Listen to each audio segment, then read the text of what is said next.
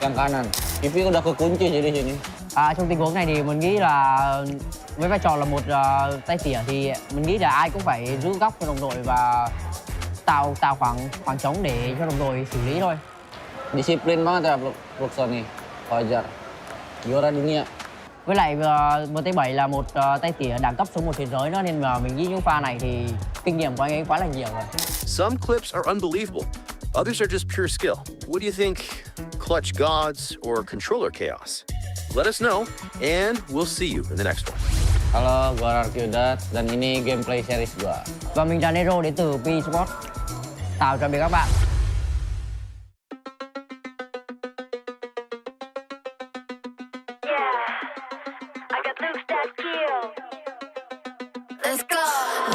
Free, got an animal in me. Once you see, you ain't never wanna leave. You think your eyes are fooling you. It's just the way my body moves. I bring the sugar and spice. I got naughty and nice. Get the cinnamon once, promise you want it twice. So come get a taste like dang. Got looks that kill, bang bang. I'm razor sharp, really so hard. Light it up, fireworks in the dark. Watch out, I'ma get ya. Don't leave, I will let ya. I'm razor sharp, really so hard.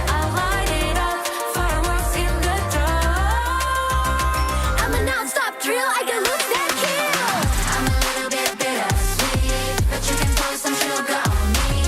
I'ma knock you off of your feet. Nonstop drill, I can lose that kill. I'm a little bit bittersweet, but you can pour some sugar on me. I'ma knock you off of your feet. Nonstop drill, I can lose that kill.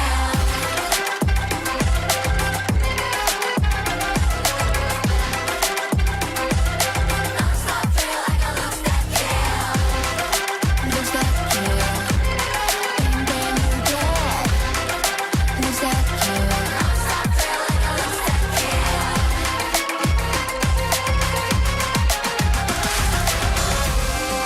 Lose that kill.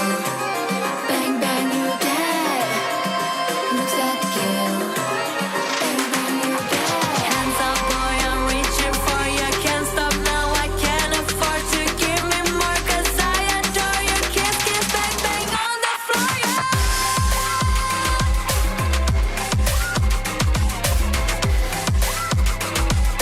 Nonstop drill, I can lose that kill.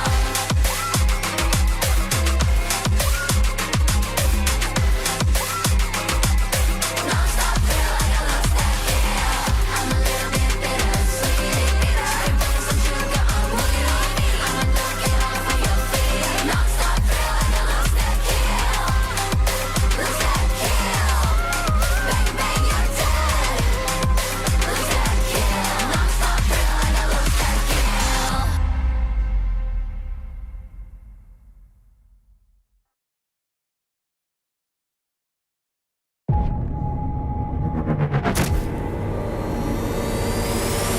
Previously on Through Pro Eyes, Fluxo dominated. Movistar R7 rose up, while favorites like Buriram, Evos, and Falcons struggled. One last week to turn the tables, one last chance for the teams to prove they belong in the grand finals. Qué ladrón de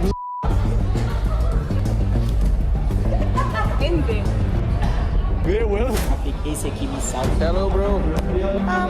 Tudo bem? Bom dia, galera. Vai gravar hoje, Bia? Tá pensando pra o cara se sair dentro do bagulho e ficar em pé.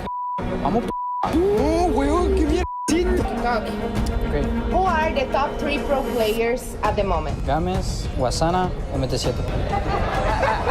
Hey. Música não deixa. Acabou! Trikira.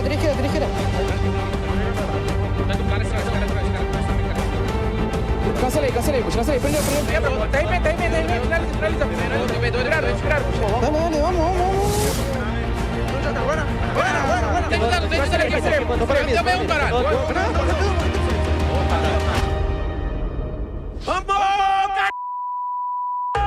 LATAM versus Brazil. Movistar R7 proved to us they can go head-to-head with the world champions, Fluxo. R7 showed us that they are the best team in LATAM history.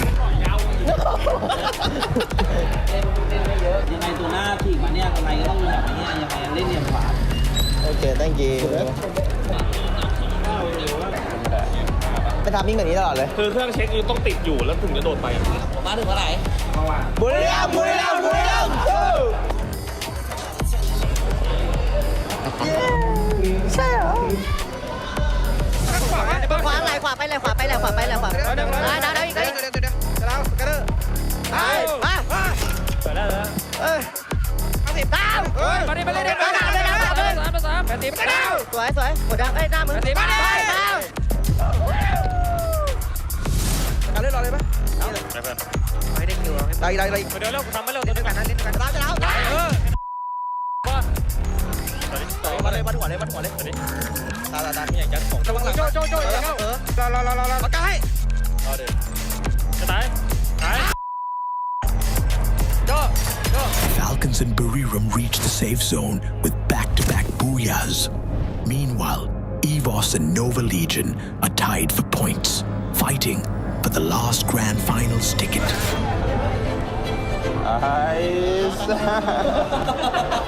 Jadi mereka juga pasti pengen bertanggung jawab. Kita nggak akan kalah deh. Hari ini gue minta lupain yang kemarin. Ini hari baru, fokus untuk hari ini. We going to final, boy. Let's do this again. Let's go, boy. Vamos para adelante, disfruten esto. Esto es lo que ustedes querían, jugar el mundial, estamos en el mundial. Hagamos lo posible nada más, loco, dale. Cada quien tiene su motivación. Dale. Dios al mando del barco y dice...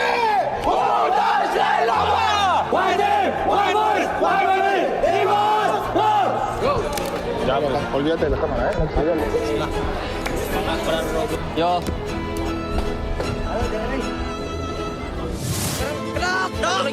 Tigas. Buena. Compro casa. Ngentot kena dari kiri woi. Nok tua. Kiri satu lagi kiri. Set Buena. Beriku. Main ler. Harus shot set pindah. Jirat.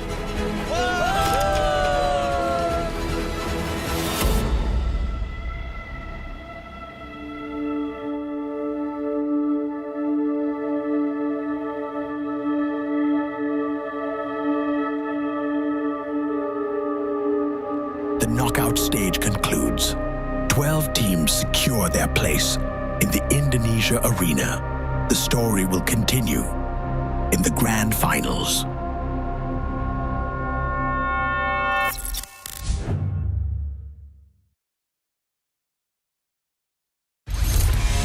Welcome to Booyah. All access.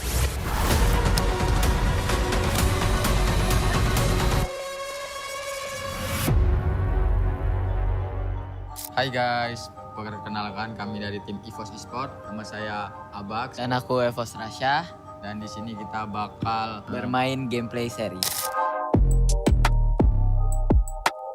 kalau saya sendiri drop zone itu karena di center map biasanya zona di deket-deket situ aja. Jadi ngenok aja di situ. Jadi mainnya gak perlu terlalu buru-buru ya. Kalau aku biasa rotasinya dari obser itu mainnya pasti luar zona. Jadi kita mainnya pasti zona-zona ketiga baru masuk. Pastinya kita bakal manfaatin area graveyard, bullseye, katulistio sama shipyard. Terus bisa gacha-gacha juga kan di loot box. Atas shipyard juga kan ada arsenal. Jadi kemungkinan team fight pasti ada dan pasti rotasinya ke sini lah karena kan ada pelontar juga. Jadi memungkinkan resource-nya banyak. Bima Sakti ke pick. Kita bakal ambil atas picknya dulu, ambil rumah 3 zipline arah Pocinok, baru kita turun ke Kota Tua. Booyah deh. Tahu nggak Booyah? Lihat dulu tim fight-nya. Gak confidence. Kalau kita bermain di dalam zona guys, kita harus cepet-cepet ngambil tengah zona. Karena setelah kalian mendarat, looting cepet, menit pertama atau menit kedua kalian sudah bisa membaca zona. Nah sekarang kita dari luar zona. Oke. Kalau misalnya dari luar zona yang pastinya karena meta sekarang ada yang namanya tim booster, jadi kita bisa main di luar zona itu lebih lama. Karena dari kita tuh nggak bakal ngurang karena ada tim booster. Dan jangan lupa kalau kalian main di luar zona itu dibutuhkan juga ketenangan. Iya. Jangan panik. Karena zona itu tidak cukup sakit di zona 1, 2, dan 3. Itu saja tips dari kita. Semoga bermanfaat bagi kalian semua. Semoga bisa jadi penerus kita semua. Mantap.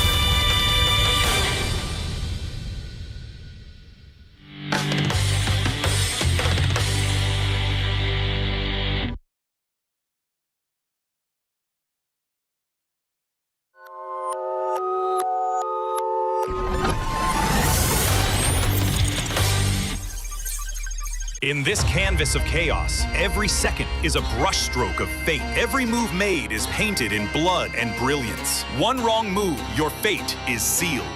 Here are your highlights of the week. T-Wade, with the M590 in hand, carved a triple kill into the canvas of victory, sealing their dominance.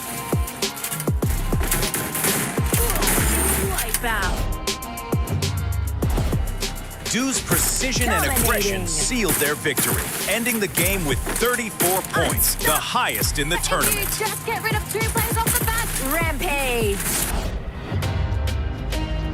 Knocked and revived, Dutz's grenade turns chaos into art. One throw, and R7 erased.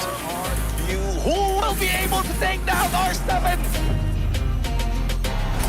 2 artists, 1 canvas. Wasana and Moshi painted the town blue in flawless fashion. Booyah United are hungry today. They are intercepting any team. That's going to be it. The Red Hawks ends the round in 11th place. Evos painted their masterpiece with a Booyah over Fluxo, turning their final day into a canvas of redemption. They will make sure that Indonesia backs the win at the end, and Evos Divine closes it out. Here is how the table looks after another unforgettable Week 2 of FFWS 2025. The battlefield becomes a canvas, and every player is a painter of destiny. The battle for the grand final isn't slowing. It's painting the arena in fire and triumph.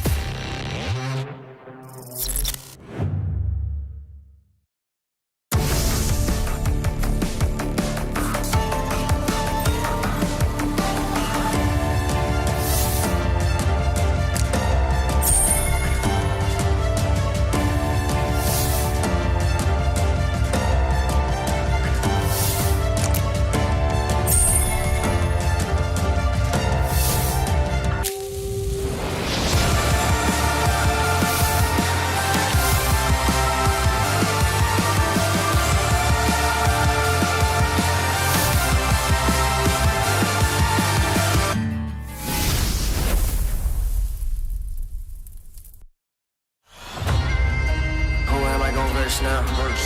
Burn bright, I don't burn out. Crush style, sick of me now, huh? I can never go reverse now. But I'ma spin it back, A-jump. Went from nada to the crowd, throw in their hands, base jump. I'ma hit the finish line no matter what. They front, first place, you a runner-up, dominant, but the red and the blues going ruthless. 10 out of 10, 11, I don't snooze, I pursue. Don't push it, put me in game that I don't lose. I stay cool, depending on my pen and pennants I choose. Ayy, I'ma show you how I got it, now the loudest. Wu-Tang, I'm a bird, love the competition. Told you only way is up, I don't go reverse. I can't entertain, will you do the same? Cause I've been ready my whole life. Only see my back, I ain't turning back on them. Wings on me, I'm higher.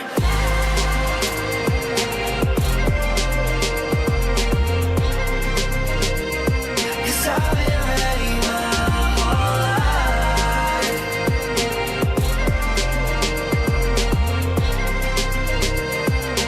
Wings on me, I'm higher. Who am I gon' verse now? Who am I gon' verse now? Show me what it's worth now. I pull up in the can't imagine. All these people wanna follow, missing in action. Paper planes, I'm a condos, made it from rapping. And I met role models. Thinking I'ma pass all the monogram on my body, the shit shout out to Virgil. Know that I'm gon' beat them like the shit that I put words to. Mama and the internet, 2 things that I just learned through. Hit it out of the park, so there's nothing to reverse to. I can't entertain, will you do the same? Cause I've been ready my whole life. Only see my back, I ain't turning back on them. Wings on me, I'm higher.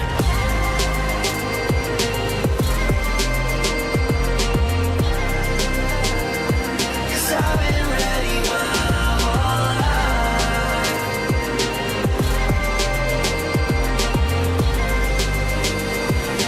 Wings on me, I'm higher.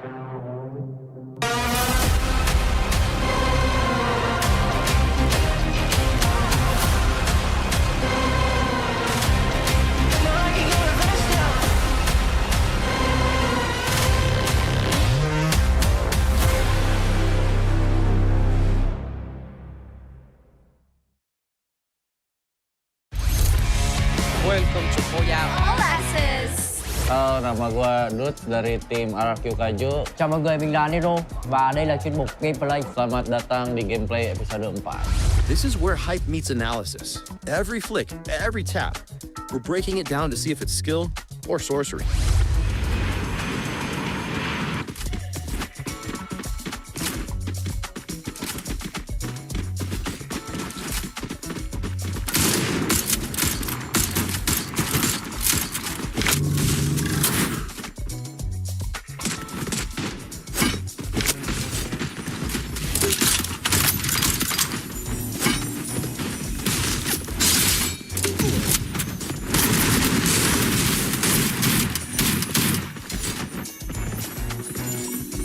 Ini yang kalahnya. Ya sebenarnya lawan P ini karena kita kaget aja sih, karena kayak nggak expect aja di situ ada orang, karena kita udah nge-scanning depannya, cuma ya belakangnya kita nggak scan lah.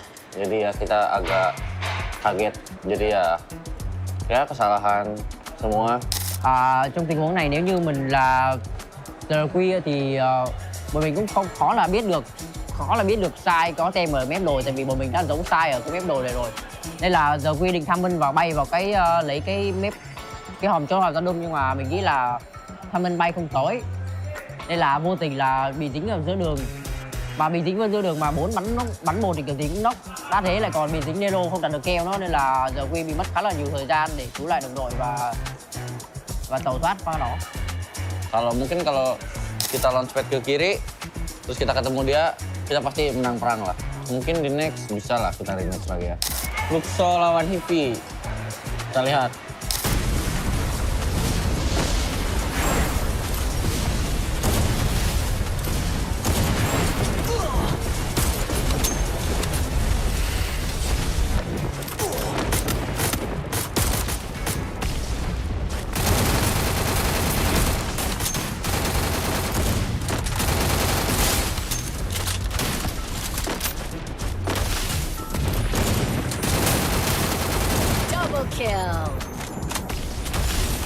Harusnya dari posisi ini Fluxo menang telak ya, karena ya dia udah lempar yang apa namanya, yang api-api baru itu kayak danger zone.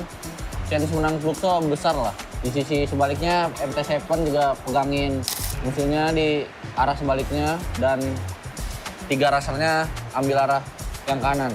TV udah kekunci jadi sini. Trong tình huống này thì mình nghĩ là với vai trò là một tay tỉa thì mình nghĩ là ai cũng phải giữ góc cho đồng đội và tạo khoảng trống để cho đồng đội xử lý thôi. Disiplin banget ya Fluxo nih, wajar. Juara dunia. Với lại MT7 là một tay tỉa đẳng cấp số 1 thế giới nữa, nên mà mình nghĩ những pha này thì kinh nghiệm của anh ấy quá là nhiều rồi. Some clips are unbelievable. Others are just pure skill. What do you think? Clutch gods or controller chaos? Let us know, and we'll see you in the next one. Halo, gue RRQ Dat, dan ini gameplay series gue. Và mình là Nero đến từ P Sport. Chào tạm biệt các bạn.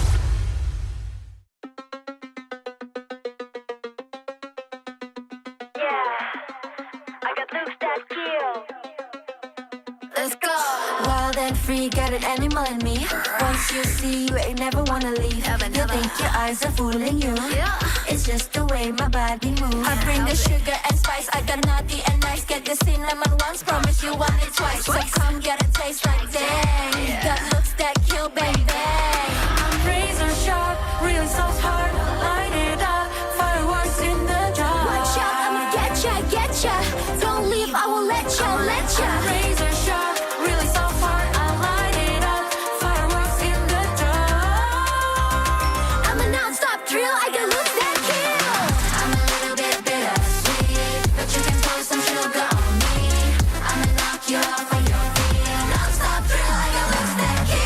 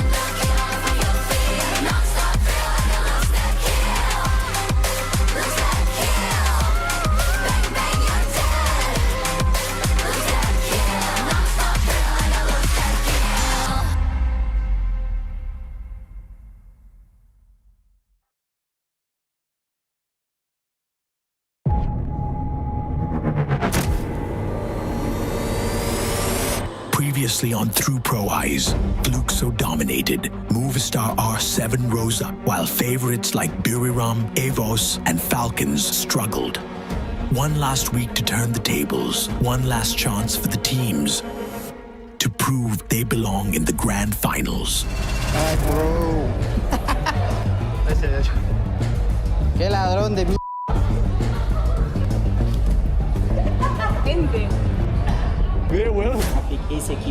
Hello, bro. Tá tudo bem? Bom dia, galera. Vai gravar hoje, é? Tá pensando pra o cara se sair dentro do bagulho e ficar em pé. Vamos que merda. Who are the top 3 pro players at the moment? Games, Wasana, MT7. Hey. Música não deixa. Acabou! Driqueira.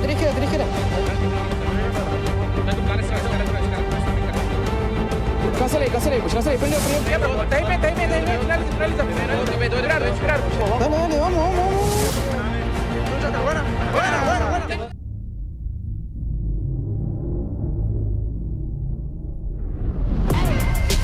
I'ma spin it back, A-jump. Went from nada to the crowd, throwing their hands, base jump. I'ma hit the finish line no matter what. They front, first place, you a runner-up, dominant, but the red and the blues going ruthless. 10 out of 10, 11, I don't snooze. I pursue, don't push it, put me in game that I don't lose. I stay cool, depending on my pen and pennants I choose. Ayy, I'ma show you how I got it, now the loudest.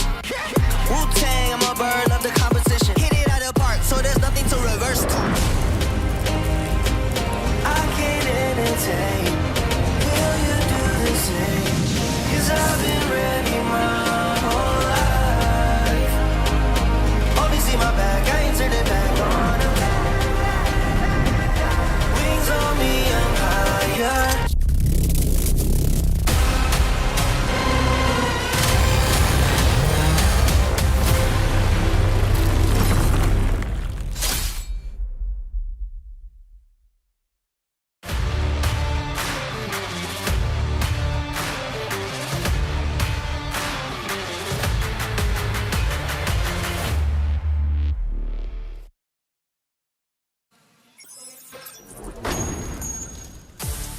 Welcome, ladies and gentlemen, boys and girls, survivors of all ages from across the world. The right time is now. The right place is here in Jakarta, Indonesia. We are your boys who will be opening up the show. My name is AJ. I'm the Mustachio down here with the one and only Gideon Q. And this is the Free Fire World Series Global Finals 2025 Battle Royale, the day we have all been waiting for. Let me tell you, survivors, if this is your time to come down to Indonesia, well, I still see 1 or 2 seats still left for you guys to be a part of the excitement here at the Global Finals, because let me tell you, it is electric. Oh yeah. Full, packed all the way to the brim. If you can find your spot, good luck to you, because you're rolling the dice. Yeah, I mean, he was not exaggerating when he said there's only 1 or 2 seats still available, so good luck on fighting that. It is a full house here by the looks of things, and I cannot wait to kick this show off, Gideon. I mean, what a way to get this done, right? It all mounts up to this. This one day, potential 10 matches, but there's also a potential that it could end early here, depending on how these squads want to take it. 3 long grueling months to play in their own leagues, and finally it has come down to this very month here today before we determine who is the very best. We saw a Clash squad just yesterday, and that's going to give some confidence, but generally speaking, I don't know. The East versus West argument is still alive. Yeah, man. I mean, East versus West. Let's take a look at the regional breakdown from Rio last year to Jakarta this year. Brazil had 4 squads. We only have 3 of those this time round. Thailand, and this is the shocker, nobody expected Thailand to push in lesser than 4 or 5 squads, right? I mean, Thailand this time with just Booyah, Falcons, as well as AG Global. Of course, and let's not forget about some of the new introductees, right? Yeah. From last year of 2024, we were missing Latam. Here in 2025, Movistar R7 has made way so far, and I think if they want to seal their legacy, they've got to at least make it into top 4. And of course, Indonesia, the boys who are going to have the home ground buff. We're talking about RRQ Kazu as well as EVOS Divine. EVOS Divine coming off a fresh EWC 2025 victory. They are technically the world champs as far as EWC is concerned. And who was right behind them? Their brothers RRQ. Will Indonesia go on to get the exact same done? But which one of the two Indonesian squads will be at the very top? We'll have to wait and see. Or will Indonesia not be given that opportunity at all on their home soil? How can you even say that? With so many fans out here, the Kingdom as well as the White Tigers are out in droves. Expect to hear every single play that these Indonesian teams make be accompanied by literal marching bands and shouts from across the stadium. Yeah, I mean, there was a riot, a good kind of riot, right outside before we started. I mean, the Kingdom of RRQ had brought down their whole battalion, right? I mean, I did not expect to see such a huge crowd in support of RRQ. I kind of expected to see a lot of them going the way of EVOS Divine as well. But I have to say, when they said the Kingdom of RRQ, they were not joking. They were not kidding, and they never mess around here. Their fans are exciting, but it's time to bring it back, because now it's about pressure. As it slowly condenses, we got the video perfect for that moment. So please, have a look.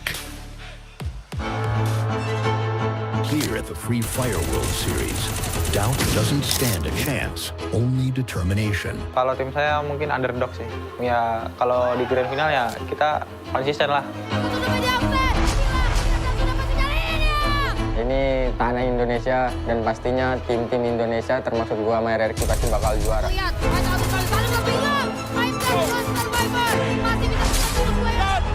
Estamos hartos de ser la sombra de Brasil, ahora somos Latam. O leste fala sobre legado, mas o oeste escreve história. พวกเราจะพิสูจน์ตัวเองด้วยผลงาน ถึงเวลาเอาแชมป์โลกกลับบ้านแล้วครับ Pressure can crush, pressure can crack, but pressure can also create strength. Only those who persevere can rise to the top. কিন্তু নিচে থাকার দিন শেষ, এবার ঘুরে দাঁড়ানোর পালা।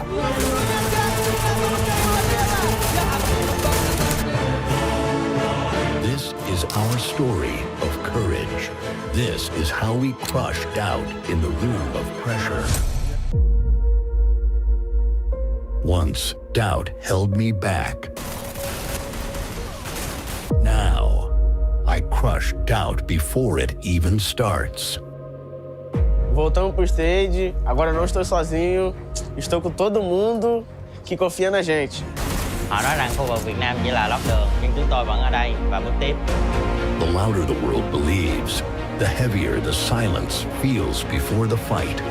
Ya harusnya penting banget lah, karena kan Indo cuma 2 tim ya, masa jadi nurun lagi 1 kan. Ragu mau kurang sama musuh juga ragu. Kita semua kemarin eval buat sadarin kalau kita tuh kuat loh sebenarnya.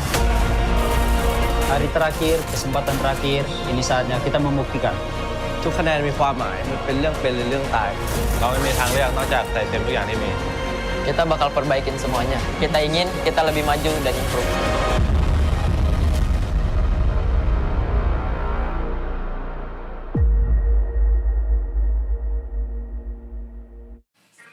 This may be Indonesia. We may have the reigning world champs in Brazil. We may have the 2-time world champs in Thailand as well. But one region has made so much of noise.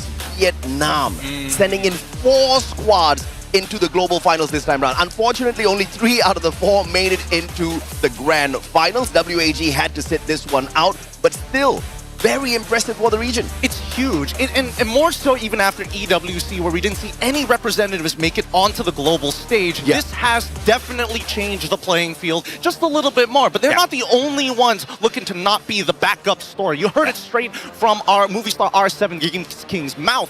He skipped his graduation to be here today, and he's looking to win it all, because right now Latam is coming in hot. Absolutely, man. I mean, they have been coming in hot for sure. But out of Vietnam, out of the 4 squads, one team has been particularly impressive. PE Sports. I mean, this squad was just so dominant. Unfortunately, though, I have to say, Vietnam as a whole, they blow hot and cold. But out of all of them, PE, the most impressive, managing to even top the leaderboard on one of the knockout stage days. Which is crazy because historically speaking, PE, they've had glory days before, but that time was long past. And now coming into this new meta, it feels like they've kind of revitalized themselves from the fall, and it feels that they are now a dominant force in this game. We've seen how they play their top 3 scenarios, and every single time it feels great for them unless they are mispositioned, but they work as a team and they play well as a team. Better yet, their signature quadruple peaking. Absolutely, man. And of course, the question is in line with the theme. Can Vietnam burn bright? Because they have a lot of doubts out there that they need to crush. Yes, so many doubts. And I think it's understandable from where they are coming from. And I think that's actually a little good, right? Stay under the radar, keep downing us, because when they win, it's just going to be that much better. Because let's talk about the other teams as well. There's also Heavy and as well as Gao. Gao has been to internationals before. Heavy, on the other hand, has been, when they get to an international, usually the bottom of the barrel. This time round, I feel like they might have a pretty good shot. Yeah, and the one team to go so deep into our Clash Squad tournament, I mean, they have to be impressed with how well they have been able to pull themselves together. I mean, one would have thought that maybe the big stage jitters would have gotten to Heavy, but that was not the case, and I'm very sure they will be confident out here as well. Look at the average points per game. GOW with the lowest, and that still is very decent. We usually say, like, okay, if a team walks away with 10 to 12, that's okay, you know, just to survive. But these boys are close to 20, even topping that 20. You gotta be impressed with what Vietnam has been able to do after the disappointment of EWC. Let's not forget about the fact that we are going to be playing the Champion Rush format, right? Yeah. It's really, really difficult. You're looking for those big high moments, especially after you get that championship point. In Vietnam, you saw their stats, 3-3-2. Out of 6, imagine, if we were still playing 6 maps, we know that at least 2 of those maps are going to be dominated by Vietnamese. But that's not all. R7 is one of the few teams I think might be able to break that mold. They've had some really high highs. Yeah, absolutely, man. And for LATAM to not just get here to the Global Finals, but to get into the Grand Finals, that was very impressive, right? Like I said, last year, we didn't even see a LATAM squad. The year before that, when we did have some squads from LATAM, they were all at the bottom of the overall leaderboard. They couldn't even make it into the Grand Finals. What Movistar R7 has done in this season is beyond impressive, right? They got such a good finisher in the knockout stage overall, the 5th place if I'm not mistaken.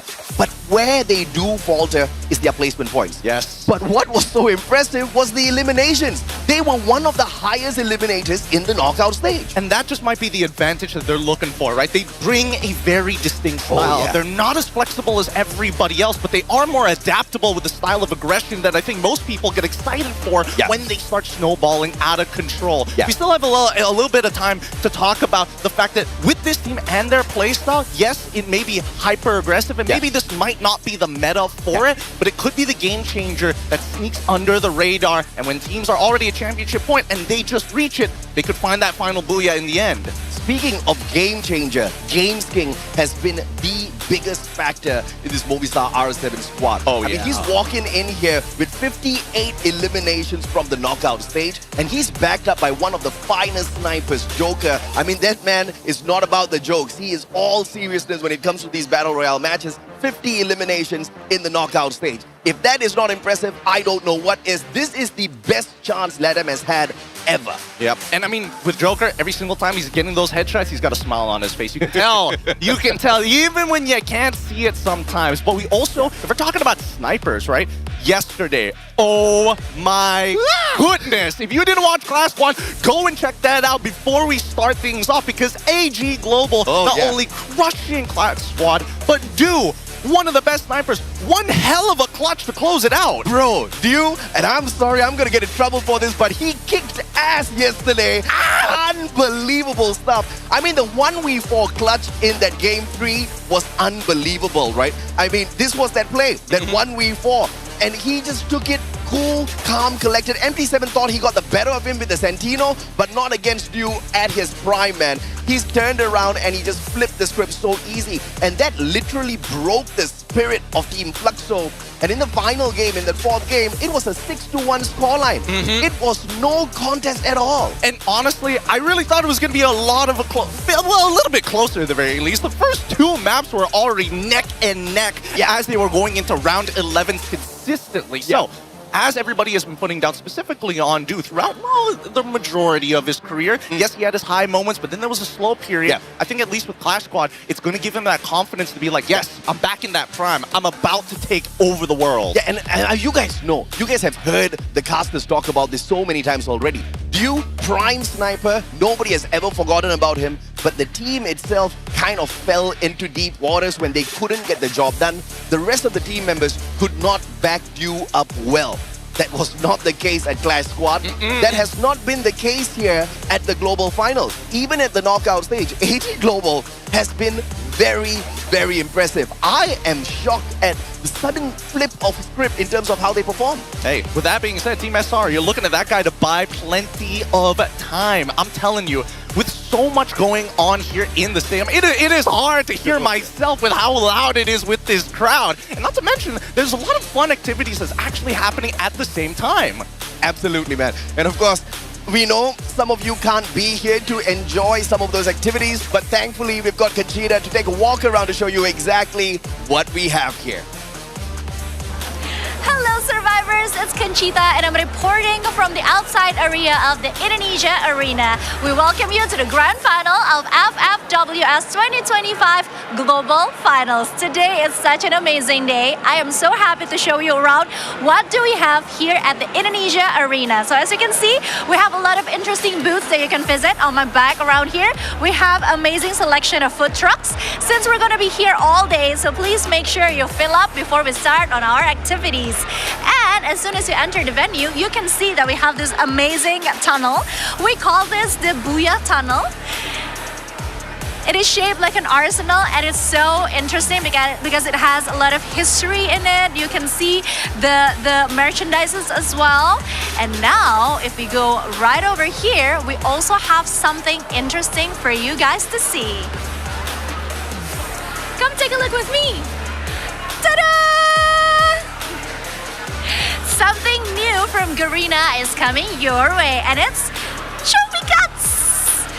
It's a fun new game that you can enjoy here at the Indonesia Arena. You can also see that some of the survivors are already trying it out, playing with it, playing with their friends. And I cannot wait to tell you guys more about these games, but we will do that on stage later, okay? So stay tuned. Let's go inside. As you guys can see, we also have a lot of fun activities in which you can win some merchandises from Garena. You can also get your favorite skin from Free Fire at this booth.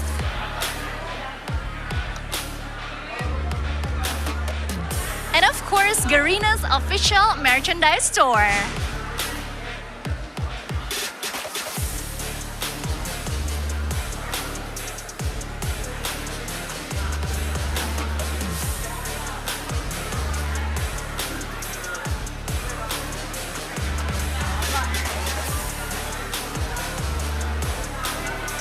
Now, let me show you my favorite part. Ta-da! Yes, we have a giant Tatsuya wearing batik. Batik sendiri adalah salah satu pakaian tradisional dari Indonesia, and I'm super proud that he's wearing it. So, there you have it, survivors.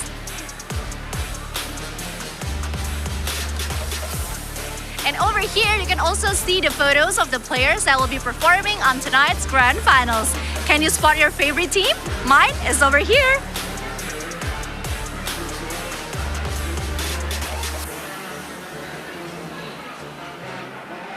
Okay, survivors, that's it for me now. Let's continue on with the show, shall we? Enjoy!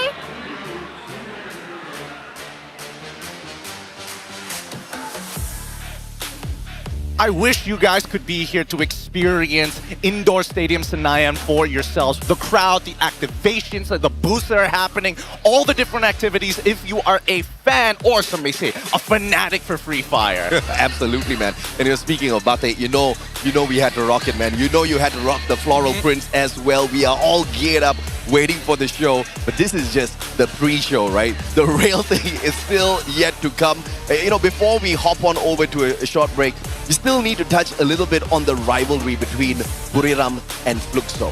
For the past 4 or 5 years, this has been the main storyline, right? The battle between Thailand as well as Brazil. Thailand started it in terms of dominance, but Brazil back-to-back from Magic Squad converted into Fluxo, and I have to say, and that made 3 players the only back-to-back world champions here in Free Fire. That is still that storyline that will continue here today on Jakarta in Indonesia. But of course, ladies and gentlemen, boys and girls, more on that once we come back. This is going to be the kind of break that I absolutely don't like, but we'll have to take it. We'll see you guys in a little bit. Who am I gon' verse now? Burn bright, I don't burn out. Crush out, sick of me now, huh? I can never go reverse now. But I'ma spin it back, A-jump. Went from nada to the crowd, throw in their hands, bass jump. I'ma hit the finish line no matter what. They front, first place, you a runner-up, dominant, but the red and the blues going ruthless. 10 out of 10, 11, I don't snooze, I pursue. Don't push it, put me in game that I don't lose. I stay cool, depending on my pen and pennants I choose. Ayy, I'ma show you how I got it, nada, loudest. Wu-Tang, I'm a bird, love the competition. Told you only way is up, I don't go reverse. I can't entertain. Will you do the same? Cause I've been ready my whole life. Only see my back, I ain't turning back on them. Wings on me, I'm higher.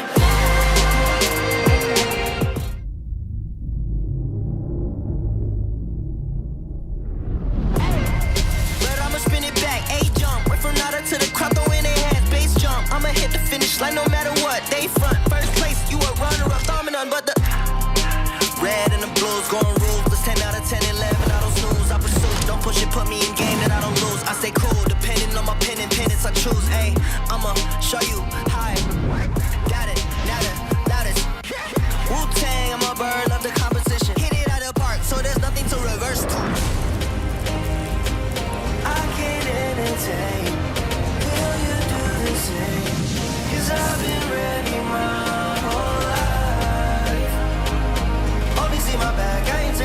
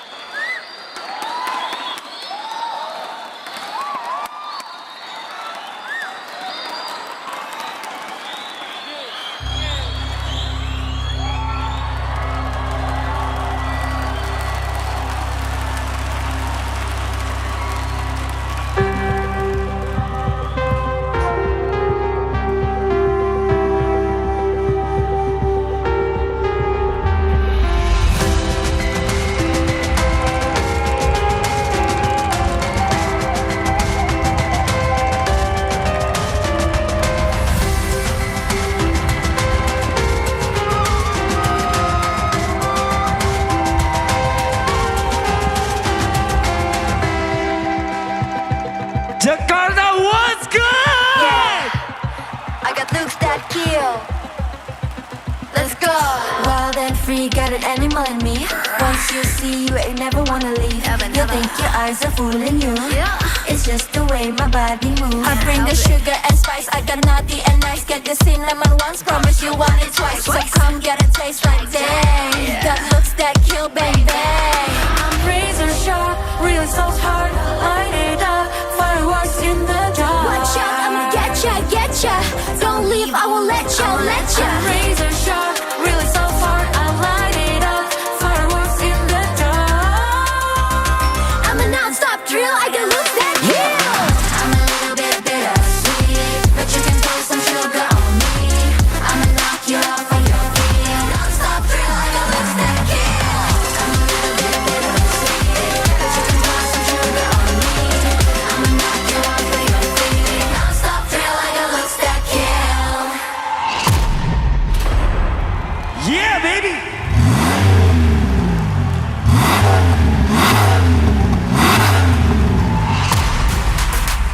Clap your hands up! Clap your hands up! Clap your hands up!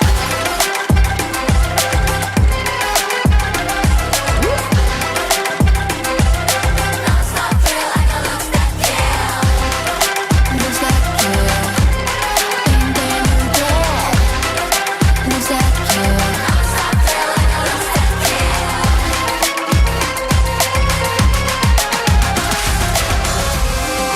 Looks that kill. Bang bang, you dead. Looks that kill.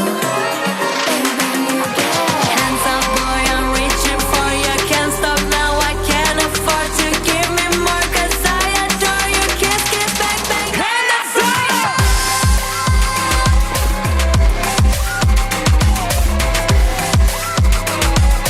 Nonstop drill, I got looks that kill.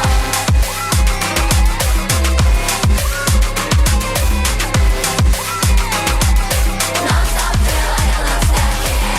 I'm a little bit bittersweet, but put some sugar on me.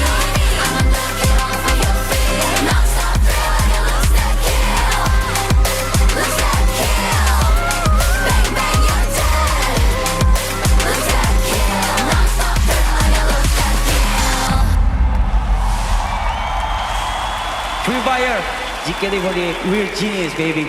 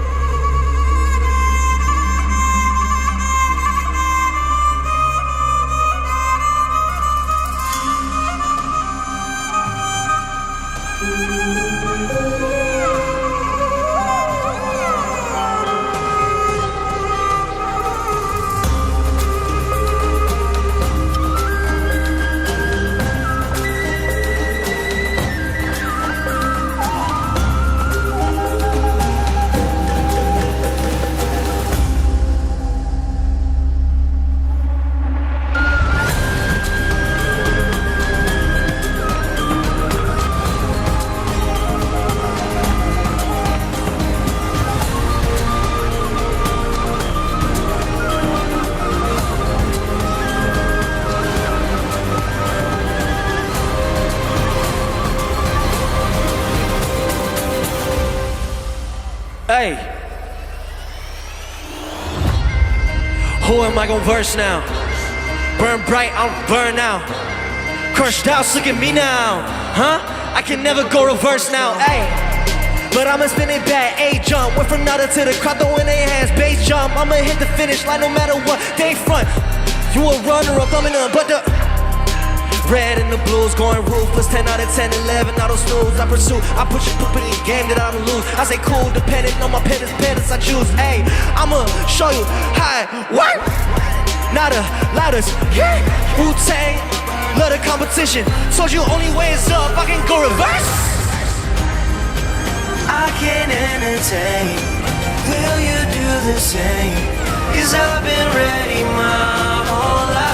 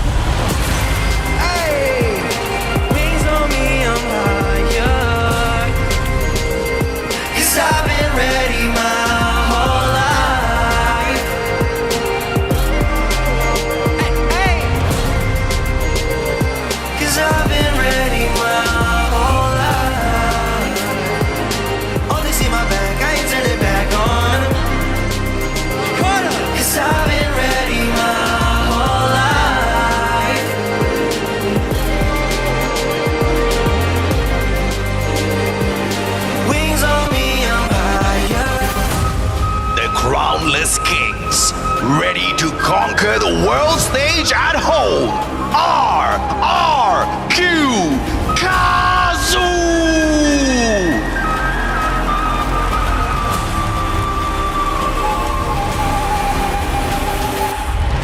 Fearless and explosive, Vietnam's ultimate hit squad, P-Sports!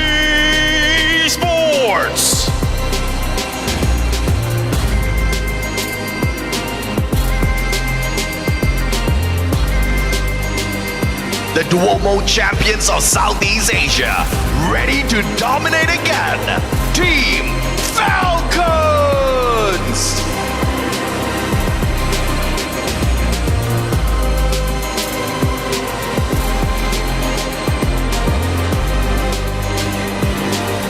Consistent, confident, and truly solid, Team Solid!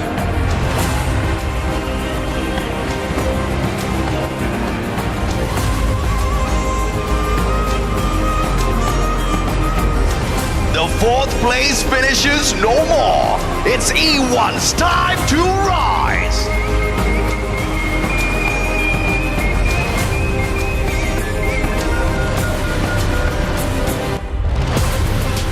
The breakout force of this tournament, All Gamers Global.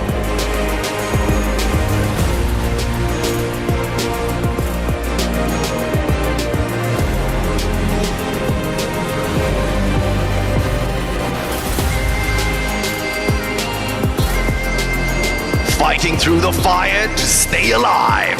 Let's go, G-O-W!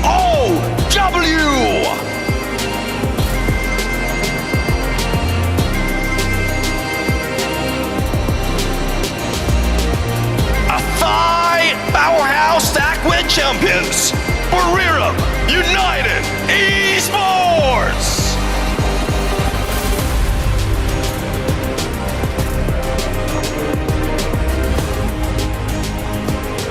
The defending world champions, hunting a three-peat for Brazil, Fluxo!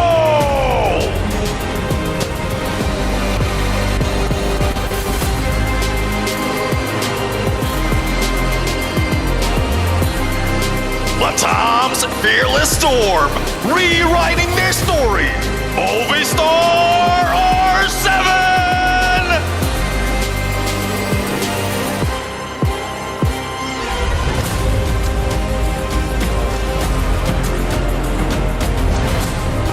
Masters of Chaos and Close Combat. Heavy from Vietnam!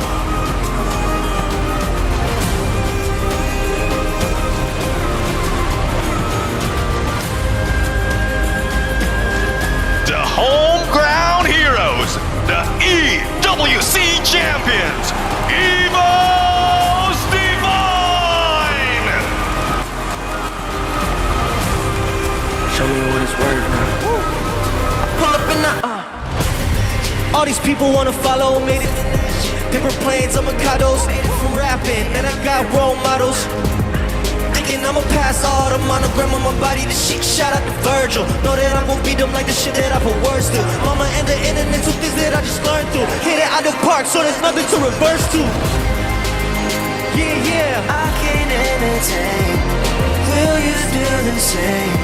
Cause I've been ready my whole life. Only see my back, I ain't turning back on them. Yeah. Wings on me, I'm higher. Who am I gon' verse now? Burn bright, I don't burn out. Crushed out, look at me now. I can never go reverse now. Jakarta! Free fire, good luck to all the players.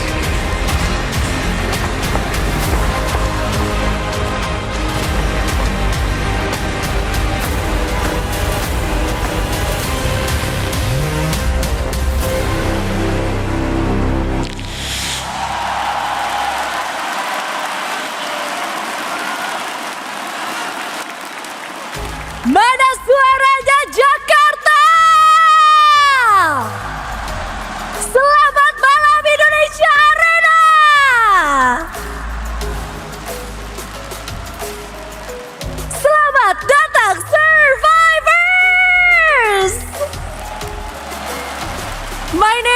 Conchita, and alongside Yunsul will be your host for today.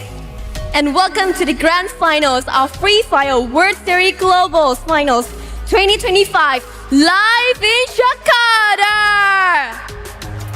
Coba kita cek lagi sekali lagi semangatnya. Mana fans-fans di Indonesia Arena? Hari ini bersama-sama kita akhirnya sampai di partai puncak, malam puncak, the grand final. 2 minggu yang tentunya sudah penuh dengan emosi, perjuangan, semua bermuara pada malam hari ini. Malam di mana satu tim akan menjadi juara dunia Free Fire 2025. Sekali lagi, mana suaranya? The heat in here is so crazy. Yeah? Not forgetting the fans tuning in every corner of the world. Show us your excitement and who you are supporting in FFWS.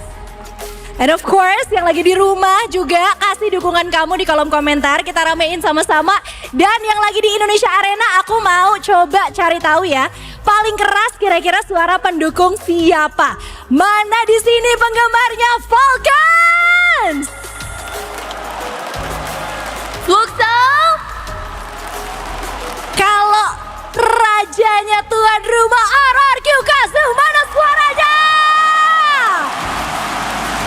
What about Evo Divine? Oh my god, that was amazing. Yeah. You guys are amazing. Keren banget kalian semua survivors.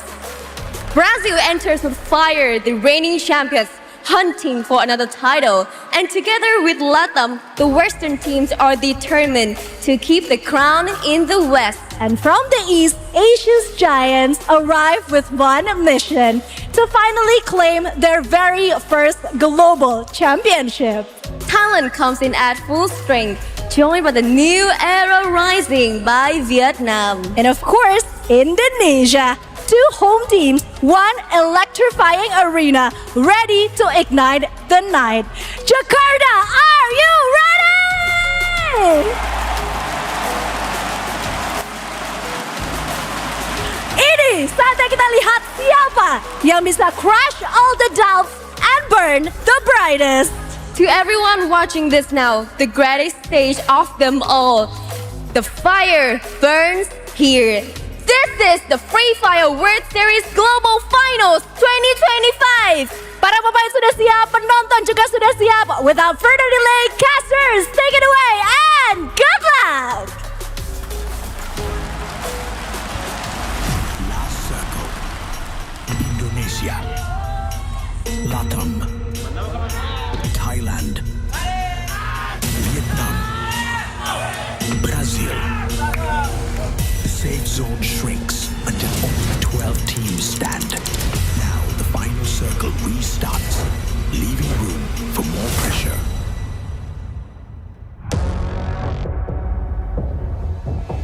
Every shot fired, every fleeting moment, every round played, every fraction of a second, the safe zone screams. Some regions faded away. Instead of crushing doubts, they were crushed by pressure. Some of the strongest regions persevered under the pressure of their own expectations. Brazil dominance, LATAM trailblazing, Vietnam upsurge, Thailand's talent, and Indonesia pride have all been tested under pressure.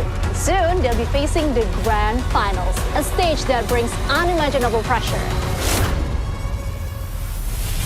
RRQ Kazu tops the knockout stage with 6 Booyahs. The first team to fill the final circle, ready to defend their homeland in the Indonesia Arena. Standing beside them, defending champions Fluxo hold their ground, proving they can win on enemy turf. Thailand's all-gamers global rise as new faces of the region, while Booyah and Falcons recover from slow starts as all 3 Thai teams reach the final circle, waiting to strike. Team Solid and E1 remind us why Brazil rules the West. Every Brazilian team a contender for the crown. Movistar are 7 steps out from LATAM's shadow, finally joining the circle as their region's greatest hope. GOW, PE Sports, and Heavy fought until the end. with 3 Vietnamese teams proving consistency wins wars.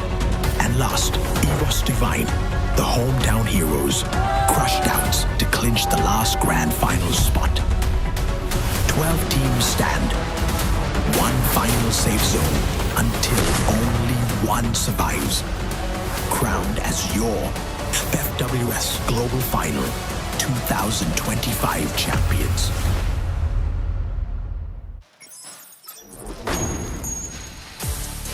Welcome everybody, the grand finals finally begin here at the Free Fire World Series Global Finals. Once again, it's AJ and as well as Getting Q here at the desk, welcoming all survivors from across the world. You saw what the stage looks like. You saw the energy being given from the Indonesian hometown teams. I cannot believe the energy here in this arena. I mean, these Indonesian fans, they cannot wait to see the action. And looks like I got it a little wrong. Visually, it looked like RRQ had more fans here. But when we had some noise being made in the arena, the fans made it very clear they are here to see EVOS wake up once again. But that's going to be the biggest question. Will EVOS wake up? After dominating EWC, after putting up such a phenomenal performance, after Rasya literally made his first ever global debut and then ran away with the trophy, they have not done much just yet. Yeah, I mean, we haven't seen them go into that dominant run that we were hoping for, the snowbally styles of run that we're so used to seeing. But at this point of time, we have to make sure that you guys, our survivors, for everyone out there understands what is at stake and what's going on. Format of the competition, you know what it is, baby? It's the grand finals. That means Champion Rush now enters the competition.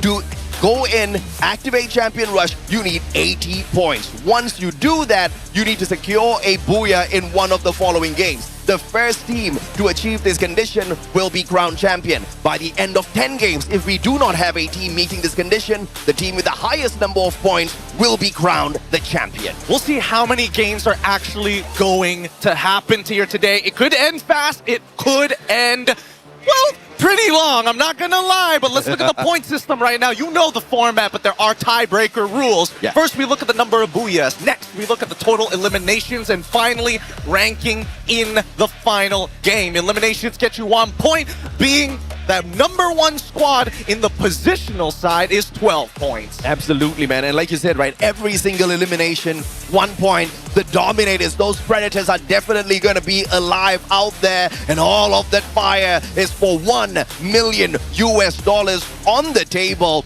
Of course, the lion's share for the champion, 300K. But this also includes what you see down there at the bottom, Gideon. Yep, team of the day gets 1,000. But let's not forget about the grand finals MVP at 10,000 USD. And of course, the grand finals predator nominated by the one player who gets the most amount of eliminations by the end of the tournament with 5,000 USD in the bag. How are they going to do it? How are we looking to set up? Don't worry, we are still following the same unique active skill. Everybody must come up with a different active skill card. You cannot double up on the same thing. This has been one of the biggest game changers here in our esports circuit, and I dare say it is one of the best changes we have seen. But obviously, now with the new meta shift as well, I have to say, it's definitely giving the unique active skill a run for its money. But we definitely do love this adjustment being brought in. The last thing we want to see is 4 Tatsuyas, or even worse, 4 Oscars running around out there.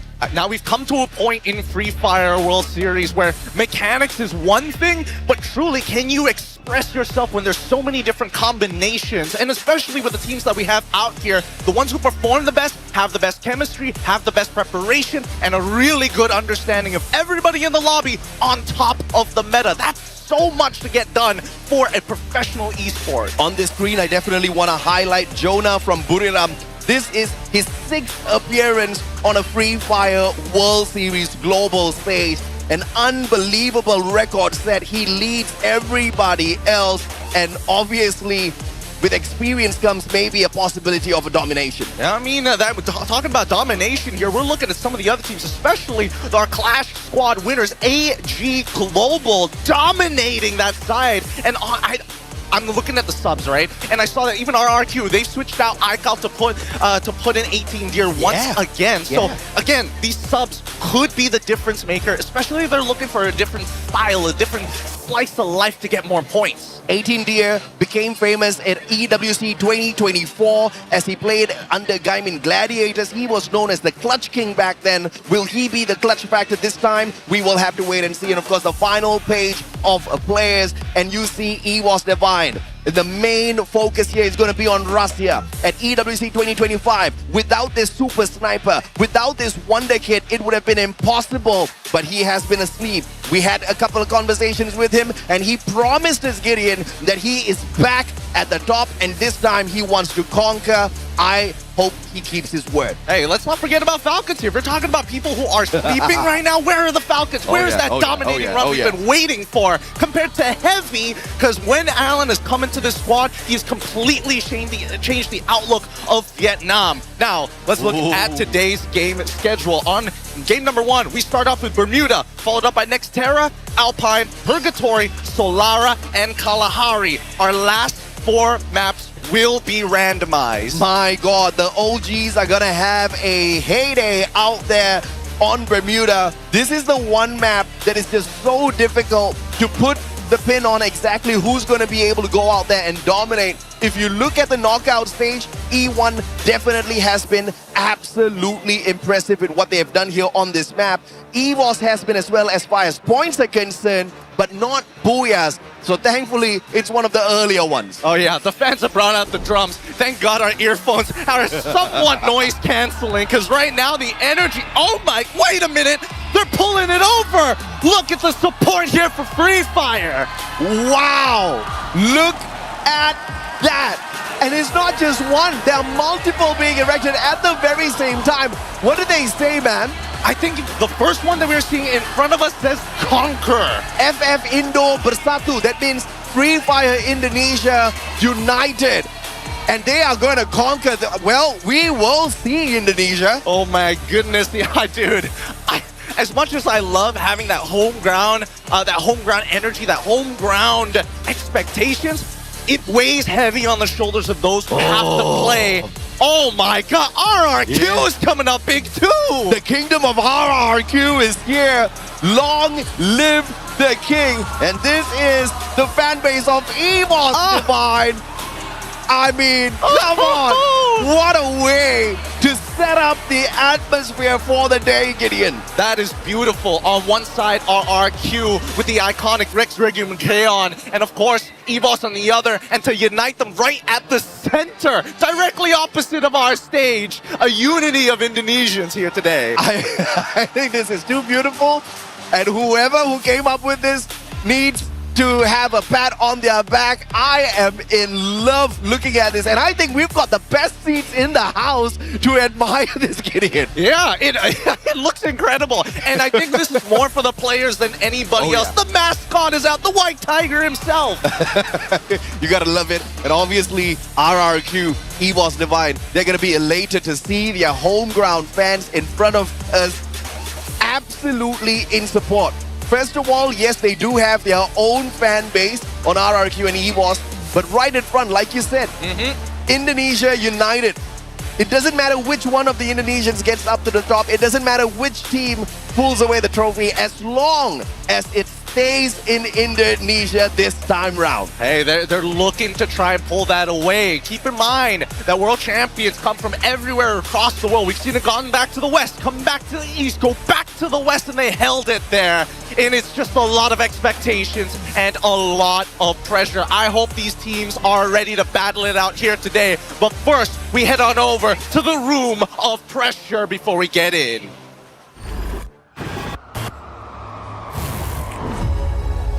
The pressure is everywhere. The noise, the weight. Every player feels it. Every team carries it. The higher they climb, to the heavier it burns. Every loss, every mistake, we have experienced it. And now there's no way out, only through. Karena di last turnamen kita posisi 2, kita pasti lakuin yang terbaik di sini untuk bisa jadi juara. Somos el mejor equipo en la historia de Latinoamérica. Chúng tôi là một đội chân mạnh lẫn công viên cho chức vô địch tại giải đấu lần này. ผมได้แชมป์โลกมาแล้ว2 ครั้ง แล้วก็เกือบได้มาอีก2 ครั้ง แล้วรอบนี้ผมไม่พลาดแน่ Para todos os meus haters que não me querem ver bem, aqui estou disputando meu terceiro FFWS. Se Deus quiser, vamos nos sair bem. Karena ini tanah kita, kita bakalan jadi juara di sini. This is not about survival anymore. Whoever that crush everything in their way will burn the brightest.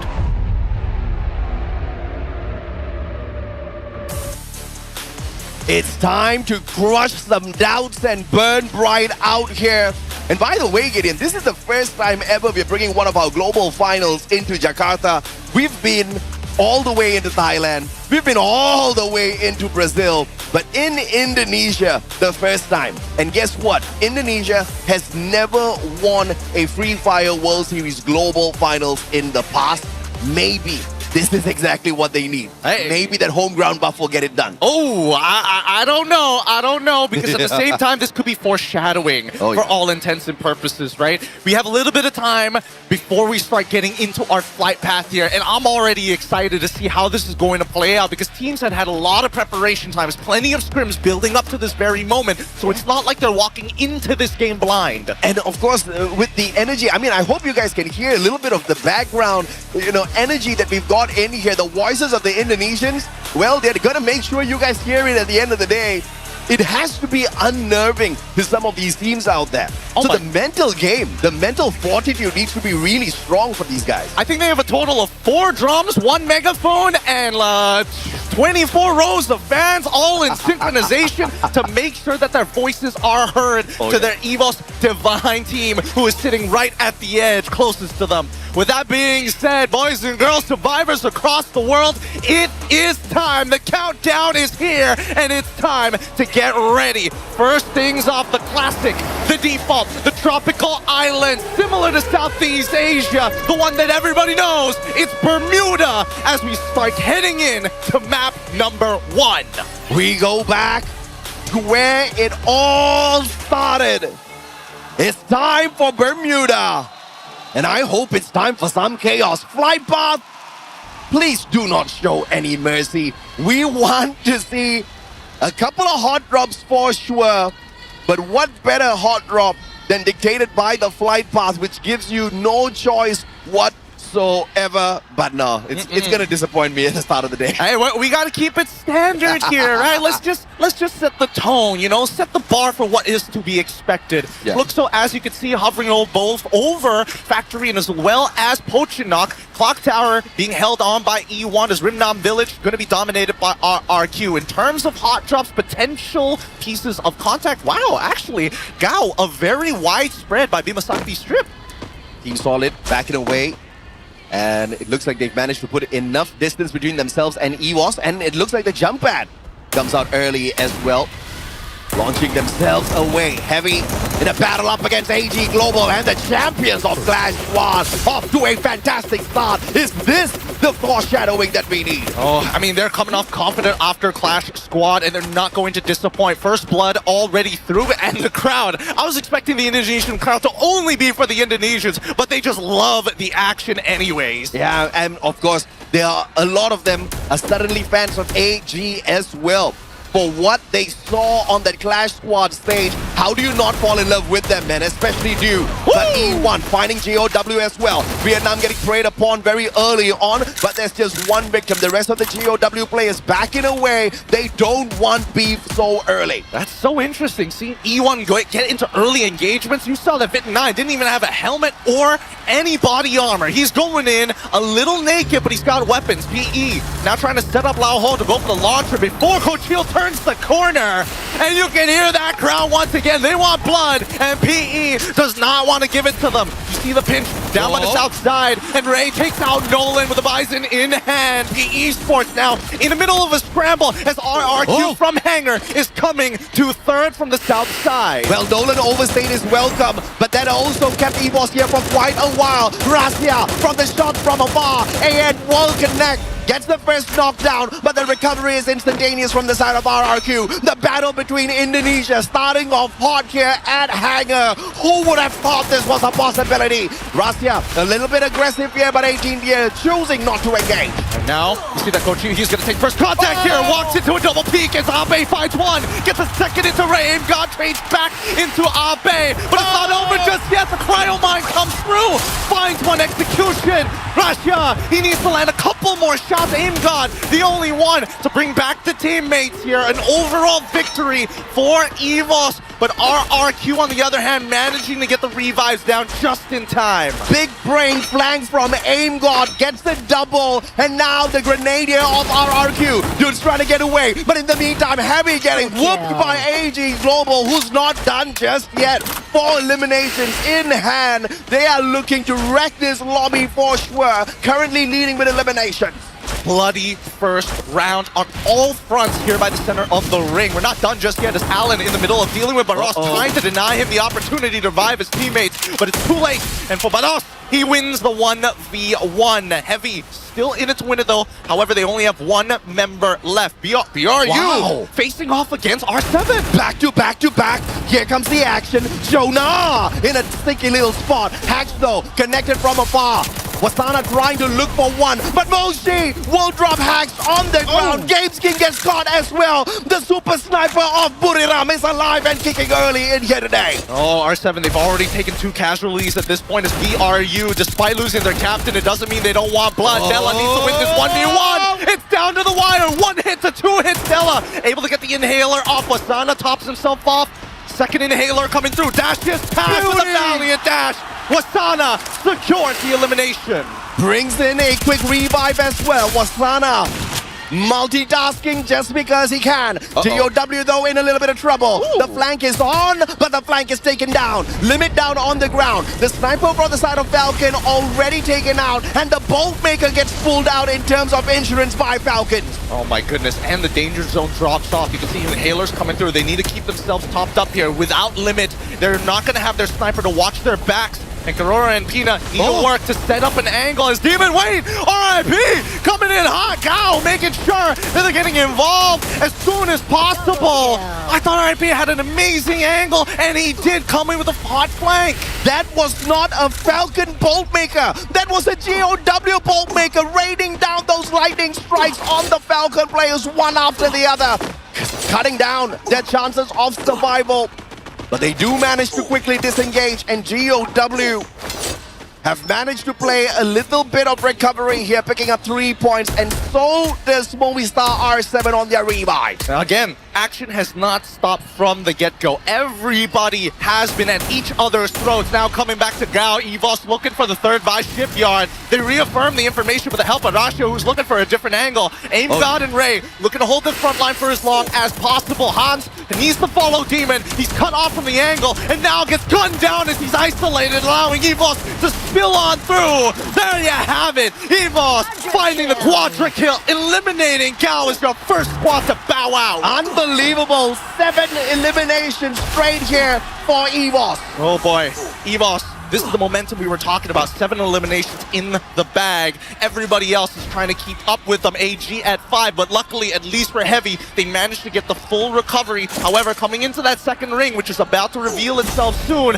they need to get loot. They need the equipment. A quick hit list purchase here, just to avoid more engagements. Falcons, they do not want more heat. Looking for the spot. Wait, no! They're going in for the chase. Joker's going to be in a lot of trouble. That hit list purchase, Falcons wants elimination points early. But E1 on the other hand was valiant dash straight to Vitin. Gets the knock with the M590. Jonah follows up as well. Buriram on fire. Beautiful play coming out from Wasana alongside Moshi here. Now they just need to take out Vitin XP and they might have a full squad wipe. Now as they continue to jump around, Wasana finally takes him out and allowing Jonah to come back in. E1 managing to get enough revives still to keep themselves in the game. Chat, can you believe what you're seeing? Back to back to back to back action. It just has not stopped. And Buriram out of nowhere now, equalizing with EVOS. 7 eliminations per squad here. And AG Global needs to catch up, but what a phenomenal start by the East. Let's look at the next ring, because so far in the blue, it's coming from EVOS on that northern side from Plantation. Observation is where we see the full recovery of Falcons as they're trying to cut through Bimasakti's strip. However, in the center, you see that BRU are already in position alongside with Fluxo on the southern far south side, and right smack in the middle is Team Solid. These are dangerous positions, as the West has shown that they know how to read the ring and they know how to find a god spot when they need one. I was just wondering, where in the world is Fluxo? Where in the world are the teams from the West? Looks like they are playing together here in the far off corner of Kotatua. Will Fluxo take advantage? AG Global dropping by as well. Quickly flipping the script into a East versus West battle this time round, allowing Team Solid to be the third party in this situation. Boldmaker brought upon by Team Fluxo, and AG now in a lot of trouble. They're trying to chunk out as many people as possible as MT7 goes onto the south side to find on the low ground maybe a common angle to bait them into. Butsin needs to buy a little bit of time, but AG take the far north side to deny the angles. They notice what MT7 is trying to do. It's going to be a bit of a long trip because their big problem is due, and they know it, and they want to take him out as soon as possible. The bigger problem is potentially Barros here. Barros has got the M79 grenade launcher, waiting for the timing. He cannot wait for too long. Cypher and Team SR trying to find a little bit of revenge here after Dew gets taken down. No sniper in a CQC is not a big problem, but no Cypher is a big problem. What an A1. It hit all three of them. No abilities to use. Wait, no, Team Solid now getting involved from the side of Kototua on the west half of the map. Barros finally out. And that's 11th place for AG here in map number 1. Revenge for Clash Squad yesterday. Champions at Clash Squad, but in Battle Royale, it's definitely a different story here today. A weak start, but EVOS up against Heavy. The battle in the East continues once again, and the White Tigers looking for more prey. Aim God strikes yet again. This man is on fire. 5 eliminations, and he does not look like he wants to stop. It's great to see AC80s, man. It's great to see it, but Heavy now having to deal with EVOS has not been looking good as Rasha with a VSK in hand. Oh, and even tags Kabi, making sure that he's put in his place. EVOS, this was the momentum we were waiting for all season. Well, Coach Heel flanking around from the right, but the jump pad allows a quick evacuation of the area. Heavy in a lot of trouble just moments ago, but EVOS, if they go in for the chase, they might just end up right in front of E1 Sports. And we just saw the flag of AG Global being burned on the LED screen right behind us. I mean, that's a beautiful addition to the tournament, I have to say. Hey, man, if it happens in the game, it's got to happen on the stage as well. This is the production we're talking about here. Every year, it only gets better. But now we need to start talking about this third potential ring. We've got 3 seconds left. And now, I think everybody is thinking, oh, man, I feel like everybody who's played center ring has a spot. We saw that E1 is looking to gatekeep, and you know how strong the West is at gatekeeping other teams. Speaking of production, once again, the best production in the world of Free Fire tournaments so far. And I have to say, the observers are on fire today. I have not complained a single time. There were no missed opportunities, no missed battles, and you gotta love it, man. Hey, chat, salutes to the observers. Show them some love. Let's go. And now, as we see the warning coming through, the zone is going to shrink. And EVOS understand that they are running on some very big points. Every placement from this point onwards is going to be so worth their time. If they get a Booyah, even better. And that means more eliminations will start to roll through. But they also understand that with this large launch pad, they're going to be able to start making it into the ring. They just don't know how heavily contested it is. As you can see, everybody is here to play. Absolutely, man. So clearly, the team booster was in play, managing to stay outside the circle for so long and barely take any damage off of that. But EVOS in a tad bit of trouble as they back away. Maybe Heavy wants revenge, but E1 Sports wants a piece of EVOS. Tagging up Coach Hill already. Rastia backing away as well. Aim God with a sliver of bell, but thankfully the Supermans are on them. And RRQ comes to save EVOS. They've come to save EVOS. They're in a bad position, but now it's an all-out battle. Bao 7 is down first. Zeus holds the back line. Abe goes down finally as he trades against Leon. EVOS, they smell blood in the water. They see two weak teams, and Heavy just kept in place. Alan is waiting for that right moment as Baal falls on Vitten 9 and Vitten XP. The Vitten brothers holding strong in one compound. Forcing, wait, it's Falcons! They're here to play too! Falcons out of nowhere, swooping on in, looking for a prey, and they found it. Riptide Rhythm drops 18D as well. Peanut takes the slice. Karoro finds Abe, and bye-bye RRQ, says Falcons. What an unfortunate turn of events for the home ground squad. Wee-woo, wee-woo! Hear that alert? It's teams overheating. EVOS was in an awful position, and E1 was more than happy. They just weren't expecting so many people to get involved on the outside when the next ring has already been predetermined, and it's not over just yet. In this same compound, we see that EVOS is trying to hold out. Eventually, Falcons will need to make a choice to make themselves go towards the ringside, where you see R7 and Team Solid holding each other at bay, and that could be really awful for Heavy as well, because they can't rotate either. Yeah, three teams are about to get whooped by this zone. EVOS in a lot of trouble, sending out a Riptide Rhythm courtesy of Rastia, which Limit responds to, breaking down the defenses of Aim God. Pina actually tanking the blue, taking a little bit of damage, and now Falcons staying away from the circle, but that's a bad idea. But Karoro on fire, Pina all hop on in, and both Indonesian squads out early. A great feint coming in from the Falcons. Two on the outside to maintain pressure, two flank on the inside to push them out like toothpaste from a tube. Heavy, the next to fall as well. And now we look towards the west and the east sides. The west side dominated by PE, Team Solid, and R7, who are currently only running all four of their members. Wait, one of them is missing. Where is he? Oh, he's on the outside in the blue. I'm guessing, yep, it's Joker, who's looking to steal away some eliminations. Yeah, man's definitely still clowning around at this point of time, but he has to be a little bit more careful. Oh my god. Falcons on the opposite end, but the battle between PE Sports and two squads from the west. Make it 3 if Fluxo decides to hop on into this battle as well. PE is about to be cooked if they don't use a jump pad and quickly reposition. No. They're getting sandwiched from every angle at this point. They're even getting shot from the people on the complete opposite side. BRU is getting involved in this, is on fire, takes down an arrow, and Riptide Rhythms from halfway across the world is ruining Vietnam's odds. Nolan, team wipeout. Riptide Rhythm just ripped the opportunity. Rip the chances of PE Sports apart.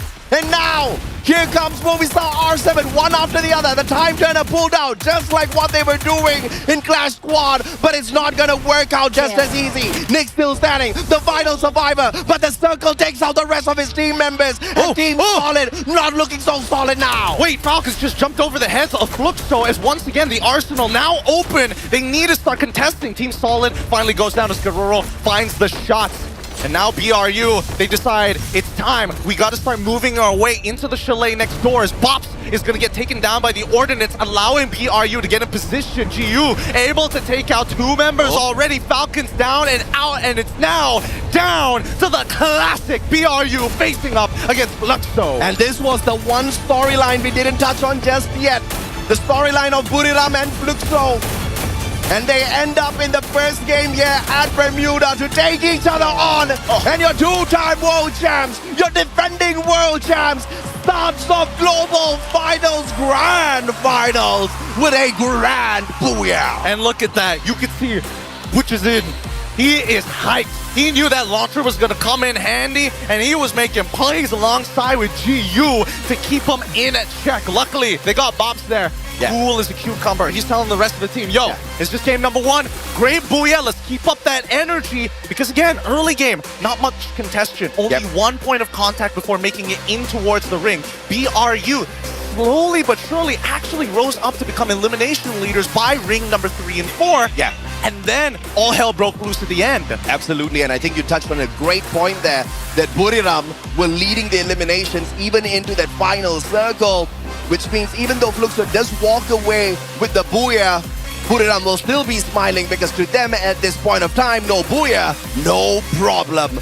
Let's take a look and see exactly how the performance was here for the players on the side of Fluxo, because they definitely had a very solid game plan, unlike Team Solid, who spent a little bit too much time outside in the blue. It cost them. I mean, yes, they did spend some time in the blue, but they found their initial position, but they gave up their position because they were looking for eliminations. They noticed very quickly, hey, we haven't had much contact ever since ring number 1. Yeah, man. So let's get involved here. Now, let's look at that final moment here between the two teams in their little clash squad of their own, because I want to see that launcher coming in huge, man. Oh my goodness, right when it mattered the most. I mean, if you are the reigning, defending, back-to-back champs, this is the best case scenario. You start the day off and you are starting off with the peak of excitement as well as confidence. Yesterday was a little bit of a disappointment when they faced off up against AG Global and they took that second place in our Clash Squad Grand Finals. And of course, some questions were there. What's that going to do to the mental state of Fluxo?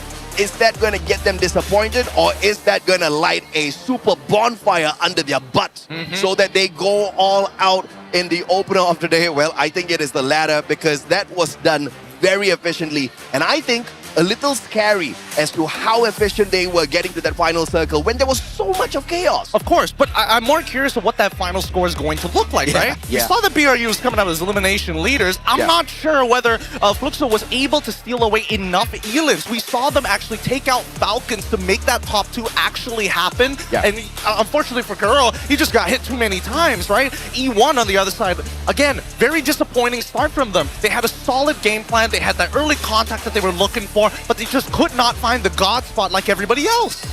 Let's take a look at the standings here so we can answer your question. Wow. They made that final second comeback around the final corner. 9 eliminations, 12 points, 21 in total at the top. Buriram does not rip that one away from them, but instead, look at the story of the East. Falcons and Buriram, both on 19 apiece on that second and third spot. Yeah, pretty crazy how close it was for Team Falcons, because again, they were the ones who had to technically reset 2 times, well, half reset 2 times in the middle of that fight. Great plays all across the board, but I think that, again, feels like there's too much gasoline being poured on such a small fire here in map number 1. Absolutely, man. I want to highlight EVOS as well, but we'll come back to them in a little bit. Booyah team stats here. A124, Skylar, Steffi, Oscar. And I have to say, this Steffi was a lifesaver for Fluxo in a couple of situations. Those nades, they're definitely looking out for players like Dudes to kind of be roaming around with the M79, ready to pop them with the lethals. But they were ready for the battle. But one of the more effective manner of jumping into the battle, when you're dealing with an Oscar on the opposite side in the hands of Wasana, you pop that A124 and Bob's had that on time. Oh yeah, let's not forget, MVP coming into GU, because again, we saw that initial pick. Oh no,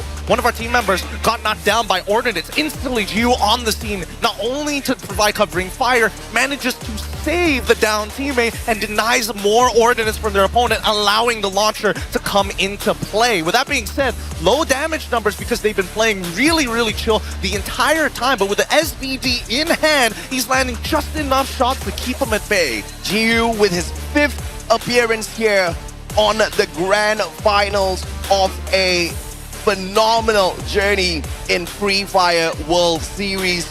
Twice with Magic Squad, 3 times with Fluxo, with this being the 3rd. And this is no better start for them and no better way to start the day off as a whole, because the 2 main teams that many people have got their eyes on, Buriram as well as Fluxo, it was poetic seeing them in that final circle together. It really is. Again, it feels like we're replaying moments in history time and time as time goes by. And I think that even Falcons, they wanted to be part of it. It's like, no, we're trying to rewrite it here. Fluxo said, no. It's between us, sir. Please step out of the arena. Now, I did notice that amongst a lot of these coaches, worried looks, seeing how aggressive and arguably more bloody than what was expected. For the Fluxo side, they're less worried. Their pre-preparation came into play very nicely. But for everybody else, instantly, hey, there are adjustments that need to be made.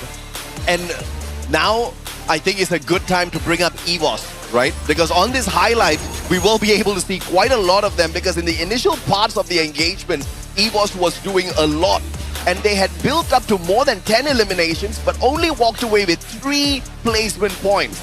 Unlike RRQ that got eliminated early, EVOS launched themselves up towards the top of the leaderboard, which is super impressive. Oh yeah, again, it's giving me like flashbacks of what happened during EWC and even the entirety of spring, right? This is how they like to play. Go all out right from the very start. See how far we can get. And if we could snowball that lead and double it at the very end, it's way more worth it than just doing nothing. Absolutely, man. And of course, for the team that did barely anything in this first lobby, not by their choosing, RRQ, fate just wasn't on their side. They had unfortunately dropped into a situation where they helped out EVOS, and then they got stuck in a little bit of a pickle. Yeah, they did. They did. I'm not gonna lie, I was pretty surprised that RRQ wanted to get involved there, knowing that Team Solid was at their back in the first place, right? Let's look at the circle analysis, because right from the get-go, you see that everybody had a pretty decent spot. However, BRU, they played this before. Oh, a circle around peak, we know exactly what we want. And then that's why you saw them fight for Mill right at the beginning against R7. Afterwards, their movements across the map was heavily centered towards where the next ring was. And just notice all the teams on that left-hand side. They kept on getting pulled deeper and deeper into Cape Town. Yeah, no doubt at all. And this was that moment where RRQ got involved in the fight with EVOS, and obviously preying on E1, they thought this was going to be an easy thing. They did look at their backs and it's like, okay, coast is clear. Yeah, coast is clear as far as your eyes can see, but the jump pad that Falcons used to literally swoop on in and land on their heads was unexpected, right? And we could see dudes kind of hanging back, waiting with the grenade launcher, but the counter for that was just so beautiful. The Steffies were popped.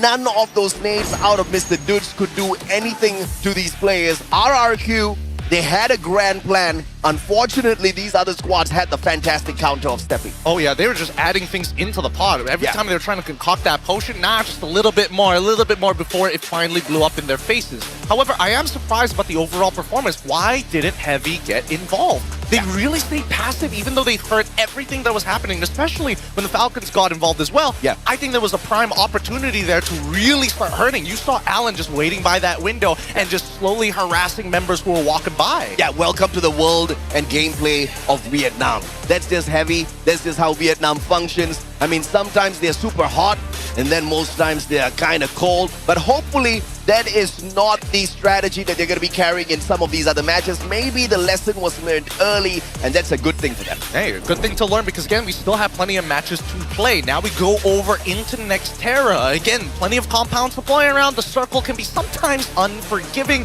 but for the most part of it, everybody has a rough idea of what they want to do. From early aggression, I don't know if game number 2 is where we're going to see teams just kind of chill out for a moment, right? Because now that you've got that first taste on a map like Bermuda, we're expecting it to kind of spill over for the next 2 maps before the reset. Yeah, absolutely, man. And I can't believe the pacing that we are taking through the grand finals here, because it's not like we're speeding things up, but it feels like it's just breezing through, man. I can't believe we are already approaching game number 2. Nextera, obviously, the futuristic city is gonna be a tad bit more difficult to maneuver around. Not many teams have found full mastery to play and dominate on this map just yet, like what we saw in Bermuda. I do expect a little bit of a slower pace in Nextera. Well, and that's why I'm looking at teams, especially from Vietnam. They know how to make this map work in their favor. They know how to utilize those angles. And I think after everything that we saw in map number 1, there is a, well, I don't want to say it's just an Indonesian saying, but a lot of influence comes from it.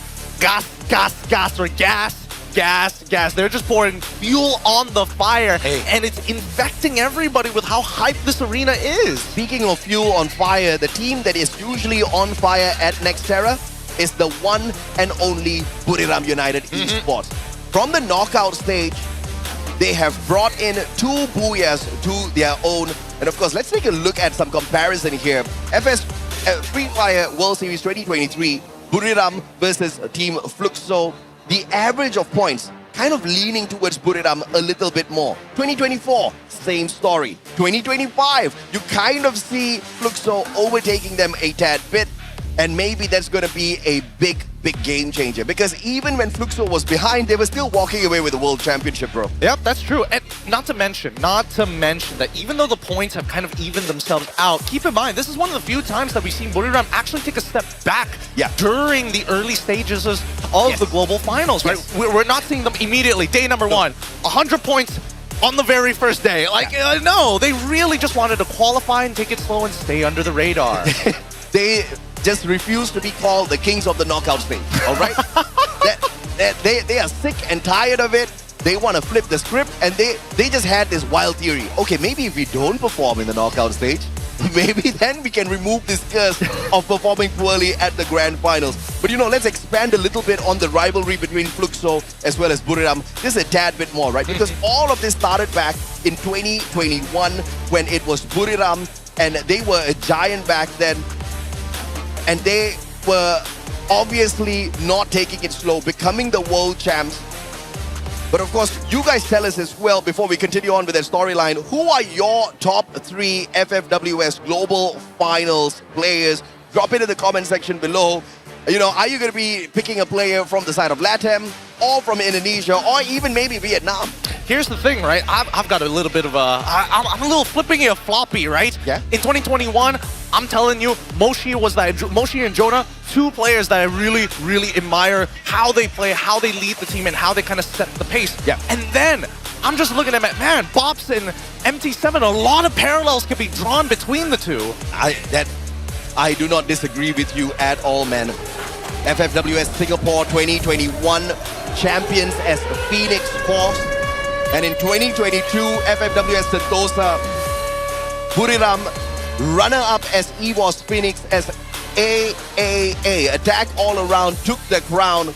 And in these times, Brazil was not really a pain in their backs just yet. It was those years that came after that where things get a little bit dicey, right? Because 2022, Bangkok, this is where Magic Squad first showed up but could not rise to the occasion, walking away with the 4th spot.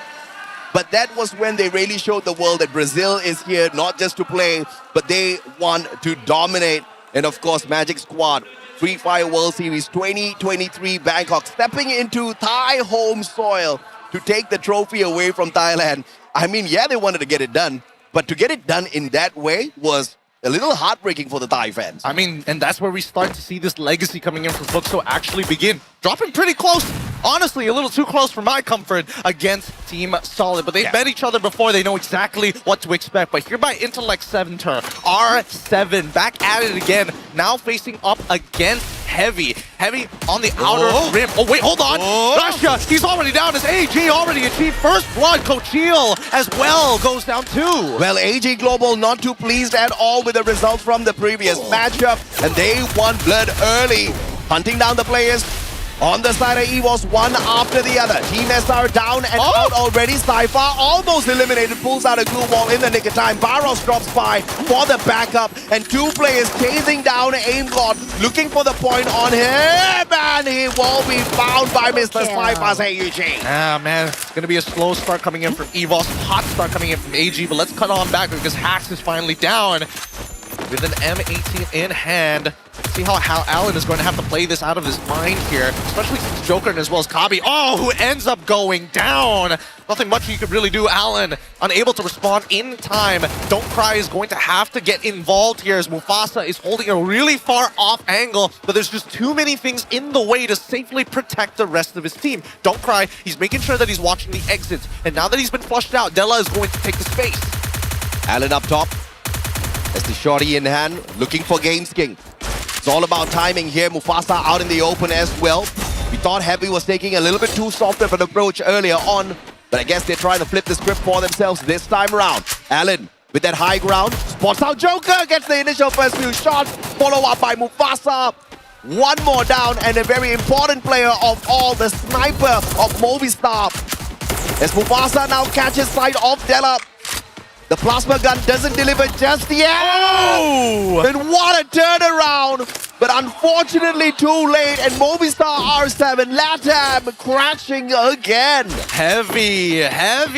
They've learned a lot from Clash Squad. The feints that we see from them, the crossfire setups, just to make sure that if you fall into our trip zone, you're gone. Rashia coming back for a little bit more action, takes out Cypher here, and the crowd erupts with this like, oh no! He gets blasted down just before then. Ray able to actually pick him up just in a time.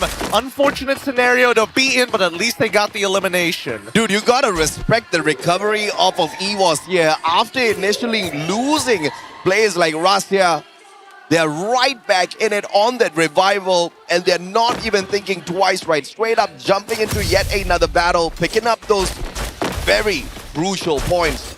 Oh, by Lazaria. We now see Gao on the lower end of this compound. Ooh, Demon taking a pretty big shot there. As E1 just trying to make sure that Ordnance is going to be traded back.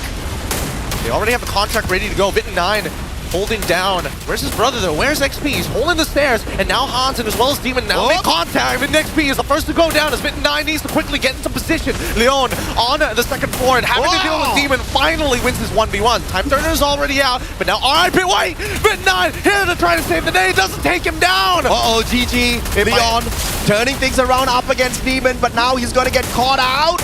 And down you go. And E1, you gotta respect the instantaneous recovery on those revivals that came through off of that vending machine, or else they would be toast right now.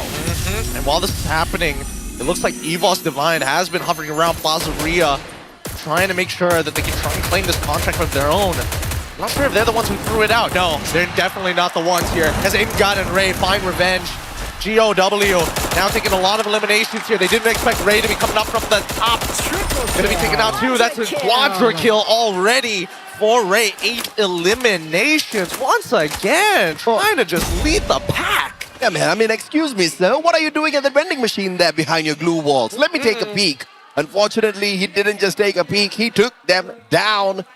And EVOS now leading the leaderboard with the most number of points. 20 eliminations in total. Only 3 out of the 23 coming through from placements. I mean, if you want to dominate, that's a fine way to dominate. Hey, speaking of domination, look at Russia, king of the skies right now, as Aim God gets put down by Lao Ho with a single headshot here, and now they immediately take him out. As GOW looks to recover, Russia is trying to make sure that this territory that PE is walking through, you're not getting to Ray without some form of damage, and LBT goes down because of it. Unfortunately for Ray, Nolan is there with a Trogon in hand to say, nah, stop right there, sir. Well, they can't afford to get taken down, and Rastia knows that well. Some shades of EWC there as the Wonder Kid Rastia, the sniper of the squad, backs away to play recovery to bring the rest of his team members back in it, as Coach Heal will be the distraction. But he comes across his brother's RRQ, and obviously this is not going to be an easy run for him. Here comes that plushie out of Nero, making sure he stops all of his glue walls. But just that one glue wall up against the army of RRQ is not going to be enough as Coach Hill gets shut down. Yep, but it's not going to be the entire squad wipe just yet at the very least, right? EVOS, they may still be leading the pack currently, but they need to make sure that they recover, because now the first ring is about to end. The second ring is going to be a huge shift, especially when we're trying to figure out the direction of which it's going to pull towards. So far, as we see that RRQ has been taking the back foot, really taking their time with this. They have been throwing the contracts out at the bare minimum. E1 has marked at least one of them. At this point, we got to see whether this south side is going to be just as safe, or whether E1 has recovered well and managed to find their own spots. Because when we look at it, it pulls towards the southwest side. They're actually a lot closer than you would have liked. Yeah, Falcon's about to have a party here. Because if they don't use a launch pad or a jump pad to cross over Team Solid and EVOS, it's gonna get dicey. Speaking of EVOS, still hanging on with Rastia. Team Solid on the chase. Rastia looking for a vending machine, still far away from getting 2-1. Clearly not having a jump pad and not having a chance to survive as he gets sprayed down. I mean, teams who had took these early engagements and have not been able to recover are still on the run. EVOS, I mean, R7, unfortunately, that was a full squad wide coming in from Heavy, but more importantly, teams like Gao, even for now, they finally find the full recovery as well. They don't want to start chain dying just yet. Now AG Global, wait, trying to set it up. Cypher getting out of there with alongside with Barros, and everybody makes it to the other side, but they're running into the clutches of another squad. The firing line of RRQ to defend the kingdom here in Indonesia. Out of the pan into the kingdom of RRQ as they get burned down to the ground. AG Global with Cypher all alone, but the vending machine not too far. But alas, the players of RRQ camping on that vending machine, taking Cypher out of the equation. And that is definitely not looking good for the champions of Clash Squad. Hey, but RRQ, the fans are happy with this recovery from the previous game, and hopefully they make it into the next ring, because so far, the west side is starting to get a little heavily populated. E1 looking to reposition into another house as BRU trying to control two compounds at once. This is E1 Sports about to be in a little bit of trouble as they come into nading distance of Buriram. Question is, does Captain Jonah have the M79? Does Captain Jonah have enough of those lethals to chuck at them? Yeah, he shows it to me. He's like, yeah, bro, I got the nade ready. M7's ready to go. I think worst yet. Pretty sure they inoculated each other. Bops, the first to go down, but a good recovery coming in from GU and Butson to make sure that Dian doesn't get any more. Dian has to win this out, but Butson, he's got enough EP, and Butson puts him down into the dirt. Wonderfully played by Guchizin. Didn't even need to wait for the rest of the backup. But you can also respect the play from Fluxo out here. Not sending so many of your players to go in for the hunt, just in case there was a scrap set up there, which we've seen executed by so many of these squads so far. And on this west side, just north of Grav Labs, where you see RQ hold, 3 teams in one perfect horizontal line. BRU, E1, and Heavy, who have been playing on that outer circle. Hopefully, based on what we've seen, how accurate it is on the reads of the ring, they're hoping that BRU has got that read right. As long as that we see Falcons coming out in towards the Grav Lab side, right? Just a different compartment as they slowly move to the center. Falcons, great rotation to find the safe zone. And they don't really have to move too close to RRQ in a situation like this, but the circle will bait them in, pulling them closer into a potential skirmish up against RRQ. And I don't know if that's a good thing for RRQ. Yeah, and I'm more worried about teams who want to come from the north side, because that's where we see Fluxo actually having the most amount of space to work with. Heavy, they're like, thank God, we don't have to move too much here, but we need to make sure that we conceal our presence. E1, we saw what happened the last time. They like gatekeeping, and they will go out of their way, even under heavy gunfire, to try and steal some eliminations at this point. BRU noticed what is going to happen, and they might just pounce with all of the commotion happening right at their doorstep. Yeah, FGL straight to the walls, but E1 will not look to get into a full-on skirmish with Heavy just yet, and Heavy sticking to the very edges of the zone.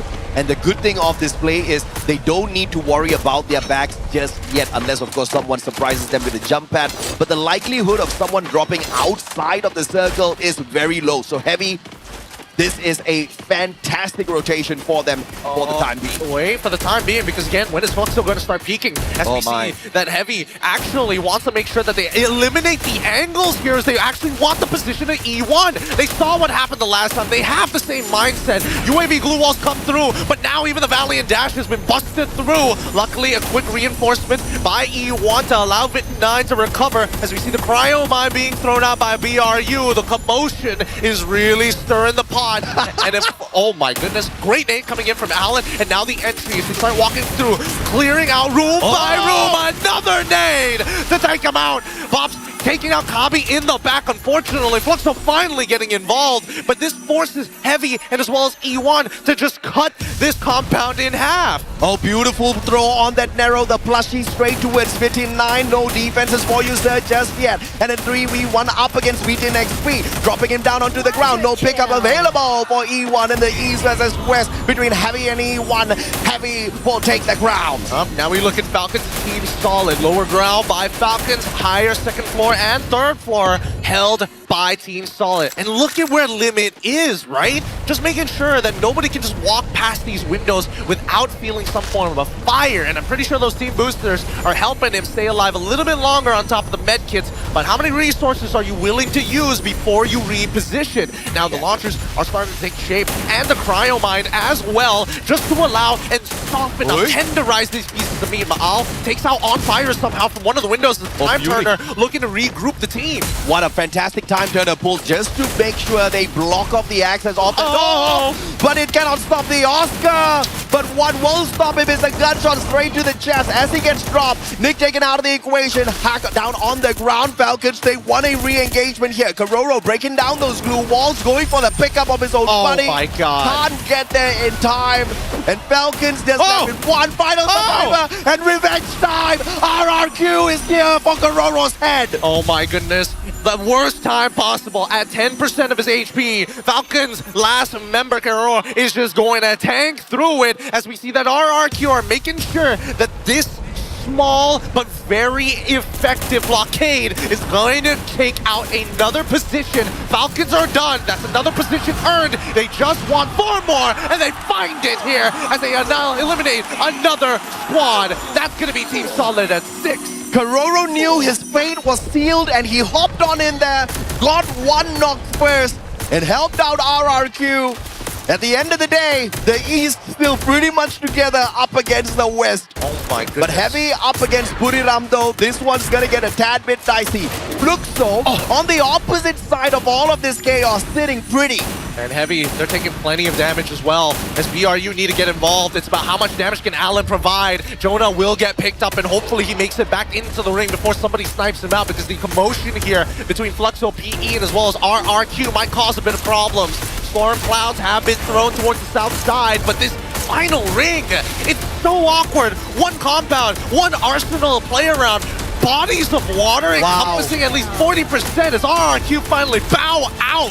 And PE Sport in this final circle, but Buriram up against Fluxo. On the landing, they stick a fantastic triple glue wall. Nade on the way. No Steffi on the side of Buriram. Glue wall melt is laid out as well. Moshi down on the ground. This is trouble time for Buriram. They can't keep on doing this. The glue wall melters are getting so much value as they stacked at least 2 on top of the Stefia. Try to power through the damage, waiting for a motion. And unfortunately, the motion of the blue is headed towards the southwest side. And PE Sport just staying out of this mess, waiting to see who is that final contender up against them from that lower ground. Fluxo, on the other hand, just trying to find a better angle up against Buriram. But that will drag PE Sports right out, and GU will say goodnight, bye-bye, as he gets sprayed down. Everybody's taking casualties except for PE. Somebody needs to look to their side. As you see that Fluxo decided we're going to full commit to the opposite end here as BRU tank and even launch themselves just south of them on the slightly higher ground. PE, this is hunting ground time. They need to get aggressive, but unfortunately, they know that BRU is waiting at the top. They're trying to influence Fluxo to go to that side, but they refuse. Pops goes down first. MT7 alongside with Nolan put down to 1 as MT7 finally goes down, and PE, 1 member down. It's a 3v2v1. A big mistake by Bobs, taking himself out with the grenade launcher, and that instantaneously took the possibility of a Booyah away from Fluxo. But now, Wasana, double strike, first with a nade, second with a gun, and he goes in. Time to pull. Steffi popped as well to stop those nades. Get out! But Wasana, one of the best rushes in the world, sets himself up for a 1v1 up against Lao Ho, and the M590 fully mastered finally by King Wasana, looking for that Booyah that they missed earlier on, and the first shot secured with a second. Buriram makes their comeback and secures the Booyah. They're here to play. They're here to play. Wasana take it all in.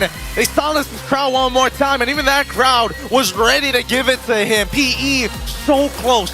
Numbers advantage. Everything that they wanted was going in their direction in that top 3 scenario, but the end of it all, it just was not enough. Like I said at the start of this map, the dominators of Nextera, the most consistent on Nextera, Team Buriram, walking into this global finals, grand finals with 2 Booyahs in their hands at this map from the knockout stage. And clearly, that was no fluke. And many a times they could have gotten taken down, especially in that final battle. The 3-way which PE Sports literally sat out of.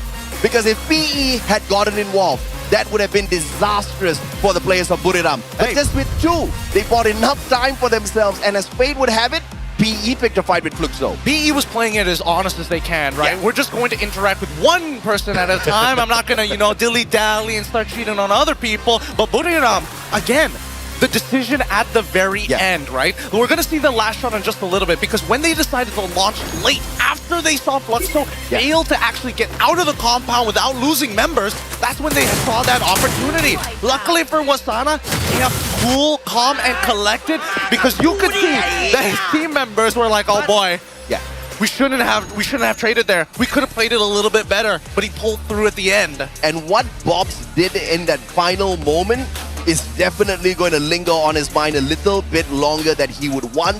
Because if you take yourself out with the grenade launcher in a moment like that, you just literally gave away a Booyah opportunity.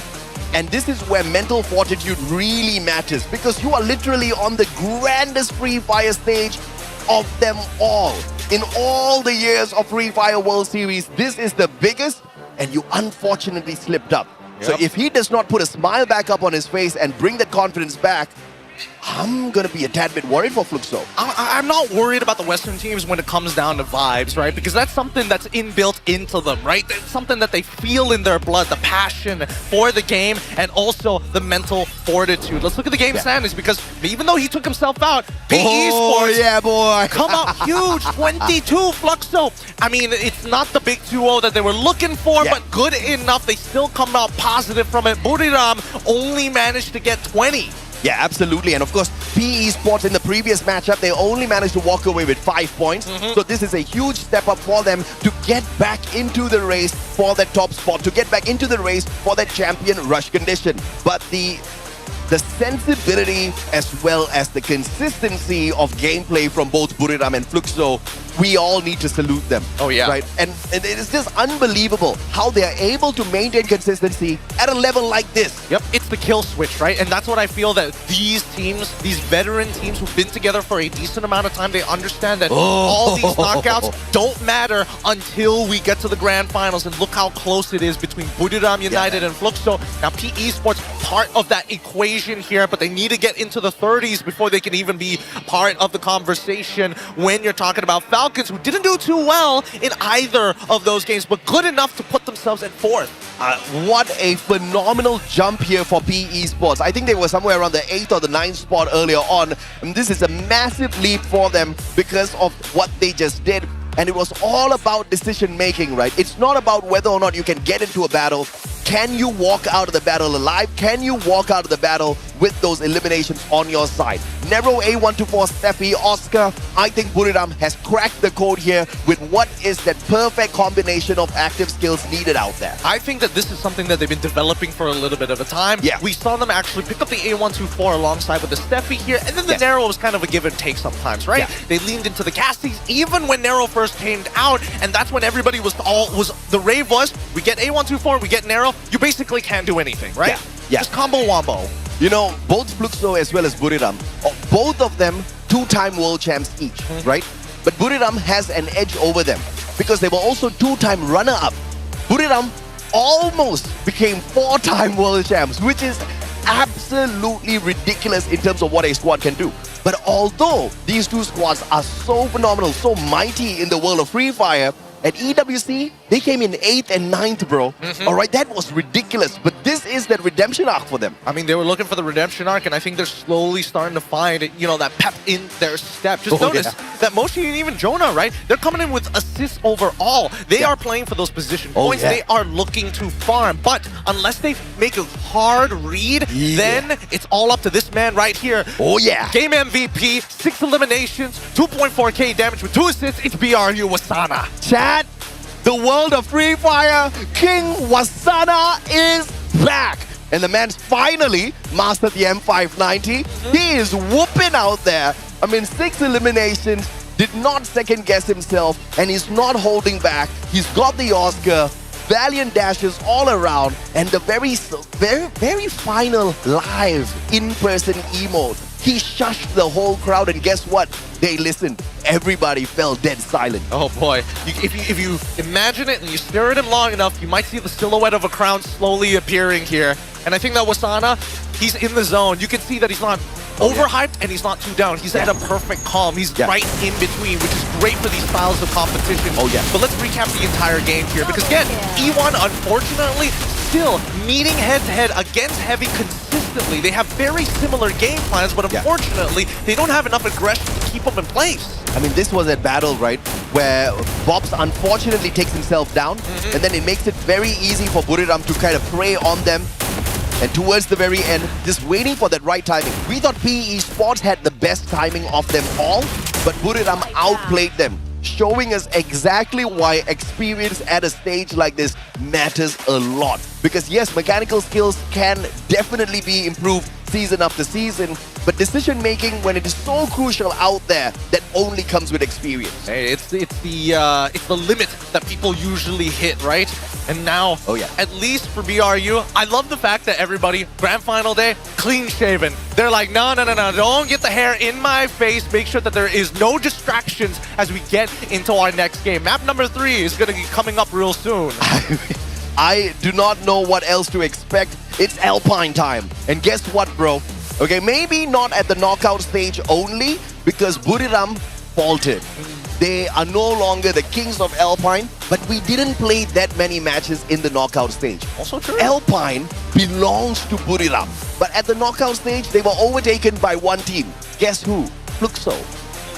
Again, like these two teams have battled out against each other over many, many years. Yeah. They have very similar job zones for a reason, and that's why they are dead even when it comes down to rivals. And it looks like we kind of know exactly who's going to go towards that final circle, but it is times like these where you're so confident that this map belongs to me. I've already performed. I will be able to get there. Where some things kind of don't go the way they're planned. Just like what RRQ has been facing from the very start of today. 2 maps back to back. It has not gone their way. Yeah. Now keep in mind, this is the championship rush format, right? Yeah. So it's more so that you want to have a high median number of points every single time until you're past 80. That's when you're expected to look for that big booyah. Hopefully things are going to be going well for these teams, generally speaking. But for now, as we are expecting map 4s and map 5 is when teams get closer to that number, we haven't seen the big 30 to kind of set the pace. Yeah, we haven't seen that just yet. And once again, like what Gideon just mentioned, the aim is to reach 80 points as quickly as possible. The booyahs are not an issue right now. But after the booyah, after the 80 points, you need to really secure those booyahs as quickly as possible, because we have seen in the past teams who have activated the champion rush condition still failing to get it done. But of course, ladies and gentlemen, boys and girls, enough of us two boys. We gotta bring the pretty ladies back on here on the stage. So back to Yun Sul, you guys go. All right, thank you, casters. Woo! What a game! The action, the clutch plays, everything was so intense. Keren banget gak sih?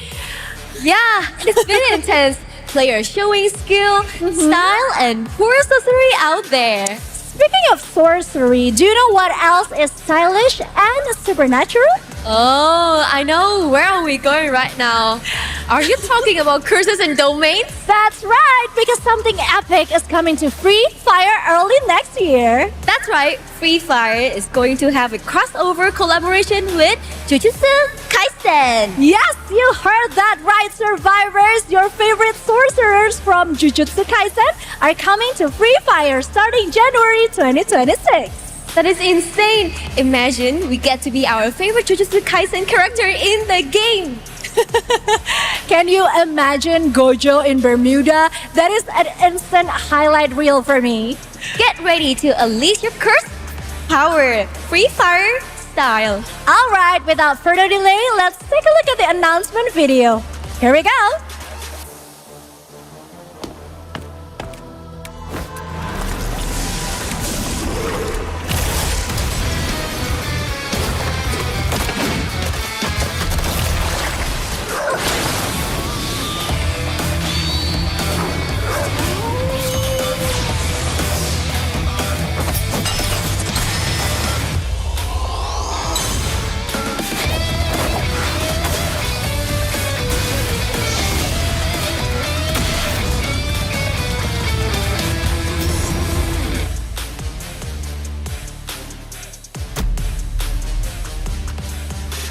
Whoa, whoa, whoa! I thought the domain expansion part was just the reference. I wasn't expecting a full announcement and collaboration. I know, right? And Jujutsu Kaisen of all things, my goodness me.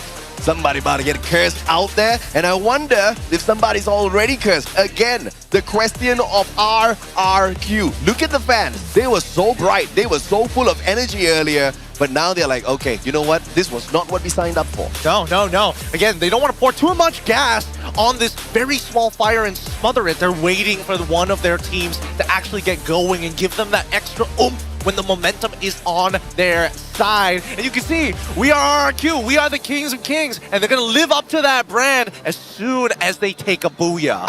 Okay, all right. I see some smiles there. And of course, Gideon did not lie to you guys, okay? We barely had empty seats earlier. It's just a little short break on the stage as of right now. So some of them have gone out, maybe to grab a couple of drinks, because clearly they were screaming at the top of their lungs earlier. Yep, their throats are dry for a good reason. And now let's look at the map schedule one more time. In case you are just tuning in, our first two games are out of the way. Fluxo took game number 1, and Buriram United Esports took game number 2. But here in game number 3, do you think that one of these two teams are going to find the back-to-back? Because the curse is still very evident and very real. Well, somebody about to get hurt real bad, and I think it's not going to be Movistar R7. Because thankfully, this is a map that they're actually very proficient at. When finding the final circle, finding the eliminations on Alpine, Movistar has proven it in the knockout stage that they can get the job done, and I think it's time they wake up in the competition. I think so far, the early contests have been kind of a 50-50. And yes, it is okay to do it within the first couple of games, but there needs to be some kind of formula to start really racking up these points. Because let's look at EVOS Divine for an example. Yes, they had a couple of early engagements, but at the same time, they are trying to keep up with everybody because they are one of the few teams who has a large amount of eliminations. That's what's keeping them in the middle of the pack. Absolutely, man. And, you know, this is a situation where you really need to manage how you get into some of these combats. Yes, you've got the active skills and already, but we are also looking at the loot. The current meta, obviously there have been many changes. It's not about the guns anymore. It's not about the skills. It's all about the free fire coins. Oh yeah. It's literally the coin meta at the moment. And by the way, we've got the promise, a quote from Wasana. Buriram Wasana has been thinking this phrase since last year. If Buriram wins, he will say, Mom, Dad, I did it. And I kept my promise. Yeah, it's about time, man. I've been waiting, Wasana. I mean, this is a personal quote from him, right? He knows what he's playing for, and he knows the weight on his shoulders, even when the crowd might go against them. Now we look towards AG side. Again, it's back-to-back games where they win first engagement, but they haven't been able to get into second and third ring as consistently as we used to see them during the knockout stage. Yeah, absolutely. But you got to pull a PE Sports. You know, just with one game, launch yourself right back into play, launch yourself right back into a spot where you are one of the top squads gearing up for the activation of Champion Rush. Yes, it is just 80 points, but in this lobby, it is not as easy, which is why it is just beyond mind-blowing. The consistency and the quality out of Buriram and Fluxo. Yep. I mean, not only are they getting into the final circle, but back-to-back now in the top 3. That's just pure ridiculousness, man. Yeah, again, it's tough to see them actually make it this. The way that they made it this far is already great to see, but I'm looking at everybody else because, again, they're probably gnashing their teeth thinking like, man, these two teams keep getting on the top side. We could be that spot, right? Yeah. We have the exact same path. We have the exact same plan. They just got there first. We got pressured. How do we change it? Yeah, and of course, even as I say that, Buriram is not too far away from activating Champion Rush. They only need 41 points more. How incredibly ridiculous that is, I cannot even begin. But ladies and gentlemen, boys and girls, it is time to head on into the green Alpine, where Buriram is no stranger to dominating in Southeast Asia. On the global stage, Fluxo has suddenly become the owner of this map. Will these two teams get into the final circle and do battle once again? Will we have a third party, or will fate turn them down and get them out of the lobby early just to spice things up? Welcome to the high heights of Alpine here. Let's see our fly. Ooh. Oh, yeah, boy. That's what we're talking about. Okay. Between Garrison as well as Vantage. Not the most skewed and awkward drops we've ever seen before, but it's going to take a little bit of time to get into the spots if you're looking towards the southwest side. Now, Vantage is going to be taken over by Fluxo, and as expected, Snowfall coming in for BRU. But now we look at the very first blood here by 18 Deer against PE. RRQ off to a fantastic start. PE Sports, just after securing the top 3, it's quite classic, it's quite normal of PE Sports to drop the ball after performing well. But I hope that is not the kind of consistency they show us here today. Yep. Hoping for a little bit more, right? We need to see those big points. We need to see a shakeup in the current lobby. We need a third bomber from some... Oh, again, Abe, 50-50 did. Unfortunately, picked the wrong side. And Laho, at this point of time, the arena is super cold, but I can tell you this boy is sweating.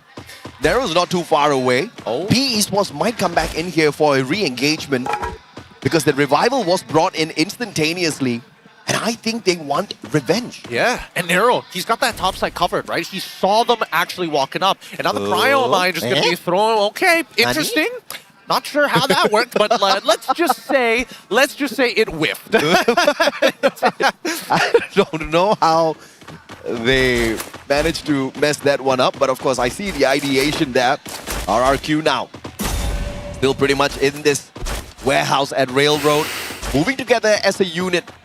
With just one player sent far away to play recovery, to play a little bit of revive in case this fight goes south. So it's a 4v3. I am not so sure why RRQ put themselves in a spot like this. Yeah, and RRQ, they have to back up, right? They realize very quickly that there is an advantage in numbers for PE with a number of available angles for them. So they back away and trying to see on both sides whether that they are going to go for the chase. The Cryo Mine coming up from a very awkward angle here. Abe quickly going to blow it to smithereens and top himself up as they are currently leading the lobby of eliminations by 1.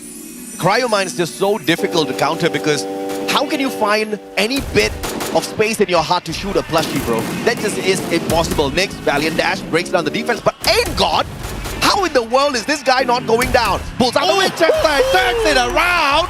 Aim God showing him who's boss. Yep, and now Aim God recognizes that he's in a lot of trouble. He's telling Rush to run for your life. If you can take a shot, do it, but at the sniper, I will buy you as much time as necessary. As Heavy by Ocean View is starting to sniff out how exactly EVOS is deployed, and they hear it. They hear that car running away. They know Aim God's free food. Yeah, great play coming through from Heavy. FGL straight to the defense, forcing him out of that spot, and then finding the better angles on the right-hand side, flying with 3 players. Cypher broken down on the defense, pulls out a time turner after he Valiant dashes away from the players of Fluxo, but baiting into you in a 2v1. FD7 drops from the back, and the backstab does the job.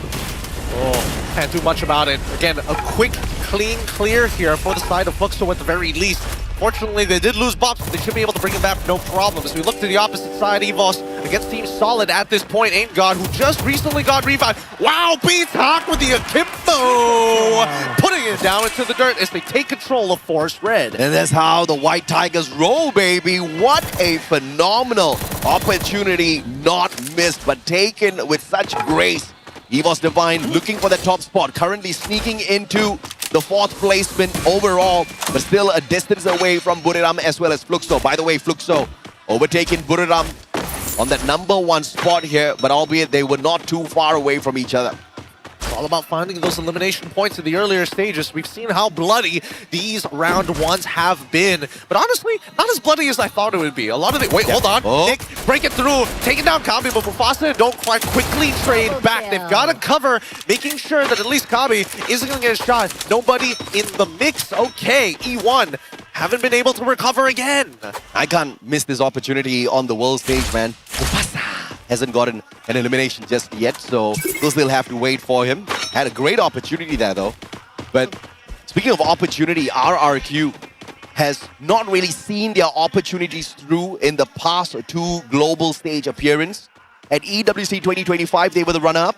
And even last year at FFWS Rio 2024, as Fluxo won their back-to-back title there, it was RRQ as the runner-up. When are they going to secure it? Because as of right now, they don't really look like they're in the best of shape. Yeah, again, it has been a little awkward for them. They've taken more aggressive routes. However, that mid game has been a little bit of an issue because they kept on going to the most high volume areas. Yeah. As unfortunately for Guaxa, they were put in between some awkward members.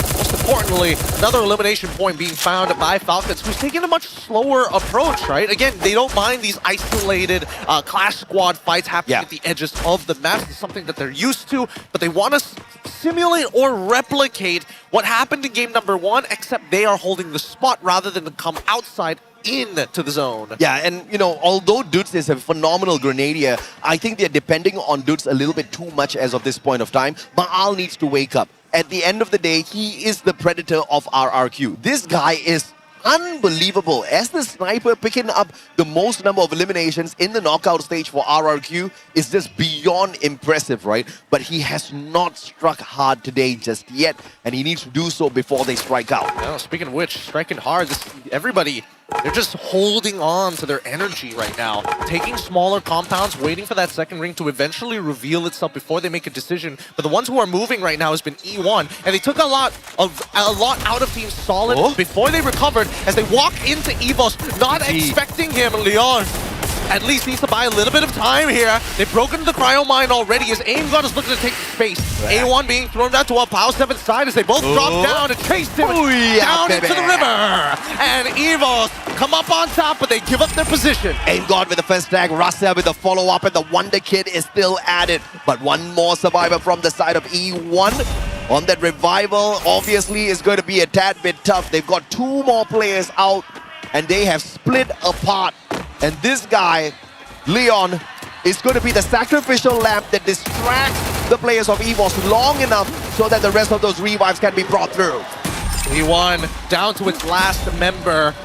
Unfortunately for them, it's going to be a full reset at the end of the day. Wow. AimGod has been performing so well these past couple of maps. Usually you would be expecting people like Rasia or even Ray to be making plays of their own, but AimGod definitely is making a credible name for himself despite already working well during EWC. Now we look at R7 as they make their transition into their next spot here, already marked. And it looks like, where are they getting shot from? It's from Gao on the northern side, but I feel like somebody else is getting involved here, which is why they're going back straight into this compound, right? Making sure that they hide within the tent for the time being. Well, since we're taking a breather here, I want to follow up with what you were saying. AimGod basically just living up to his name, right? He has not been off with his aim so far. Coming in second in terms of overall eliminations for his squad from the knockout stage, and led by Rasia. The Wonder Kid struck hard during the knockout stage, and he is continuously popping off here at the grand finals. As long as Rasia and AimGod keep this up, I think the squad's not going to have too much of a problem at all. At this point of time, EVOS on the 3rd spot. Even though RRQ has had a rough start here, EVOS making sure they carry the flag off Indonesia. As E1 makes a full recovery, and we are back to 48 players. Yeah, but it's a full reset, and it's a very long trip to get back into the ring. So this question, right? We didn't see the revive. If that revive was hit on a advanced revival platform, when you get revived, dude, you are way beyond back in the game. That's it's like you haven't left. Yeah, no, that's a really good point because again, they were on. If I remember correctly, they were all the way on the southeastern side to find it. So I'm not sure whether or not they found the advanced platform or not, but there's a good chance that they did. Now R7. They've been sitting here for quite some time, and GOW's inched their way, getting a little more disrespectful each time, giving some space over for Team Solid to find their own compound here in Garrison, and even RRQ getting involved in the mix. Well, I did say Movistar R7 up very comfortable on Alpine, but the situation they are in right now does not look comfy at all. In a potential skirmish up against a very hungry Vietnamese squad of GOW, who's currently at the very bottom of the leaderboard in terms of performance, RRQ right in front of them, who are still hungry for points, who are struggling in the competition, and a little bit beyond that, you've got Team Solid waiting to hop on in and take advantage of whatever points they can grab. This is not looking good for the LATAM squad. Yeah, now that we have this large, wide drone shot, my only concern is I saw Fluxo in the blue on the eastern side. Where are they right now? Are they still tanking it here? Or are they just walking alongside it to find that spot? Because there's only one compound that's available on that eastern side, and AG Global are just walking alongside the blue at this point. I don't like this at all, Gideon. In fact, let me correct that. I hate what we are seeing right now. You're 10 minutes into the game. You have every single player, every single squad alive and kicking out there on the battlefield. This does not look good. Soon, something is going to befall all of us here at Alpine, and it's called pandemonium. Once those shots begin, you will not know where to lay out your glue wall because they're going to come from every single corner of the map. Yeah. Oh, really good position coming in from Du in the high ground, sitting out in the blue, expecting some team to rotate late. And his call was right as he notices the monster truck coming in with Fluxo from that northern side. So they know this is happening. They know and are aware that they can actually move down to the south to find their own spot. I mean, this is something you guys cannot find online, but the whole stadium, the whole arena was rumbling with that monster truck just moments ago. Now Buriram up against Team Heavy. This is going to be trouble time. Boltmaker pulled out here already, and it looks like it is courtesy of Team Heavy who are still out in the open, but a smart play from Team Buriram, using the container to protect themselves from that Boltmaker, so no lightning strike can lead to shutting down the players of Buriram just yet. And PE Sports taking advantage, chucking in a couple of shots here as well. That's gotta be. And now another cryo mine from the back as well.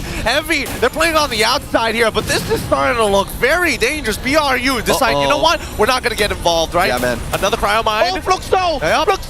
Fluxo from the back. PE Sports in a little bit of trouble. Team Solid trying to flank Team Heavy as well. We have got pandemonium starting off here already, and the teams are taking a step back. They want to slow the pace down, but fate will have it in a way where you cannot run away from this chaos. And PE, they switch tent, right? Here on the south side, we see that EVOS is just trying to recover as much as they can. They've taken a lot of pressure at this point of time and managed to bring in Cochio back up. Oh, what a shot for Rasha! And it's a Fit 9! Back-to-back shots, but the Riptide Rhythm has blown away their cover. Both of them getting attacked here by R7 and AG Global. AG Global gatekeeping EVOS, making sure they don't step into the circle, and shots from the back as well as E1 finds them, but everybody else aiming down at E1 at the same time as well. EVOS, the recovery is phenomenal. Aim God, the spray downs coming on through. Widget wants a little bit of revenge. Riptide Rhythm breaks down the defenses, and a Riptide Rhythm from the back as well.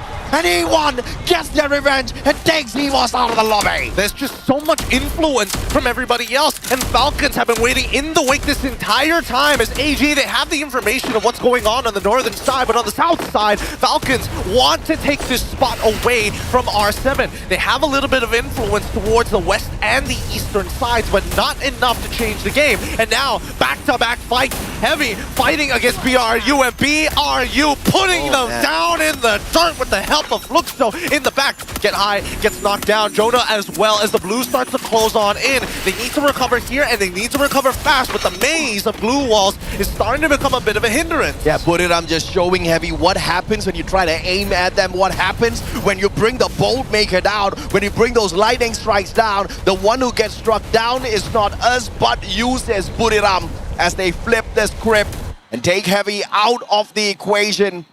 And the position that they hold in the circle is not a comfortable one just yet. Towards their right, maybe there's a little bit of space. And Moshi trying to clear up more space for him as he shuts Nyx down. Oh, Cryo coming out towards BRU side as PE Sports have committed a lot here, but they can't seem to find the eliminations just yet. As Moshi is knocked, you can see that at least for Lao Ho, he will take as many pot shots as necessary to make this happen. Reinforced glue walls already being deployed as BRU are looking for a better position. Fluxo has taken their time. The next ring has been shown, and BRU, Moshi is still low. He has not been able to recover. They have to hold on. A1 is out, and now they're going all hell breaks loose as they do the Boltmaker, and straight away, Nero getting gunned down by Fluxo, who's been watching them the whole time. What a superb play by Buriram, running into a tiny compound, barricading two windows, leaving one open so that they can bait in the players of PE Sports. But that plan instantaneously failed because Fluxo showed up on that high ground, taking aim at PE Sports, forcing them to back away. Therefore, Buriram does not get to eat just yet. They don't want to eat, and they actually recovered very, very nicely from that R7. Now in an awkward spot and an all-in against Gao, and that's going to be Falcons getting blasted out first as AG and RRQ were looking down by their sights. Now they're holding strong. However, on the southern side, with R7 Joker, the last remaining member standing with a full squad of Gao, gaining, oh wow, 2 Cryo Mines actually coming down from the western side, and now the Riptide Rhythm. Joker out of position and can't really do too much, and finally gets beamed down by Dian. R7 down in 8th. Fluxo and Buriram still alive and kicking. Will they do this back to back to back to get into that final circle and do battle?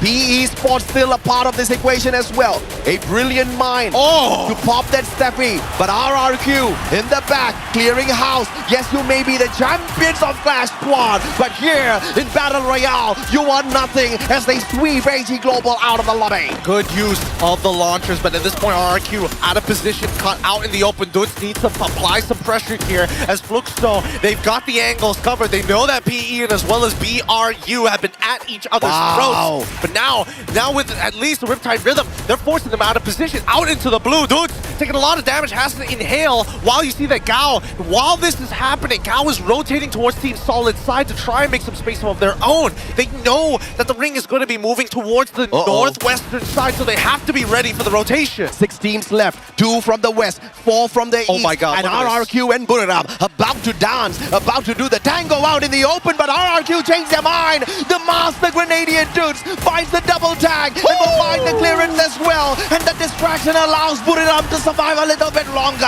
Elimination secured, and what a rotation from Fluxo. They've got an amazing angle. Team Solid is trying to keep Gao in place, and Buriram United has to come in from the back to sweep them under the rug. PE bow out, and now Buriram taking full damage from Fluxo's side, at least from the Gao's perspective. They don't mind. They've already influenced CS to move out of position, but now it's their time to shine, their time to start making a move.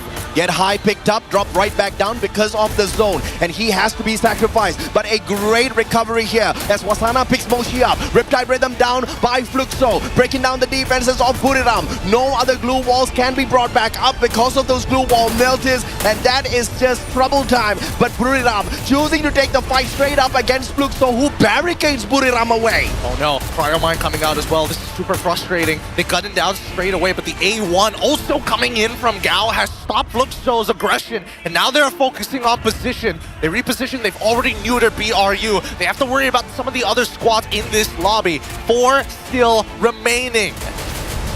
How will this final circle break down? Oh, what the? Buriram still wants a piece of them as Team Solid takes those shots up against GOW. GOW looking for the flank around towards Buriram in a 4v2. The Thai Giants are about to get crushed here by Vietnam if they are not careful. Jonah clipped by Demon, not before finding MT7, and that puts the chances of Fluxo walking away with a Booyah a little bit on the lower scale as well, all thanks to Captain Jonah. And now the tango begins. Ring around the rosy, Cryo Mine being thrown out towards CS, so hopefully probe a reaction from Fluxo, but Fluxo do not bite just yet. What a position though, on top of the container, the highest ground possible as of now. The circle's going to be shrinking in a little bit, and Team Solid out in the open. Sprayed down by Fluxo. Butches in with those headshots, not going to miss in a situation like this. AC 80 for the win, and again, we are now final circle, East versus West side. Beautiful play coming in from Gao, reinforced glue walls as well. The A1 connects to puts it, opens a hole. Demon goes down first. The top side with Dian trying to take out Butches in the back. He doesn't get enough shots and still playing VEP, but it's too late. He's been beamed down. Now Bobs needs to land enough shots, and he does with the help of GU. That's Fluxo with another Booyah. 3 games back to back to back. And this could just be a little bit of a preview for the World Series as well. Perhaps they can be back to back to back champions, getting into the final circle with such consistency, with such brilliance, is unthinkable at a stage, at a level like this. Oh, what the Brazilians just don't know when to give up. Dude, Fluxo, I mean, hopefully we catch that one rotation where they go out into blue while MT7 takes a high ground position. They covered both angles well, just in case another team was going to try and mirror them one more time. Again, coverage here. Gao had one hell of a chance because they were trying to deny the center of the ring. They even threw out their glue wall reinforcers. just to make sure that they can hold the middle. What a phenomenal final game here before we take a little bit of a break. And it looks like the stats just don't lie, except for Movistar R7. Buriram and Fluxo getting in towards that final circle, but Buriram faltering a tad bit too early. They got baited out by RRQ. They went in for the slice, and then after that, GOW obviously taking advantage. But Fluxo, though, not missing when it truly counts. And just like how they took away the trophy from Buriram, they have taken away dominance of Alpine from Buriram. Oh my goodness, GU, what a flank that was. And again, instantly back to reviewing like what exactly happened in the middle of those fights. Because again, you can see that Bobson as well. MT7 is like, I'm out of this. I already got blasted in the back. I was just watching the entire time, and Bobs barely had an angle to work with. So only GU was the one to break it through once Butson got on his knees. It's ridiculous, man, because you know the teams that performed well on this map throughout the whole knockout stage were the exact same teams, except Movistar R7 to get into that final circle. I'm talking about teams like Team Solid. I'm talking about GOW, who have also secured a Booyah here on Alpine. The consistency, unbelievable, and I'm actually gonna rest easy a little bit knowing that the data actually is very much still intelligible. Because usually for grand finals like these, you take the sheets, you take the data, you take the numbers, and you throw it out of the window. Oh yeah, I mean, we were expecting things to get a little bit more chaotic, but as we see, the teams can kind of realize, hey, it's not the time to put a foot on the gas just yet, right? We started off trying to set the tone in game number 1. Game number 2, bit of a hybrid. Game number 3, a much slower pace from every single one of these teams, because now they realize this is it, this is real. My God, it sure as hell is real, and that stage is real. Those transparent LEDs are real. So you see those that have the banners of these teams? Those are transparent LEDs. Gideon just pointed that out to me earlier on. You see stuff on the LED, and at times it just kind of blanks out and you get to see the spotlights behind the LEDs. We've got state-of-the-art stuff on this stage, and I have to say, it is the most impressive stage I've ever seen in my life. I mean, look at this. Look at the angles. It's so cinematic. So, right at the very end. Okay, let's look at the standings here, because that is a whopping game coming up of Fluxo. And I say whopping, yes, not because it didn't hit 30, but look at the rest of the lobby, right? Now is the only one coming close, and they still didn't break it to the big 2-0. Not yet, but dude, one more game. One more game should be enough for Fluxo to activate Champion Rush condition.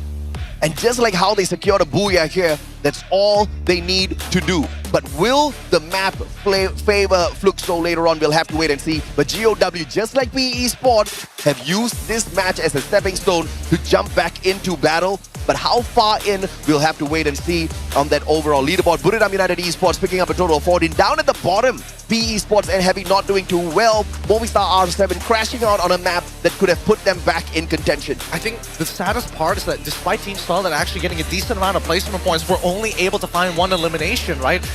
When you're in that encampment, it becomes ridiculous. It forces you to go out of your way for the all-in. And now we see the current standing, 63 points for Fluxo as they lead the charge. Buriram United, not as hot, but they are 10 points away. And then it's Team Falcons. We are seeing the disparity and the gap grow larger and larger. Bro. Look at the map.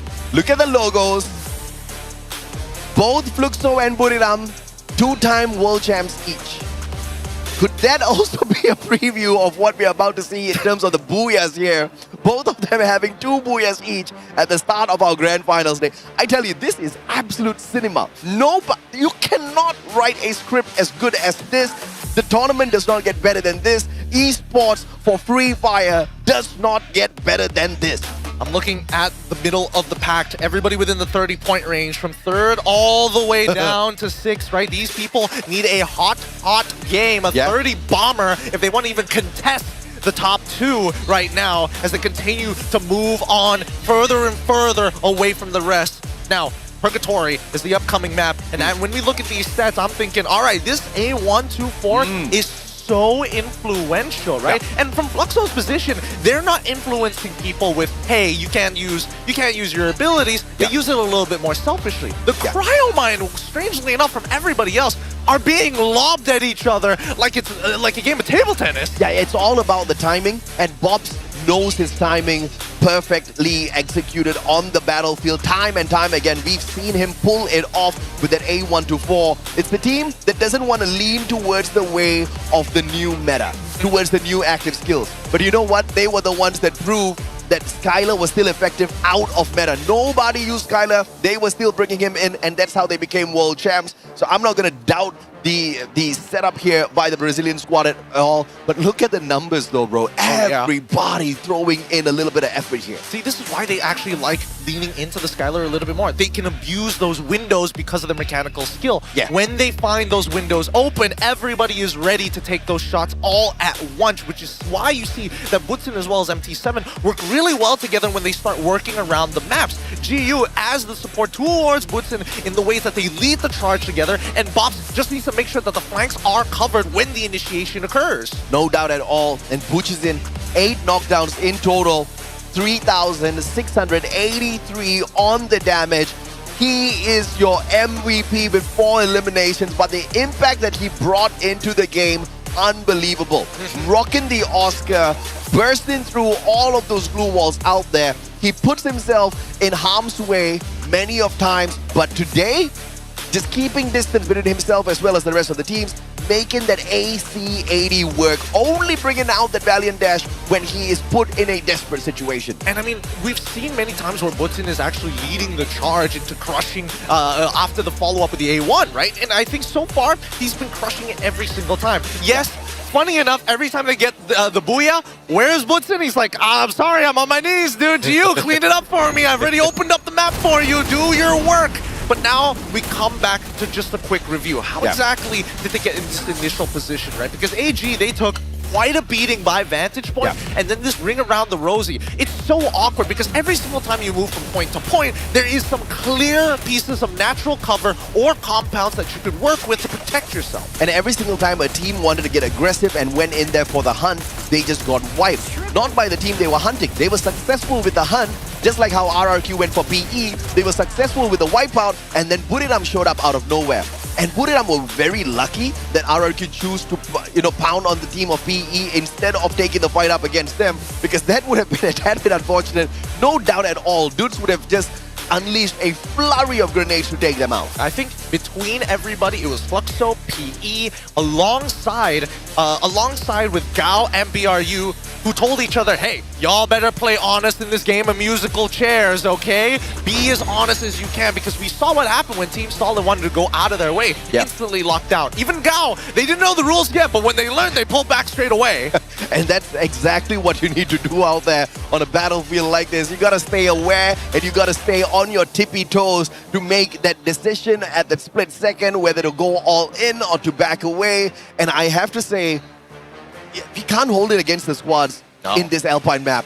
You know, we called it out. Pandemonium was about to strike, and that's exactly what we got. And it was the kind of beautiful cinema that we need here at the Global Finals Grand Finals. Of course, it brings the energy up. It keeps especially the hometown favorites and all their fans real excited about the game. Obviously, it's not as hot as when you go into a pub and jump into Brasilia, but at the very least, there's plenty, just enough spaces for teams to actually hide into. Again, I'm really curious about the total number of damage that we actually saw from all Cryomine users, all the Narrow users, because that's basically what we saw influence the rest of the motions from the map, alongside with the A1, of course. But at the same time, I think we really need to start thinking about, hey, as much as we like using Cryomine not only to scout and a means to actually stop our opponents, when are we going to start putting our bodies online? When are we going to start actually holding these angles rather than faking them?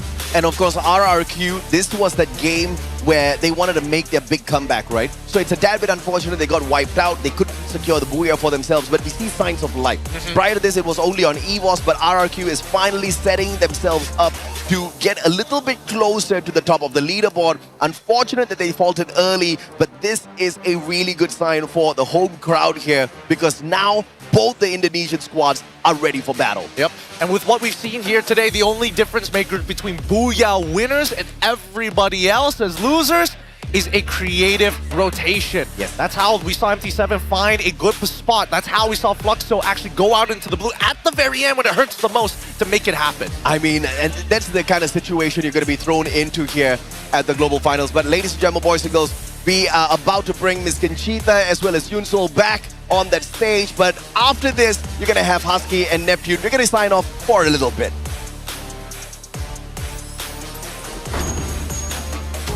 Hello everyone, it's Yunsul. Everything is so amazing here right in Indonesia Arena and I love it so much. We just finished our third game and right next to me is Fluxo Bujizin. Hello Carol, our translator today. Alright, let's jump into our first questions. How does it feel playing in front of the Indonesian fans here at the Indonesia Arena and not in Brazil anymore, where most of the crowd doesn't cheer for you guys? Como é que você se sente jogando aqui em Jakarta, na Indonésia, com um monte de gente assistindo vocês aqui, especialmente que não são brasileiros, são totalmente fãs da Brasil? Como é que você se sente? Maiores fãs da Indonésia. Ah, me sinto bem, eu achei, quando eu entrei ali, tava bonita a festa, então, tipo, eu gosto muito desse calor da torcida e eles são muito respeitosos, gostei muito e tá muito bonito. So far for me, it's really good. I have been enjoying the whole crowd, they are very respectful, so I feel like this energy, the atmosphere is everything, so that's the competitive scenario and I respect that and I'm enjoying to play here in Jakarta, Indonesia. I love that. Seems like you guys are playing Brazil, but still heading in the first place in the scoreboard, so it's really good. All right, into our next questions. Also, last year, you were the one who got the golden bullet, the last shot that sealed the title, which is the World Champions title. All right, how confident are you about winning the title for the third year? Bom, você foi o jogador, né, que garantiu o título pro Fluxo ano passado, né? Foi o último a fazer a última eliminação. Como é que vocês vêm agora para esse ano, talvez para garantir mais um título na história do Fluxo e também o seu individual, o terceiro da história? Mano, viemos muito confiante, acho que esse dia aqui é o dia que a gente sonha o ano todo. A gente começa o ano já pensando nesse dia. Então a gente não quer falhar, a gente vai dar tudo de nós mesmos, vamos se dedicar muito e se Deus quiser vai dar certo. I came very prepared for this moment right now. We have been working the whole day to come here on the stage, come here to the grand finals. So we are definitely very excited to be here and we will give for all of us to be here today and win one more title. Good spirit. Okay, good luck. All right, last questions. Any words you want to say to the Indonesian fans, but also to everyone in Brazil right now? Você gostaria de compartilhar alguma coisa com todos os fãs da Indonésia que estão aqui, especialmente os fãs brasileiros? Ah, eu queria agradecer a todo mundo que compareceu, tá muito bonito. Eu não imaginei que seria tão legal assim, tantas pessoas, tanto barulho, bandeiras bonitas, tudo muito bonito. E é isso, muito obrigado e estamos dando um show pra vocês aí. I just want to say thank you to all the Indonesian fans. This is very beautiful. The flags are beautiful. The party are beautiful. All the cheering, all the fans, they are here. It's very amazing. I respect a lot of that. I couldn't imagine how beautiful this could be, but right now I'm enjoying a lot to have this big crowd here and makes us even more excited to keep playing. I'm really happy that Bujizin is enjoying himself the best right now. Thanks a lot, Bujizin, and good luck to you in the next game. Oh, hey, Conchita, can you translate everything we just said to everyone right here now?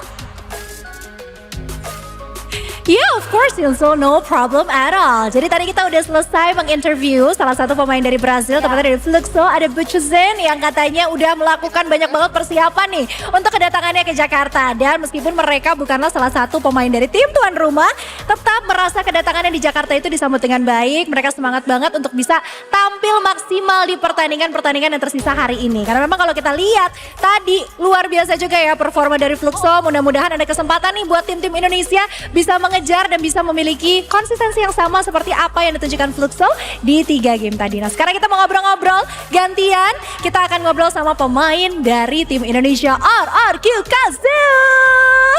Hello dudes, hello Maal. Hello. Hi, so we're here with the stars of RRQ Kazoo. We have Dudes and of course we have Mal. And okay, let's just jump into my very first question. So we all heard that Bujizin felt very welcome. They are playing so well at the grand final today. But they are surely feeling the pressure a little by the amazing supporter that Indonesia has. Is there anything you'd like to say to welcome Booyah to Jakarta? Apa yang mau kamu sampaikan untuk menyambut Booyah ke Jakarta? Karena tetap ya namanya tim tamu datang terus tampil di hadapan pendukungnya Indonesia yang luar biasa banget, supporter kita ada rasa deg-degannya. Apa yang mau disampaikan? Sweet nih, ganti-gantian nih. Dudes dulu deh, as captain, I think you should go first.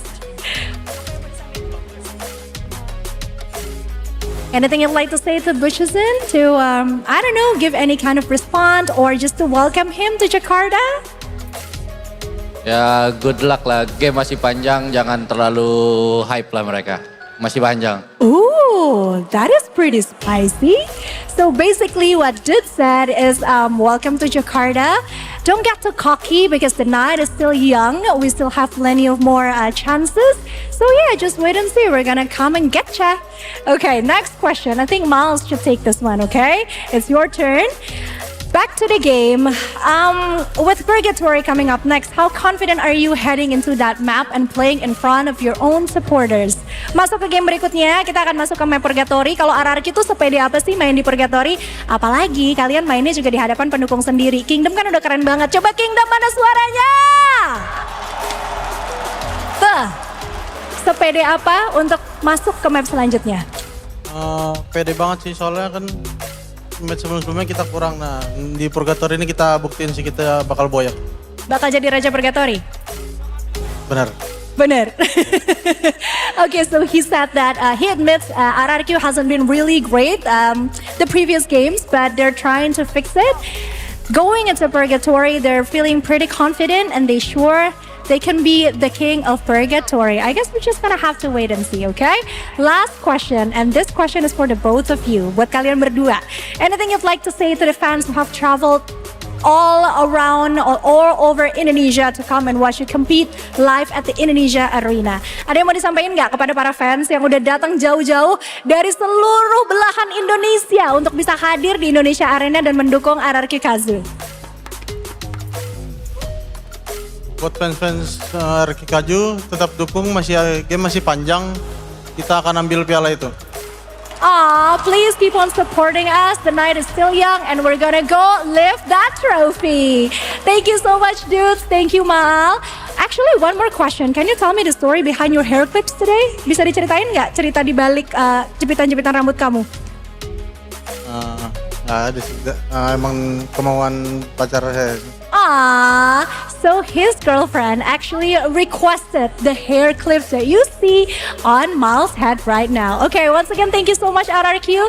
Good luck with the rest of the game. And now I think I'm gonna go back to Yunsul and have a bit of a chit chat because we have an interesting information we'd like to share to you, survivors.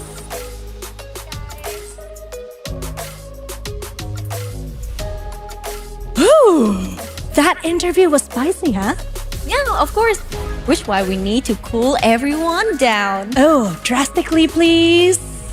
Immediately. I think we need something freezing, right? Survivors, time for a chilly surprise. Free Fire's brand new Winterlands event for 2025. Yes, it's fresh, it's frosty, and it's about to take you somewhere completely new. This time, it comes with a new name, Winterland's Dream Space. It is fresh, it is frosty, it is about to take you somewhere completely new. No more teasing, let's roll the video.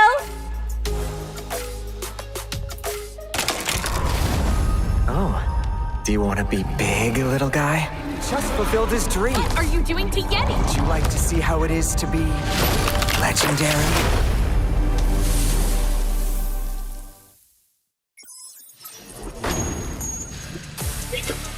Welcome back to the Free Fire World Series Global Finals 2025. Live here at the Indonesia Arena, Jakarta. It's Battle Royale Finals, and so far the Brazilians have been leading the pack.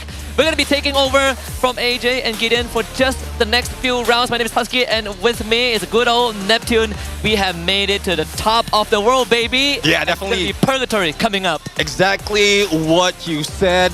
Fluxo and Brazil is bringing the heat on in this game. It's very close to be able to achieve that champion rush condition, and Purgatory might be that map or they'll be able to reach it. And there is a possibility that within the next 3 rounds, Fluxo can lift that trophy and give Brazil that 3-peat, 3 years in a row as a region to cement themselves as the greatest of all time. And this is a scary thought because in front of the home crowd of the kingdoms of the White Tiger, Fluxo is the one that has withstood the test of time round after round. Yeah, definitely. I mean, despite of the loss from yesterday's Clash Squad, it seems like they're not phased. They are here for blood. They are here for that 3-peat. And it has been shown already from the beginning of the day, even when they were taken out, not grabbing that Booyah in the game number 2, they know the plan. They just move as if they are very stealthy, and we were looking at it whilst waiting for our opportunity as well to tell the story.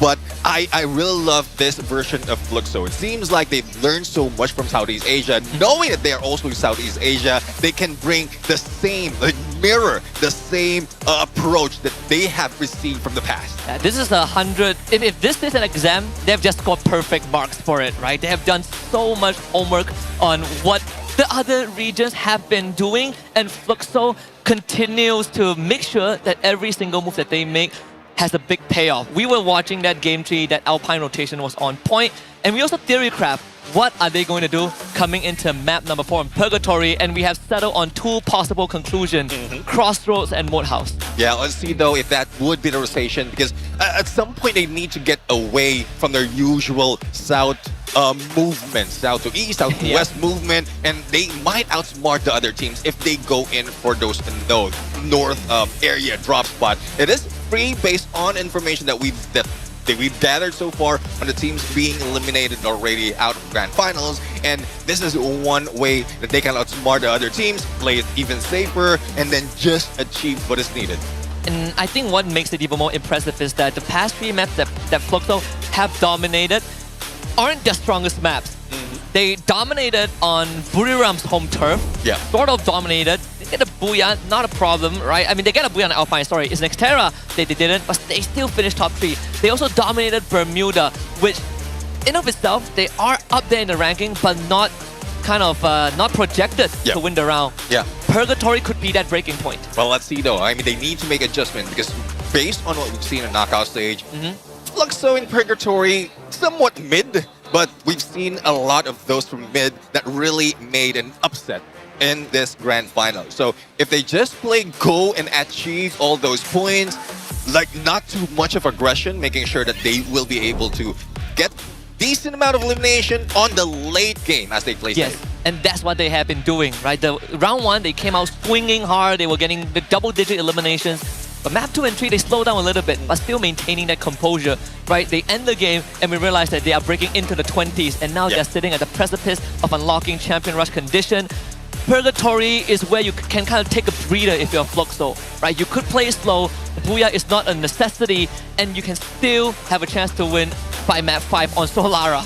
Well, unless they are scouted, like really targeted by a lot of teams. Because at some point, based on their understanding of how Fluxo has been working so far in the past 3 games, it might be that some other teams, aggressive, especially for those in the lower part, would want to get a lot of elimination. And from the passiveness of half of the teams that we have in Grand Finals, the best way to get there is just go along the edges of the zone, and that's where Fluxo often are. So if they were caught off guard, hopefully they're prepared, ready, resources ready, even in the beginning or early parts of that map. I think the second layer to that is also which team is willing to roll the dice. Because the night is still pretty young here in Jakarta. We have a potential 7 more rounds to go.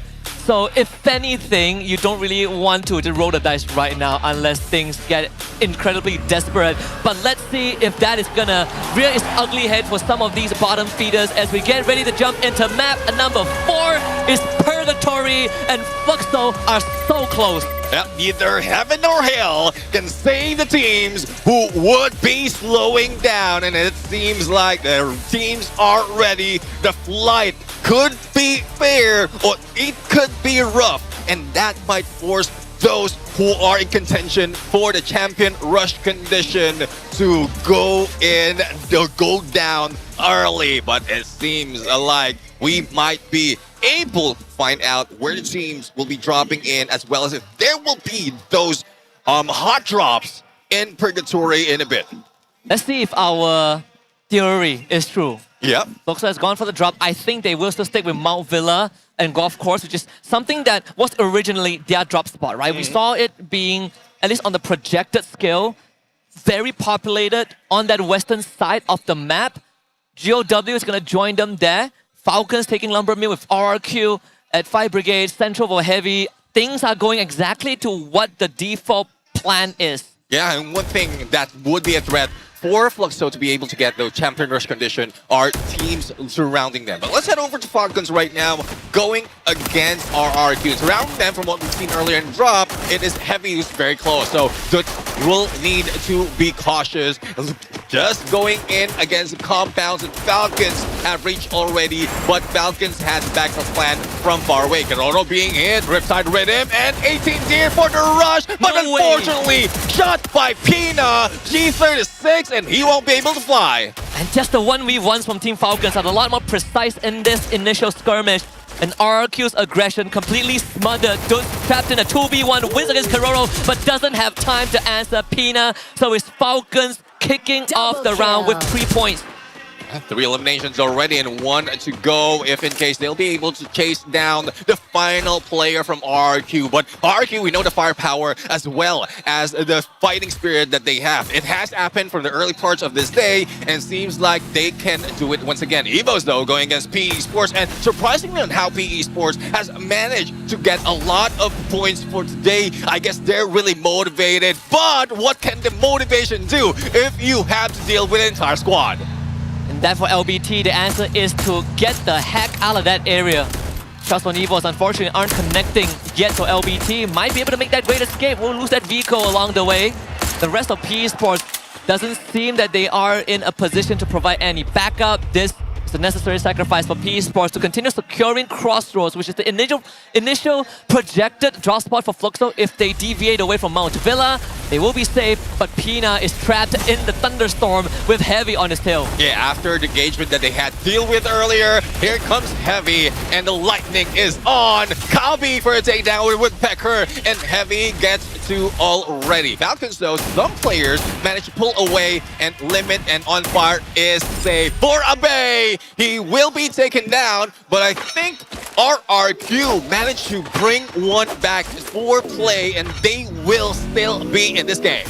RRQ battered and bruised, same as Falcons, but Falcons just got that full revive as Aim God takes care of LBT, who was on the run for quite a while, scattering PE Sports into the wind. And it's also worth noting that on Purgatory, Marbleworks is the stronghold for BRU, but usually their rotations are uninterrupted. Now we are introducing GOW and Fluxo into the equation. It could end ugly, like how we did for RRQ Kazu, who just got wiped out. Yeah, I mean, RRQ Kazu being eliminated, and we just witnessed as well 1 player from PE Sports being taken down. Now, AG in a possible hunt at this point, and who will they be targeting? Team Solid is very near from where they are right now, and hopefully the plan will be just to get to the edge of the safe zone, make sure that they have high ground, good information being taken by Du, and then stop right there. There's no need for AG to aggress because there's a lot of threat in the surrounding. Yeah, we did see some parallels between AG Global and Fluxo, and it's something that has been brought forward from 2023. I think it started there where they make some very parallel rotations, and back in the days it was AG Global that was catching Fluxo off guard. But right now, we see that adjustment. AG Global willing to take these fights, and Team Solid will put them to the test. But the attention now lies on Falcons and Heavy, as Falcons just could not hold a candle as Caroro gets sliced to ribbons. Don't Cry does go down, but his teammates should be able to retrieve him. Yeah, 2 remaining for Falcons, but a quick revive, and they're back from the ashes. Pina right now, a little bit shot coming from Allen. VSS or VSK would deal a little bit of damage, but not so much. And let's see if that SMG of VSS can be so deadly, similar to what we've seen in Clash Squad, but on fire, guarding the gates, making sure that Pina will be safe and the rest of the team. But unfortunately, that M1887 would not be stopped, and Falcons will still be in trouble. Good follow-up from Alan to ensure that that exchange is completed. Pina will be able to get Don't Cry down and now tries to run away from Mufasa. The wall put up just for safety purposes, so Pina gets a bit of breathing room.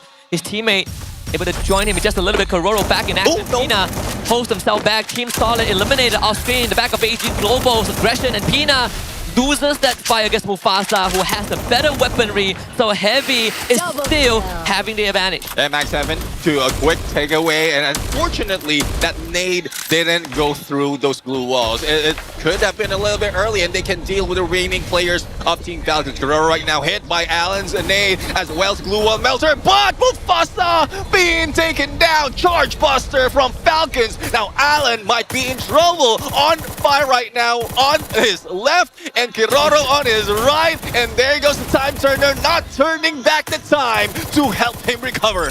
These two teams are literally farming points from each other. The revives, the backup, it feels like an endless zombie horde. And it was Falcons who sort of outlasted the odds at the very end, despite Heavy's efforts in keeping themselves in the running.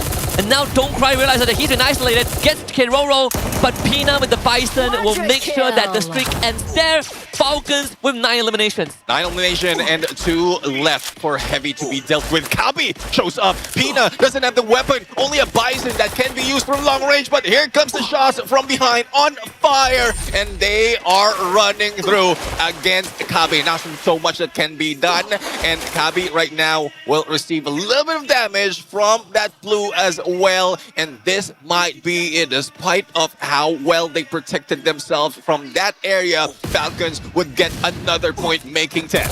Kabi is the one who pulls the trigger first. Tries to go for the jump peek, and On Fire will make sure that Kabi also gets put to rest. The quad piece for On Fire, and 10 points for Falcons based off of takedowns. Well, let's see though, switching to a different team in high ground, R7 as well as E1 Sports. Great position to take right now, especially for Joker, but let's see if they will have, they will go for this engagement, because yes, they will have 10 seconds remaining before the next phase shrinks, but it seems like some teams will be rushing in against them. The AG, for a fact, is also on the edge, might meet E1, and that's where R7 might take advantage. While we have some time, it's also worth pointing out that BRU and Fluxo completely dodged each other. Despite sharing the same piece of land on that western side, they just avoided each other. Fluxo ended up going to Central now. It might run into Falcons, whereas BRU finally gets to pull off their usual rotation from Marbleworks to Crossroad, and that guarantees a fighting chance for BRU and Fluxo alike. Yeah, for Fluxo's side, I mean, if you are just aiming to get the enough points that you need to achieve that champion rush condition, you will need to get away from Marbleworks, and that's what they did. And the same thing for Booyah United, because second place, they're very close as well, 10 points behind Fluxo before we started this game. So, smart move coming from both of these teams. Now, let's see if they'll still be able to tank the blue, because it seems like for Fluxo, they will end up a little bit further from where they need to be, but on their side would be Team Falcons. That might be the next contender, next challenger that they need to deal with. Is there anything we know about Fluxo? The longer you let them do what they want, the later the game goes without Fluxo having to interact much with heavy combat. They are gonna transform into a mobile arsenal. They're gonna have everything when that late game comes. And we even talked about this in the break room, where I personally am convinced that Fluxo's main goal every single round is to hunt for that launcher, so that Bobs can be ready to blow things up. Yeah, and most of the time, like, because of their patience, they are in a situation wherein they can see a couple of teams going against each other, and those launchers, that M79, would be very deadly, taking a lot of elimination, despite of them being late in the party and grabbing all those. Circle does move over to the northern side, which does play into what Fluxo likes, right? South to north, that's sort of the usual rotation path. BRU close to the edge, but there's no one that BRU can gatekeep. So for them, it's a journey in. Fluxo, just like what we saw in Alpine, have completely dodged and skip that early to mid phase. Oh, well, let's see though. It's a slow travel, especially with the monster truck, which is a little bit heavy at this point. Not talking about the team though, but let's see as a 10-minute mark has been achieved already. And a lot of contention, a lot of battle is happening, and also damage being received by Team Falcons. But as you can see it, Kiroro would be put in a hit list, and it is once again Team Heavy. I mean, the rivalry from the beginning up until this moment of this game is still so hot between these two teams, and Fluxo might just be able to take advantage of it, get elimination once they meet each other. That could not have been a better timing for Fluxo. Caught a glimpse of Falcons vehicles who were also distracted by that hit list by Heavy, and Fluxo immediately makes a pit stop. Again, avoiding any conflict and putting themselves in a spot where they are the ones that have the chance to take advantage of teams who are preoccupied with combat. Well, as we're looking overhead of this situation, whoever is the agent for Purgatory right now might be rolling in dough, because it seems like everything is occupied. Almost everything is occupied. But as we see, PE Sports are still looking around as to for a place to stay. There goes the Cryo Mine onto E1. But as we switch over to AG, who might be seeing Team Falcons, there goes the hit, but no takedown. But On Fire would be taken out, and Ju would be the guy, the MVP from Clash Squad, still continues his reign. As they extinguished On Fire's flame, Falcons are left in tatters. Reptile and Alpina will have to relocate. Limit also tries to reposition. This could be a three-pronged attack, but AG Global knows better than to fall for that bag of tricks. They will now turn on to Kiroro first. It's Cypher to take the challenge, and Cypher wins and gives him the machete through the neck. Pina and Limit left to pick up the pieces. A leg shot from Du will do the job on the Pina, and Limit has nothing left. Hell, Limit right now going solo, not so much of room to move or breathe. It's a good thing that managed to get away from Fluxo as well, and what he has to do right now is just sustain himself, but into the view, into the spot where AG can just gatekeep, wait, and have that patience, because they are very near to the next phase of the circle. Limit would either pull out a launch pad and go fly past them, or just make sure that he has enough men to sustain this. Fluxo just came in. This is going to be the first ever full-on fight, and it's going to be with Heavy. They needed to make that rotation. There is a scan. I believe that one was from AG Global. So 5 enemy ops pinged out. There's another team fighting, Rasha and Dian. It's Rasha that wins Evo's Divine GOW. R7 also joins in. Things are about to get incredibly messy as AG Global now comes under fire, courtesy of Heavy. So Fluxo again avoids combat. Yeah, Fluxo avoids combat, and the occupants of the Purgatory Apartments are still here battling. Heavy rushes in. Kabi and Alan a little bit reckless, but they split up. Alan right now moving into GOW, and Kabi heads into Evo's. Brimlighted flies in, looking at the minimap right now, might be able to hit against Heavy, and they will also catch the information or the attention of Evo's Divine. There goes Falcons being eliminated in this game, and let's see how this battle of the compounds go. It's another rematch from the Clash Squad. This rivalry continues to burn bright. Fluxo against AG Global. Geo right in front. Team SR and Cypher trying to hold them back. But Fluxo have shown immense composure and patience even in these high-stakes moments. They don't let the urgency dictate what the next move is. In fact, it is AG Global that is feeling a bit uneasy as Fluxo continues to in forward, pushes in, pulls the trigger, breaks to the glue wall, and AG Global continues to be forced to back off. Rip Tyrant only temporarily stops them until Pyros has something to say about it. By eliminating Butcherson, they could stop Fluxo right here, right now, but Bob's not willing to yield, and they are turning it onto AG Global. Bobs ends up going down, MT7 fills in the black in the grave, and GU left standing as AG Global puts the stop to that rampage. Fluxo will need to play a few more rounds. Another nail in the coffin on that final mission for Fluxo, but unfortunately, the table has been turned with that M79. I'm expecting that they will be taken down, but speaking of being taken out, Booyah United being taken out, eliminated by Evo's Divine, and we still have 7 teams remaining in our 15-minute mark. And we did say that Purgatory could be the breaking point for some of these teams, and the tempo has been broken completely by EVOS and AG Global. No Fluxo, no BRU, no Falcons. The table is now wide open again. Just like Movistar R7, out in the open with PE Sports raining hellfire on them. But if they avoid PE Sports, they're running straight into the jaws of the White Tiger. And White Tiger will just be waiting. And a lot of people right now on this side. Della needs not to be moved, otherwise he will be taken down. Heavy right now, moving away, but Ray, AC-80 in hand, takes him down. 6 teams remain, and this arena is on fire. Evo's receiving a little bit of damage from GOW. Rip is already down. Aim God trying to recover, and Devon being taken out. And there goes GOW going away out to the lobby. And we have 4 teams left. Imgar was sacrificed in the process, but for EVOS, they're definitely counting their blessings.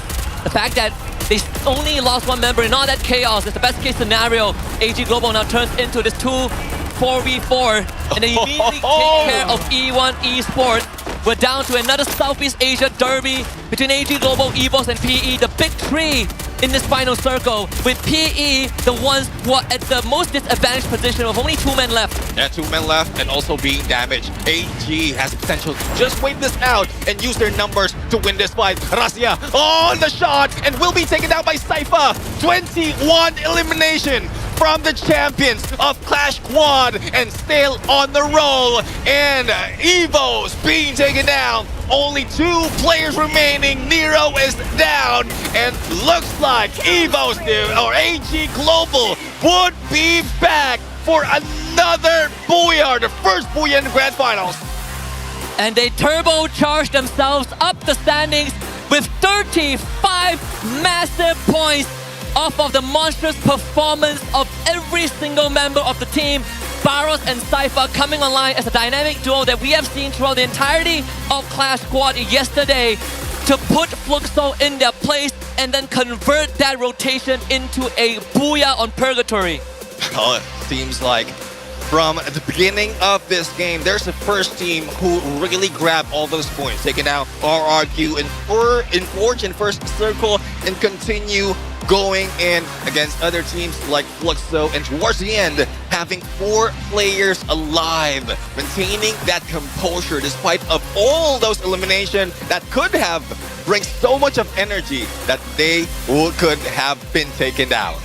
This was sort of what we also talked about during that Alpine map, where we were concerned to a certain point if AG Global runs into Fluxo, they will be held to pay. Yeah. Because statistically, AG Global has been winning these 4v4s if they are the one who gets the drop onto Fluxo. And in this case, we see that in action again, despite Fluxo being the one that runs into AG Global and starting that fight. But this final circle was prepped from the very beginning. AG Global knew that they had it in the bag and there was nothing that they could stop them. 35 points, a Booyah plus 23 eliminations. AG are now in the conversation. And AG, not only have they taken the record for the first Clash Squad champion, has broken the record in the highest match, the highest points that they can grab in one match. 35 points. And I was not thinking this is possible, especially on how heated, how strong, how determined everyone in these grand finals are. But AG Global still running their own script. We were floating the idea of what if AG Global, off of yesterday's performance, takes that wave and it becomes a double champion this weekend. And now that possibility has resurfaced again. 35 points for them and everyone left fighting for scrap. Evo's Divine getting 16 on second, PE Sports with 15. But then you look at the front runners. Yeah. Falcons with the most out of the top 3, 11 points for them. BRU only getting 5 and Fluxo only getting 2. So for Fluxo and BRU, they gotta wait 1 more round to even have a chance to win the whole thing.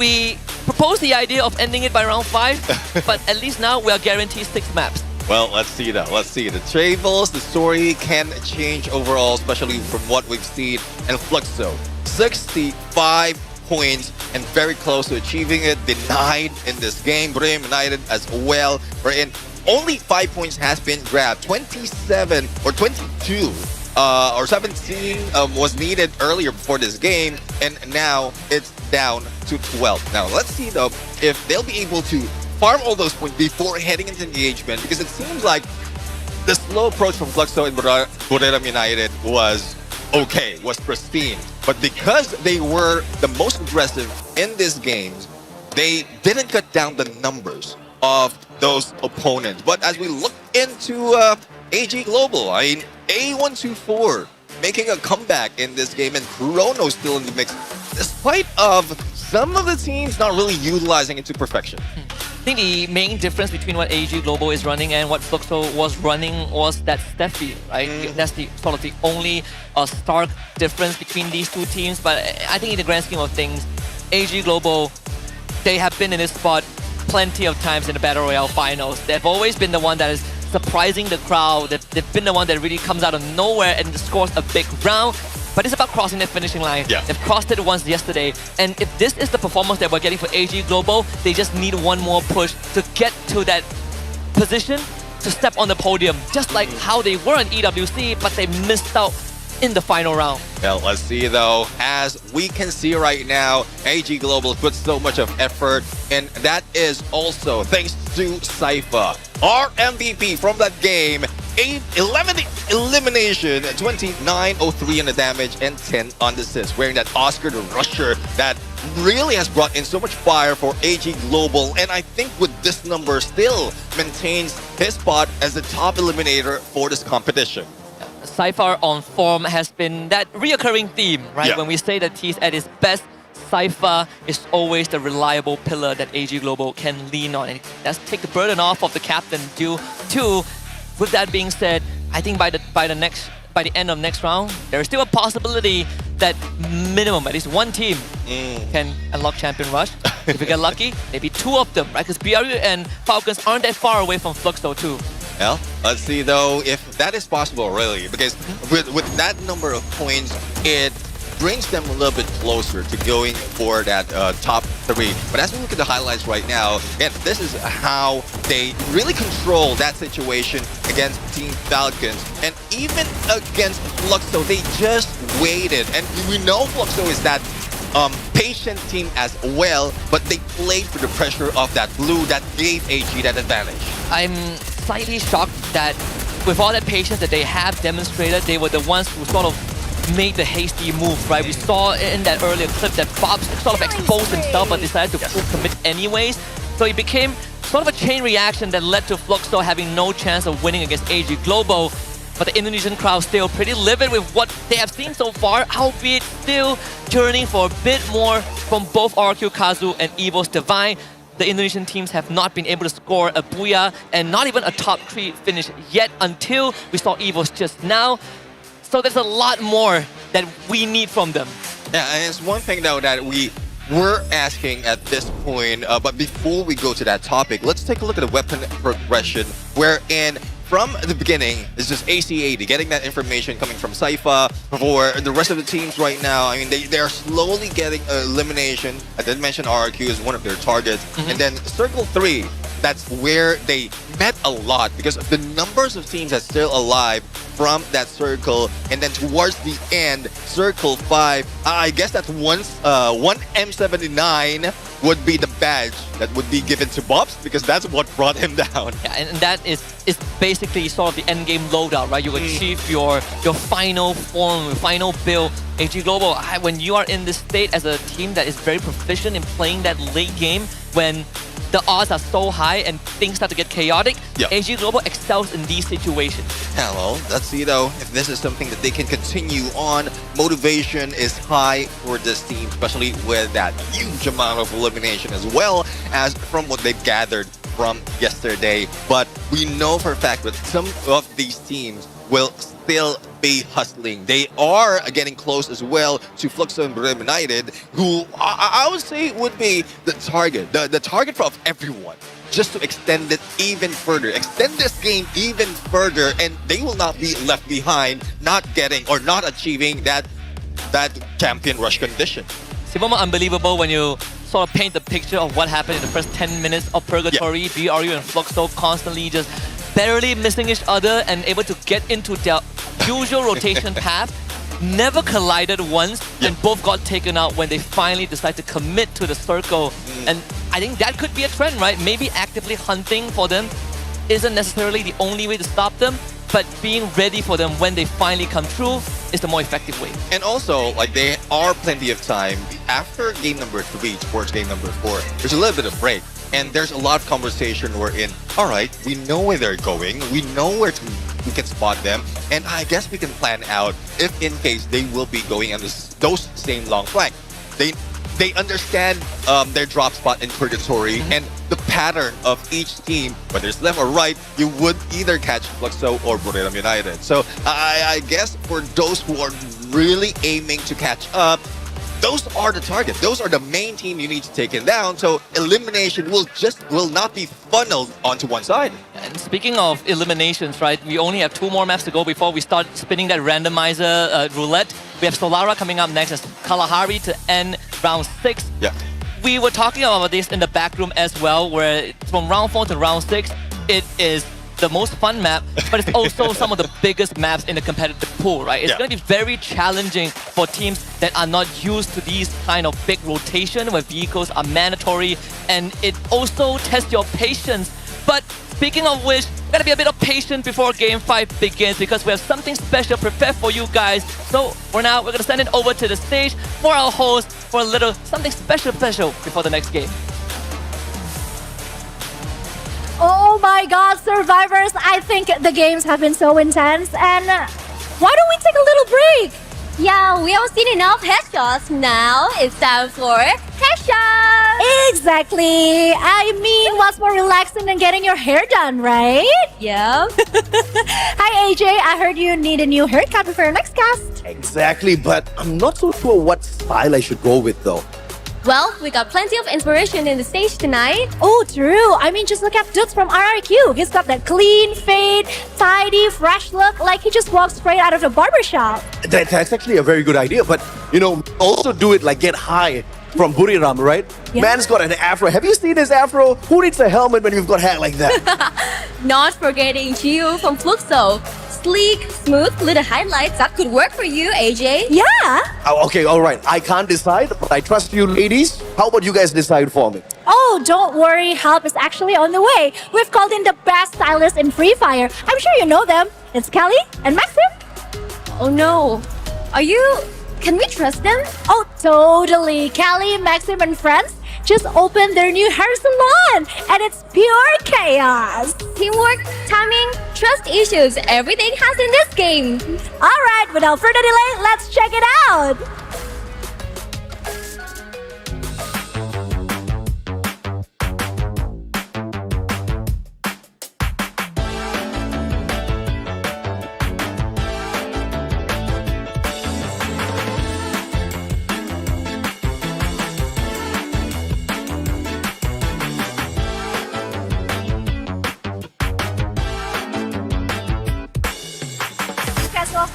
So that was it. Garena's brand new casual co-op game, Shopping Carts. That was dangerously fun. I know, right? Kalau kalian suka chaos, kalian suka sesuatu yang seru, kalian pasti suka sama game yang barusan. That would definitely be your favorite game. Yeah, 4 players, no coordination, and all-out chaos. Sounds like the perfect party game, right? Yep. Choppy Cups, a fun, creative co-op game with your favorite Free Fire characters, now available on Steam. Grab your friends, your squad, or anyone brave enough to trust your scissors. So once again, that's Choppy Cups. Go try it out, and now let's pass the floor back to our casters. Take it away, casters! Thank you very much, Conchita and Yoonsul. And hopefully, AJ was able to decide after that. And also, Kelly and Maxim can help him out. But I'm really excited to also play that Choppy Cards at this point. But again, the excitement is slowly building up. I am here in the crowd as well in the arena, just cheering on their teams despite of not ending that much later into the game. This is what they need, because the next map, as you did mention, would be a bigger one or a newer and exciting one, which is Solara. I just want to say that the atmosphere has been nothing less by electrifying. We're literally sitting in front of the super fans of Evo's Divine. And on the topic of choppy cuts, you know the selling point for me? I can toss my customers across a river. That's all I need. That's all I need. I need some good biceps and, you know, get them in the barber chair with a 10 mile drop. Solara coming up next. Archways with plenty of creative means to really surprise your opponents. And funnily enough, not Archway, but Solara was sort of the map that AG Global closed out the Clash Squad finals yesterday too against Fluxo. So the stars are aligning for these teams, but only 2 regions have really stepped up to the occasion, and both of them now have 2 Booyahs in totality. We have Brazil with 2, on the hands of Fluxo. Thailand has 2, 1 from BRU and 1 from AG Global. Well, let's see though if Fluxo or Brazil can continue this on, because looking at the numbers, when we jump into Solara, it's 2 of the Brazil teams who is leading the board in this map. First is Team Solid, next would be Fluxo, and it seems like this is a good chance, really. In terms of elimination, Fluxo has managed to bag the most, if not close to the most, in this specific map. So they can play for that aggression, make sure that they can get enough points, despite like even if they get eliminated early, as long as they reach and achieve that champion rush condition, then they're already set for the next map. And so far they have been really finding a lot of successes until map 4 happened.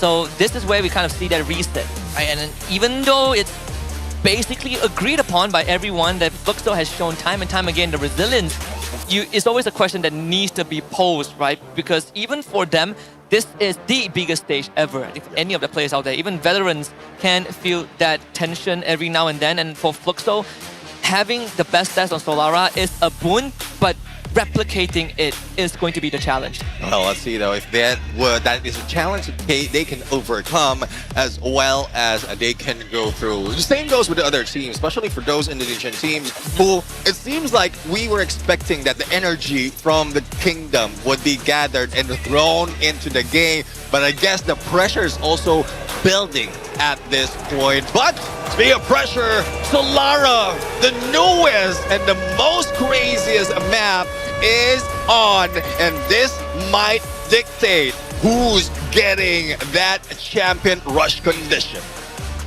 And getting there in of itself takes a lot of effort, and Fluxo, correct me if I'm wrong, Neptune, 15 points away.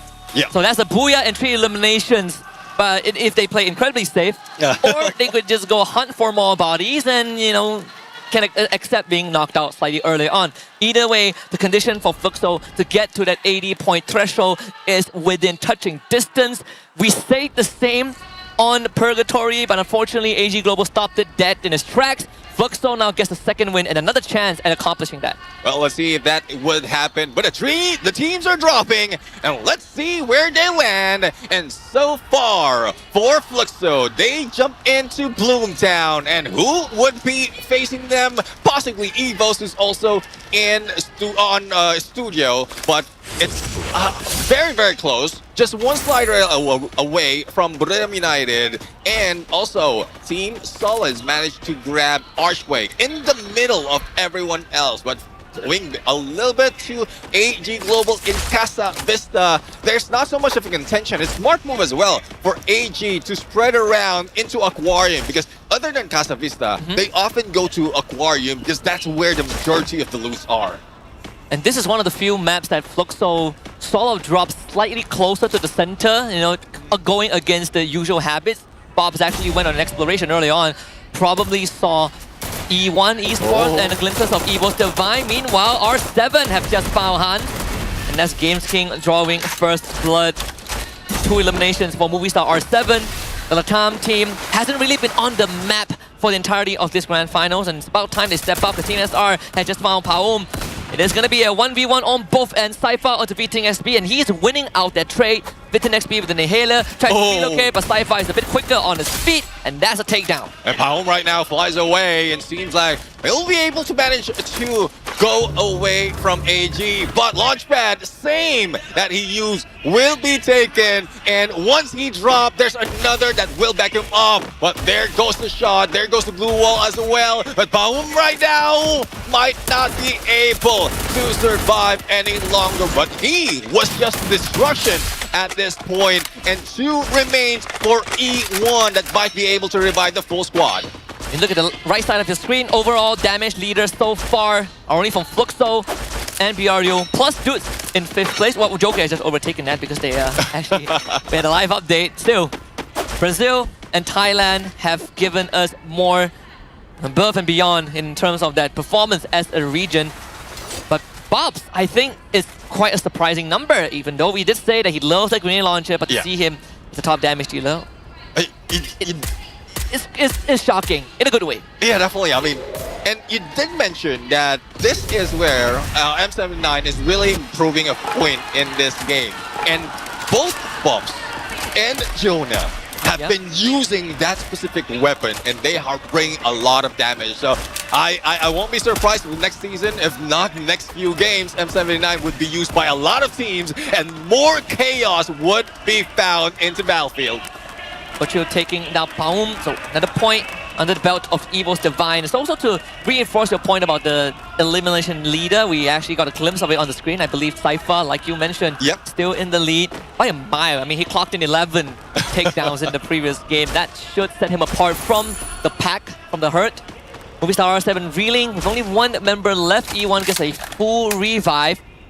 So most of the teams taking it slow, Fluxo encroaching onto Evo's Divine territory for the second time this map. Well, let's see though. Now we are seeing as well as R7 slowly revive the full squad. And I didn't expect Solara to be this slow in taking down one opponent, but you know for a fact that the elimination is not as slow. Even the engagement is not as slow. Now Fluxo right now, the challenge of Evos is getting near, but good enough on them. They managed to get an arsenal that would fortify their front, and MT7 is still on standby just in case anyone from Evos comes up. They put out a hit list onto AG Global early on, so AG Global, if they take that challenge, it's going to get very messy near Evo Drain. And MT7 makes sure that if there's any business to be done with Evo's Divine, he's going to be the one that comes out on top of that deal. Aim God will now need rescuing from Kochu. As the storm forms around where Fluxo is, they will give some respite for Evo's Divine, but Fluxo wants to finish what they have started, and GU plus MT7 puts in the 1-for-1, and that's 2 head start points for Fluxo. Now let's see Evo's back away out from the lightning zone, and Ray managed to use a launch pad just to get away from Fluxo. But right now, it seems like it's not only Evos that they need to deal with in the horizon. We're seeing a glimpse of AG, and that might be another, probably a round 3 just in Battle Royale. But for Rasia, he managed to win that fight against Fit9. Revival for the rest of the team has been done, and hopefully this is the form wherein they get back up, because Bloomtown is occupied by 3 remaining players that is just waiting on Rasia. So the hit list on AG Global was actually from RRQ. No wonder they didn't pursue Fluxo, but they came dangerously close. And AG Global decides to back off, and they are the ones that set out a bounty for Leon. So Fluxo really breathing a sigh of relief as On Fire now engages onto Heavy. Mufasa gets picked back up. Alan also fighting the Weezer, needs a bit of help. Don't Cry ends up going down to Deanne. GOW from a separate angle, making life for Heavy a bit more complicated as they relocate with the launch pad, push themselves in safe hands of the compound. But there is a chance that they get sandwiched by Team Solid. Now let's see though, if Team Solid really moves, then that would be not looking good. That would not look good for Heavy at this point. Waterfall, a good spot as well, because the vending machine would be there if in case one of the players will be taken down. As long as you have enough Free Fire coins, then you can always bring back the back. But for Bitten9 alone, despite of Leon and a good view, to take down any contending him, but he's still out in the open, and Vitin 9 will need to survive. AimGod tried to do so, hit by Leon, and now backs away. So Eva's control this compound, holding them back, and Riptide Rhythm would clear the way, but there's still a little bit cover for E1. And E1 didn't really have much time to recover because they have been on a revival spree. Vitin 9 finally forced off of the roof, and now Evos are hunting for blood. Vitin 9 doesn't get the heal up in time. AimGod swings the corner, and that's another point for Evos as RQ also joins the feed with takedowns onto Heavy. RQ is the one coming out on top. The Indonesians are coming to life. Just what we ordered, just what the crowd have been wanting since the start of the evening. Now 2 eliminations already, and Maal with an RGS might be able to damage those players from Heavy, but they need to be cautious because Team Solid is just next to them.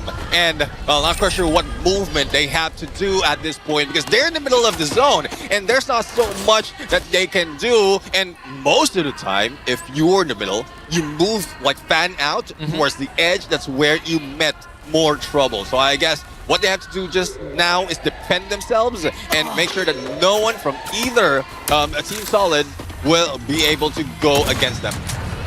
So then Cryo Mine being tossed out too. The blue zone will start engulfing some of these squads. PE Sports will have to consider that next move as Evos goes deeper into the safety of the zone. Fluxo once again avoids any kind of confrontation, but there is a possibility they run into AG Global. Heavy getting wiped off the game in 12th spot. Vietnam Titans haven't been finding any signs of life. Well, Evos right now managed to reduce the number of E1 Sports back to 1. And let's see if E1 can still fight it off. Seems like a long shot already, especially with how things are going for this team. But for Evos Divine, 5 elimination, it's a little bit slow though, compared to what we expect them. But if they're not surviving longer, I guess this is a good plan for them. Just wait for that opportunity to get in the latter part. But going into RQ right now, finally a battle, but a triangle battle between them and Team Solid as well as PE Sports in these specific compounds. We've seen 2 cryo mines being used, and I guess information has been revealed already. Now, there's no movement that is needed, especially as they are dead smack in the middle of the next phase. See that binocular scan on the radar too. See the Fluxo AG Global who scan Archway, and that could be that faithful rematch from Clash Squad yesterday. We'll check in on that in just a little bit because this 3-way fight might be a possibility with RRQ, PE, and Team Solid. Whoop! Another Cryo Mine comes through. That plushly easily taken care of by RRQ as they continue to hold down the fort. And now it is destined that the Brazilians and the AG Global from Thailand are going to get in a gunfight. But Fluxo says, not this time. We're going to back off. Yeah, I mean, probably they're tracking where AG is rotating, and similar to how they are facing the next phase or each phase of the safe zone, then that's where they found AG. Expecting that also they lost those engagement. They don't want to go off the script just yet. Probably what's working for them is the 15-minute mark, and that's where they start getting those frags. But for AG, great position for them, trying to move out of the way and clear view of Fluxo. And I cannot believe they escaped unscathed too. AG didn't get punished at all. In fact, both Fluxo and AG Global are turning their attention onto the deserted, isolated members of E1 Esports who have not been able to catch a break today. Fluxo gets to move away from danger and maybe even pick up a few points along the way onto E1 members who are basically just trying to survive. That grenade landing on the demon is going to knock him down as R7 now pulls the trigger, and they are the ones on the aggressive end. Can GOW hold them back? The glue wall goes down. DN comes in big time. And R7 stopped dead in their tracks. Joker remaining, and not so much that can be done. But it's such a risky move right there. And probably it's a timing and communication that was off because R7 moved as soon as they jumped in, through on those grenades. And there's a huge brick in that, and I think Game King is the one who received that damage. But Dion bringing back the Charge Buster, starting that fight between them and R7 and still ending it. Circles closing in. Vitin XP is holding one of the areas that Fluxo wants to go towards. GOW finds a breathing space with focus on the horizon if they go for this rotation. Fluxo once more touches down at a checkpoint. Evo's Divine right in front of them. If they want to move directly into the circle, there is PE Sports. And also Team Solid to contend with Russia. With the opener on the bobs. Reptile Rhythm coming through. Fluxo cannot hold up against the White Tigers in this exchange. And Evo's Divine have bet down on Fluxo. Slowly dwindling the numbers of Fluxo, probably denying them a possible grabbing that champion rush condition. But Fluxo will need to move because Evo's is also moving. Target still on them, but close to them is BRU. This might be a saving grace for Fluxo. Evo's Divine right now rushes through. Nades are being thrown, skills being used, and there goes Aim God. But Gold Shield's the one who brings the rusher from BRU down. Quick pick up being done by the Get High, and he's the one who is now on the ground. The grenade launchers, they're doing work. BRU, they're back on their feet. Rain needs to be able to pull it through. But Buriram United stand strong and they get the wipe. And they wipe the floor with Evos from that battle. But for MT7, oh my goodness, spotted, search, and it seems like he will not survive another cryo mine. And there goes Fluxo out on 9. And we still are not seeing them grabbing the champion rush condition. The window has closed for Fluxo, but it is still open for BRU and AG if they can make a monstrous run. With BRU having a higher chance of success. Yeah. Full squad left, AG Global. Down 1, a buy. Good headshot to Quaksha, but Team Solid should be able to bring it back up. We have 24/7 members left on the map, so plenty of bodies to collect. Putting in the body bag for BRU if they are out for points. Does grenade launcher in hands, gonna get narrow. PE Sports now tasting the Indonesian spices. LBT, do you want to take up this fight against 18 Dear Ma'au barricading himself behind the glue wall, and Abai is able to back him out whenever needed. A nade from downtown, focuses on elimination on the GOW as RRQ continues to hold back PE. And GOW being taken out of a nade, deep freeze, and everything else. But for RRQ, grenade launcher from the one and only Dudes, reducing them to only 2 damages received. Team Solid seems like they are being liquefied at this point. RRQ needs some time. Ma'au finally back up on his feet, as this is where it's crunch time for the remaining 6 teams. BRU and Falcons also about to clash in the 4v4. Ma'au takes an explosion, but the shrapnel doesn't take him down, and Abai continues to hold back Team Solid. PE Sports encroaching in the area. 18 Deer needs to back up as the blue zone is really starting to sting, but RQ still have priority over who gets the pass as BRU dismantles Falcons. Their wings are no more. BRU with 9 points and counting. Wings flip and stuck to 4, but the movement still continues for RRQ. Team Solid trap has been dropped and taken down. Hackno tries to fly through, but Dudes is a little bit too strong. Same goes with Mal, and there goes the monster truck, hiding them, using it as if it was a glue wall. PE Sports slowly being dealt with by Booyah United, and let's see who's going to win this battle. Either way, they will need to face a giant, and that giant is BRU. 13 eliminations. They have a good chance of unlocking 80 points by the end of this. The field is clear.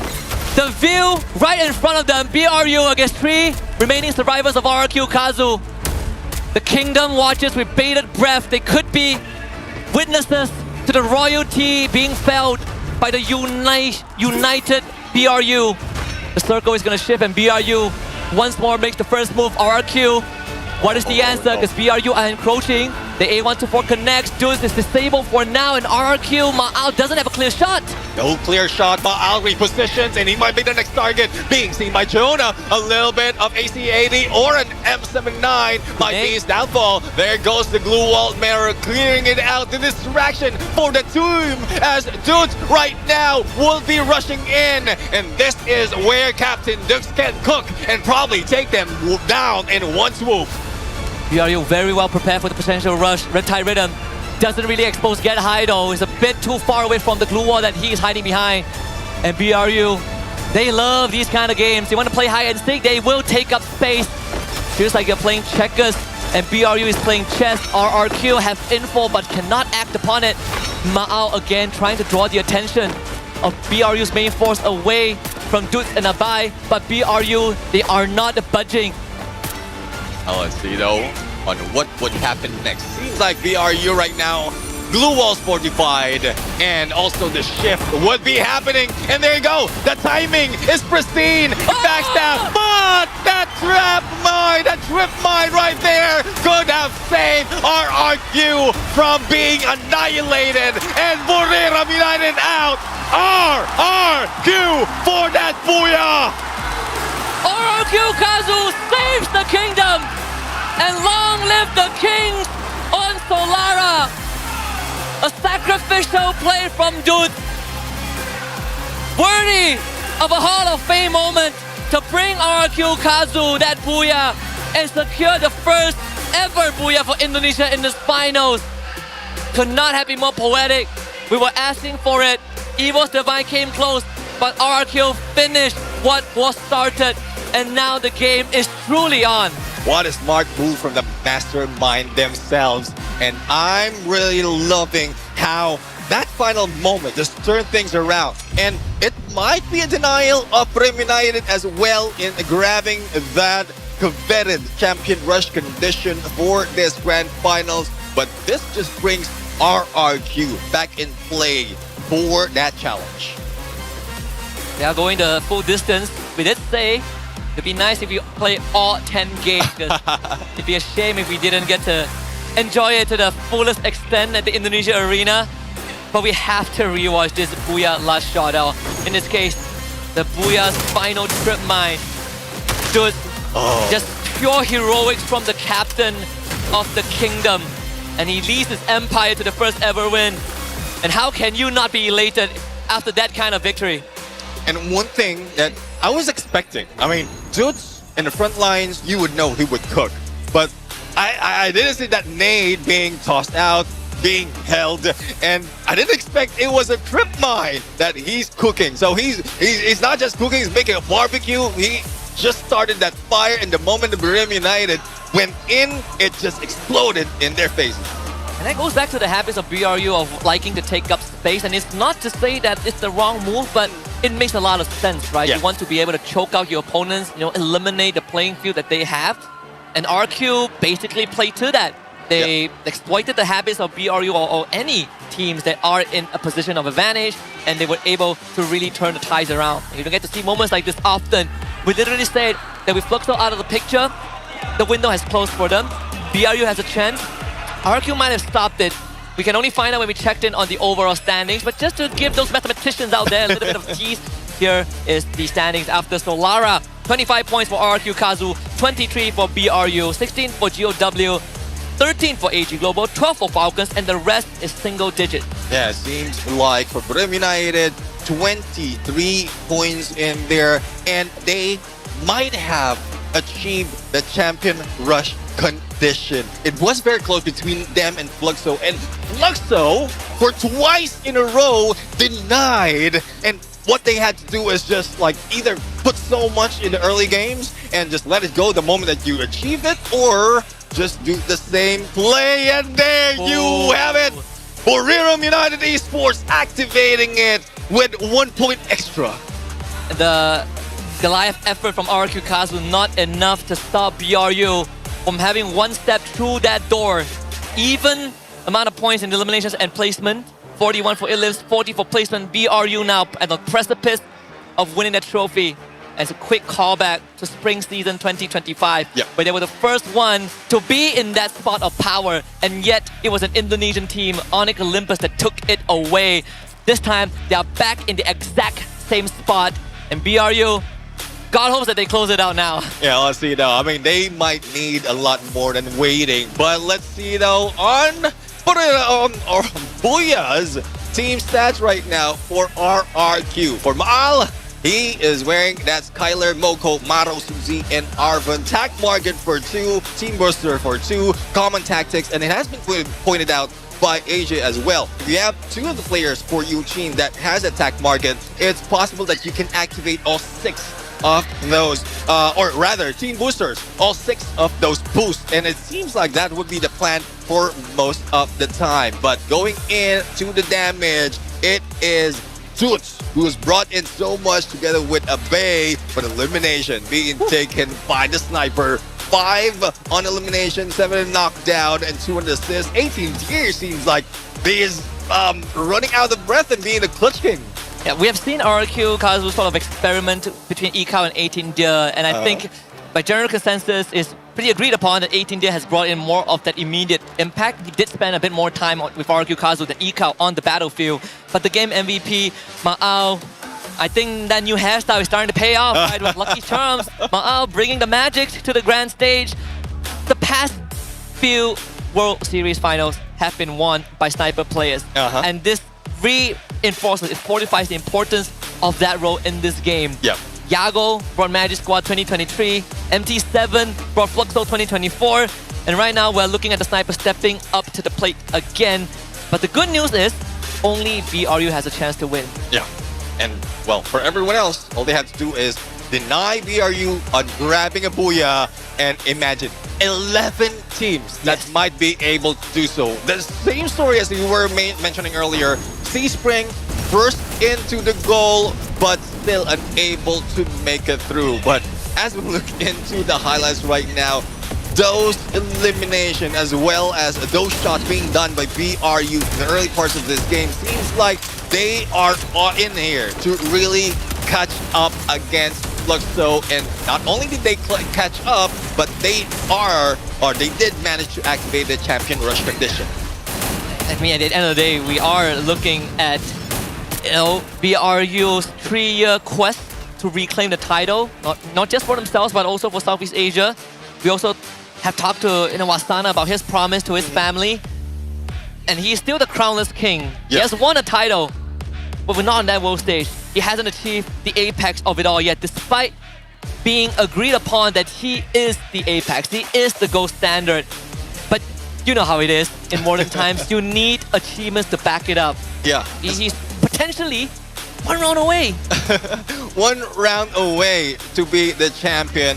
And let's see though on how the teams has progressed all throughout to that final moment. And even a draw spot, I mean, keep mentioning about the hub wherein Brim United is slowly pulling away from the long approach and waiting game, but it seems like even the face of the circle is gearing towards them. No need to move in most instances, and they are still in that area. For RQ though, the same story, but they have to go against TS, Team Solid, and PE Sports before this final moment. Yeah, they were fending on multiple teams, and the odds are stacked against them. Right? It's a 3v4. RQ has been in this exact spot before, where they were down and they were not able to kind of come back from it. And they've been in a spot where they had the numbers, but they still sort of got clutched by an opposing team. Not this time though. Dudes went against the current and was able to give RQ Kazu another chance. Sadly, that other chance can only come true if everyone else bands together and, you know, take out BRU. Well, let's see if that would happen, but I can't take it out of my mind. Even Steffi couldn't stop that trip mine from being triggered. I mean, it's not a throwable after all, so it's still in there. And I guess that's why they have been dubbed the mastermind in Southeast Asia, because those quick adjustments, playing those tricks, the bait and switch, and then that now a trip mine. And I won't be surprised if a lot of teams will be using that in best timing if you know that your opponent, or if you bought some time like Maal, understand how your opponents are going against you, then just time it to perfection. Yeah, I mean, he had to have the courage to make those distracting plays, right? I was scared for Maal when he was sent out like that, but it paid off in the end, and we are going to Kalahari for game number 6. It could end here in the desert with BRU lifting the trophy, or we start spinning the roulette and hopefully go all the way to game number 10. Either way, Kalahari is RQ's stronghold, so maybe the Kingdom can now ride off that momentum from Solara and take game 6 to put themselves in the same playing field for champion rush condition. Yeah, looking at past performance for Brim United, Kalahari, they are 4th from the bottom when we look at just the global finals. So again, this might be a play we're in. Let's not show that much in this situation, and then they will not be targeted. But once again, Brim United has achieved and triggered that champion rush condition, and The only thing that they need right now is one Booyah. One Booyah. And just like yesterday's conversation, the whole theme of the Clash Squad Finals, the finishing line is the hardest to cross. Yeah. It's not how you start, it's how you finish. BRU has tasted that at the start of the year during spring. Look at that trophy. Oh my goodness. Just the radiance of it. Sitting right in center stage, and BRU aren't that far away from it, you know? Same level on stage, they're closest to the podium. All they need to do, get the Booyah, and they can just throw over and lift that trophy, confetti rays, and they are officially 3-time world champions. Oh, what a story to be told. Or they can literally jump the fence, grab that trophy, run away. But how far can they run? I don't know. I would support that idea wholeheartedly, but after being stopped from going back to our own talent room today, I can confidently say that security is pretty tight, airtight in fact. As well as though you can't really run away with the trophy unless you win it fair and square. Yeah. Well, let's see now. I mean, I really love how the teams like earlier, Fluxo managed to pull away from all the tension, the cheer that's coming from the crowd, and they were there in that fight. Now, it seems like those cheers of pressure is building up against them, especially when Buriram United is involved. And Buriram United, like not faced at all, tenure is on them, and also the hunger of being the next champion this time around. Sometimes for a team that's been at the top, it's hard to find motivation to continue winning. BRU have sort of went through that phase, but I think what also drives them is the fact that they are no longer the most talked about team, right? People have sort of turned their attention away to Fluxo and also rising stars like Evo's Divine, RRQ, E1, R7, and then BRU becomes sort of just a part of the convo, or sometimes an afterthought, but they did what they always do. They remind everyone that they are still one of the best in the world. And only Fluxo has been able to match up against them in terms of world title achievements. But Kalahari could be the end point. We'll see if BRU can close it out based on the statistics. It's highly unlikely, but we've seen more impossible things happen. Let's hop into Game 6. Heated game in a heated map like Kalahari. All those ledges, all those high ground and open areas might be the downfall for those achieving or trying to achieve the champion rush condition, or also for Buriram United, who's very close to be declared as the champion. And I'm really excited on how the flight path is going to look at this point. If this is something that would throw off or skew that throw off those rotation as well as positioning, then that might be the chance that everyone else have against Buriram. It was what you proposed earlier on, rolling the dice, and you know how desperate are the teams to do so. Maybe when someone starts getting into the champion rush condition to win the whole thing, that's where you start getting a bit jittery, you know, then get a bit paranoid about what's to come. BRU though, in this Stone Ridge drop has sort of been a common spot. Are there any anomalies here? Well, at some point, BRU is still on Stone Ridge, but we do expect that Fluxo would be very close. I was expecting that Fluxo, just to make sure that they are, like BRU is denied of that Booyah, will go for a hot drop, but I don't think they will be risking it in this situation. But Evo's Divine right now, and a glimpse of probably taking down AG. Coach Hill is already in the area, but SKS pulled out by Team SR, and we know that that can bring in the damage, but unfortunate for Team SR, doesn't have any backup quite near to him. Evos has also isolated Cypher. So it is going to be the all stacked against AG Global's Russia, and Russia makes quick work of him with the Bison in hand. First blood for the White Tigers.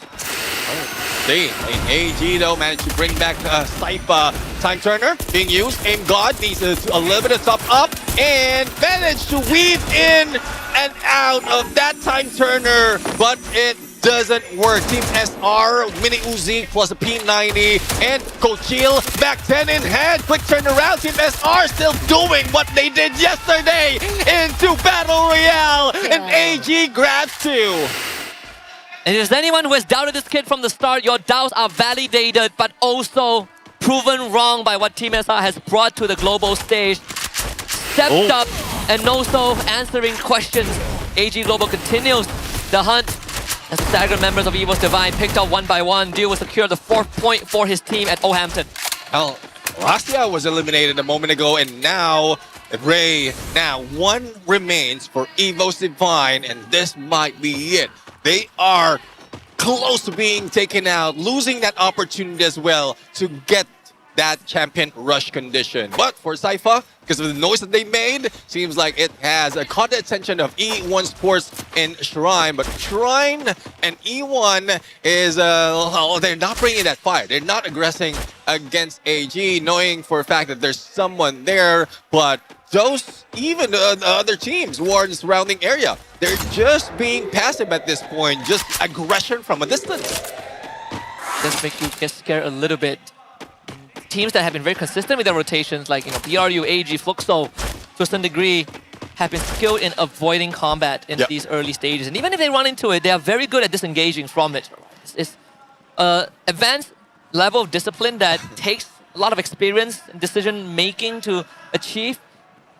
But like you said, AimGod really doesn't have anything, and that's the cons about Kalahari. Yeah. If you put yourself in the bad spot at the very end, at the very start, you can only hold your breath and hope for the best. Yeah, still have that 400, and if the timer hasn't run out just yet, then he could revive at least one. But Riptide with him and everyone, and there you have it. Evo Divine eliminated on 11, the first team in Kalahari. But battle's not over just yet. It's until BRU gets close to that Booyah. That is where they can call it quits. Oh, right now, AG still on a roll. I think they want to go for the same run that they did earlier, a 30-pointer or 35-pointer in one game. If they achieve that, this game is going to put them in champion rush condition for sure. Time turner is going to go down, explosion comes through, Vitin and both Vitins taking some chip damage, and the other one's winning out. Byros is already eliminated. Duel now going to go on Leon. What? Is that fight? We wanted E1 to come alive, and they are showing us that sign, but Cypher is a problem, and Leon eliminates that problem. AG Global are no more on Kalahari. Now a little bit of revenge from Brazil into AG Global. Contention very close, points very close, but not close enough. For RQ though, they might be able to at least wing it. Wait until the final moment, prepare their mastermind plan, and that's where they start to farm in the latter part of the game. But all they have to do is just get away from this hit list that is unexpectedly a little bit longer. Imagine, that's 3 minutes and 40 seconds, and it has been running for the past 20. It's also another elephant in the room that I think we gotta address now before things get chaotic. If the teams keep on fighting so early on and getting a team wipe, well, imagine how happy BRU was going to feel. Getting close in there, not so much contention. I mean, they will be able to go for a smooth run towards the final circle, and we've seen them in their the strength that they have when they have a full squad. So let's see if that's something that they will be receiving in a bit. GOW though.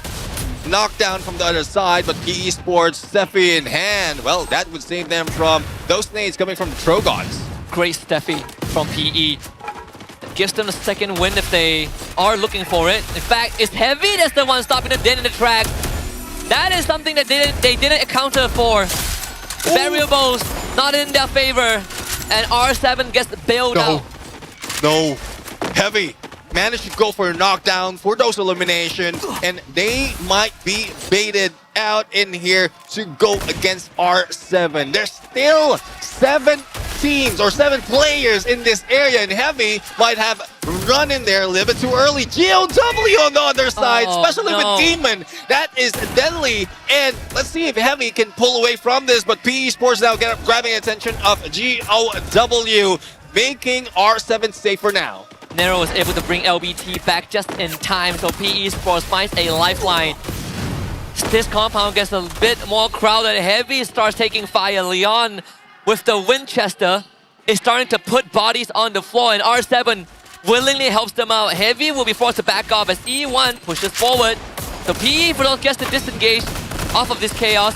Heavy will have to reconsider the options. GOW not willing to back down and turns onto Della, but Heavy also takes the damage. A 4-way fight. 4-way fight. Let's see if they can get the compound similar to what we've seen earlier. And yes, it is it. This is it. Bayfront occupied once again. The play for some teams is grab a compound, hold on to it towards the end, and it seems like it would be chaotic in a bit, especially when E1 Sports pulls away from here. They just sense how much pressure can be brought in by teams like R7 and Heavy. BRU just arrived at the horizon too, with Fluxo behind them. Ma'ao gets a great snipe onto Nero. PE Sports continues to suffer in this game. They did get a full revive earlier on, and they will do so again. Lao Ho bringing his teammate back. So PE Sports gets a lifeline, but we are 8 minutes in. So the margin of error starts to shrink for PE Sports. It might turn into just a survival game with the lack of arsenal left on the map. It's just unfortunate we don't have that much in this game.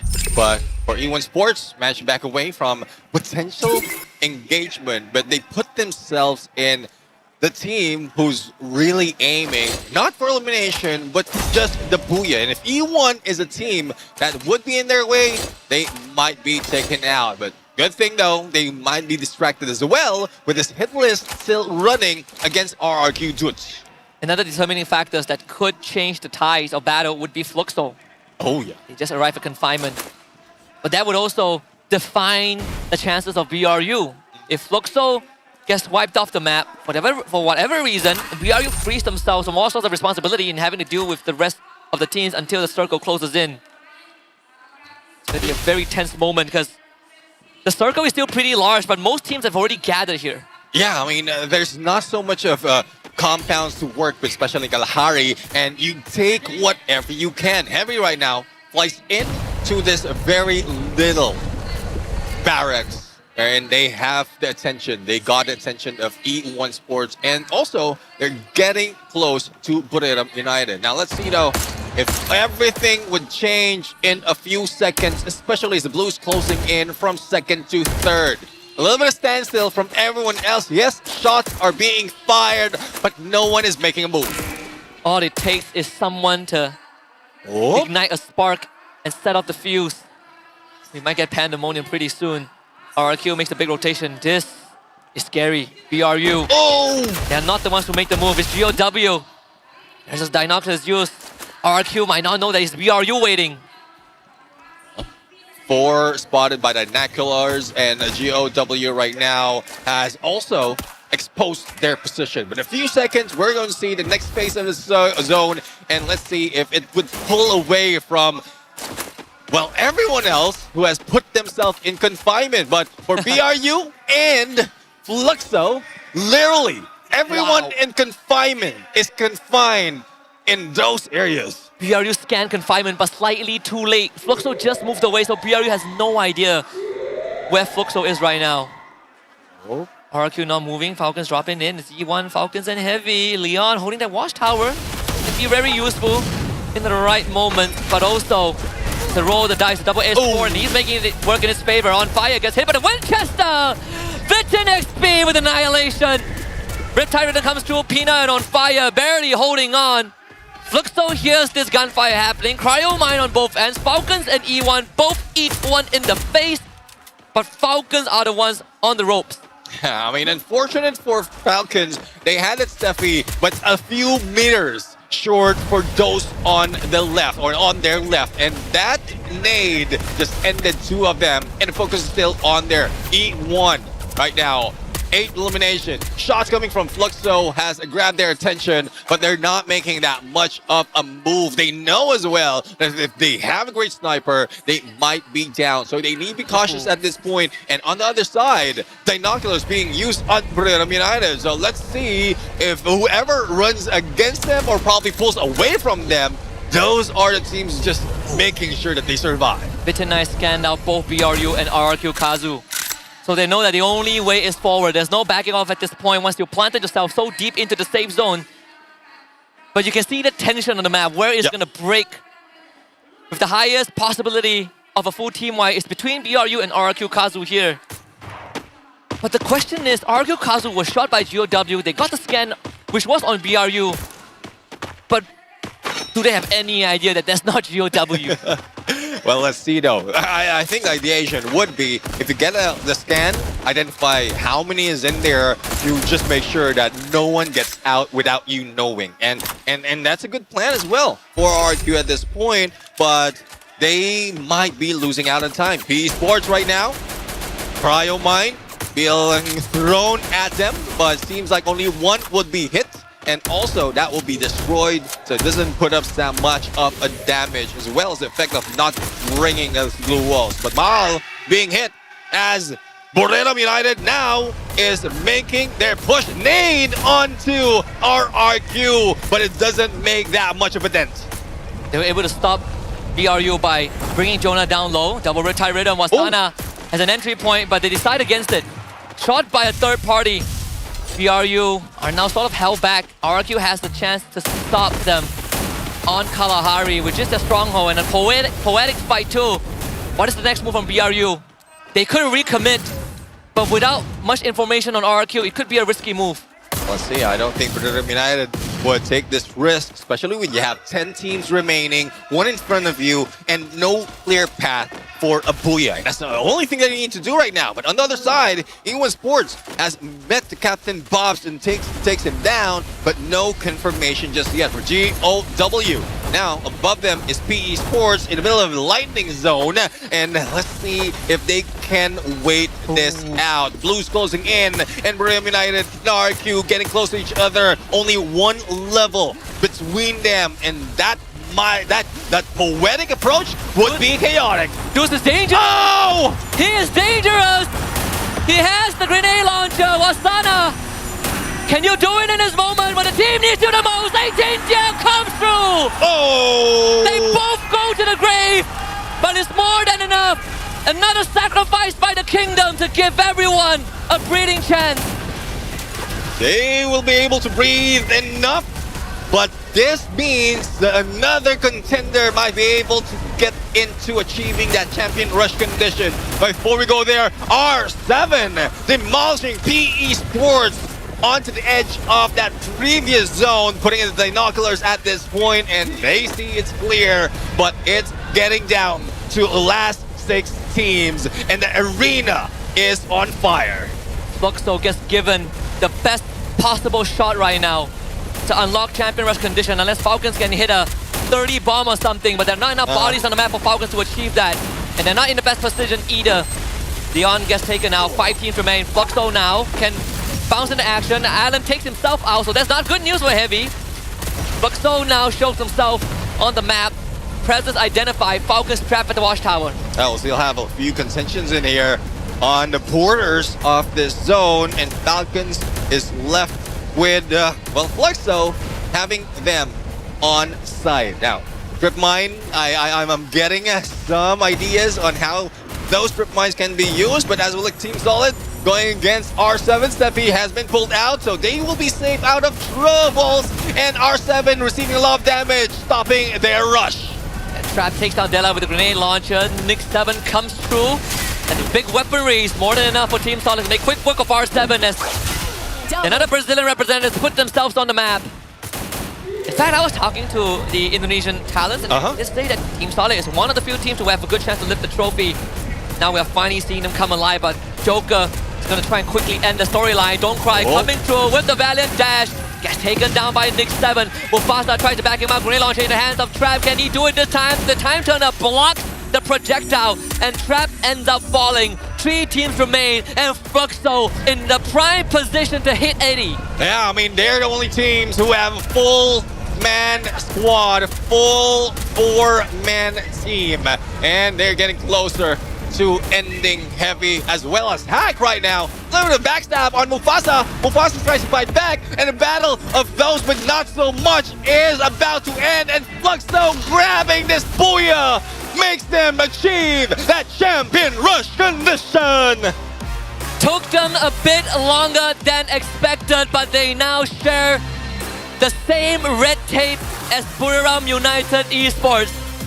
Both 2-time world champions looking for their 3rd title, a 3rd for BRU, and the 3-peat for Fluxo. And it cannot get more poetic than this. The only 2 teams that have the potential to win it by Game 7 are the 2 teams looking for their 3rd. Let's see now. The rivalry continues when we thought it would be in a slowdown or in a standstill, but this is what top dogs are made. When you put that much of pressure, they bring everything on. And yes, that's what you did mention. Might have been a little bit too late, but still in a fight. So Fluxo is their tug of war against BRU. Yeah. This tug of war has come a long way, and it would be quite a story to tell for the next 5 to 10 years, no matter how it ends, because the Fluxo are back in it. They're back in the game. They were slowed down a little bit. AG Global, thought them dead in the tracks, and then game 5 didn't work out well.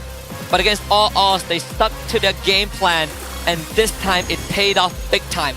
On a side note, also, Dude has done it 2 times in a row. Yeah. And he is now the mortal enemy of BRU.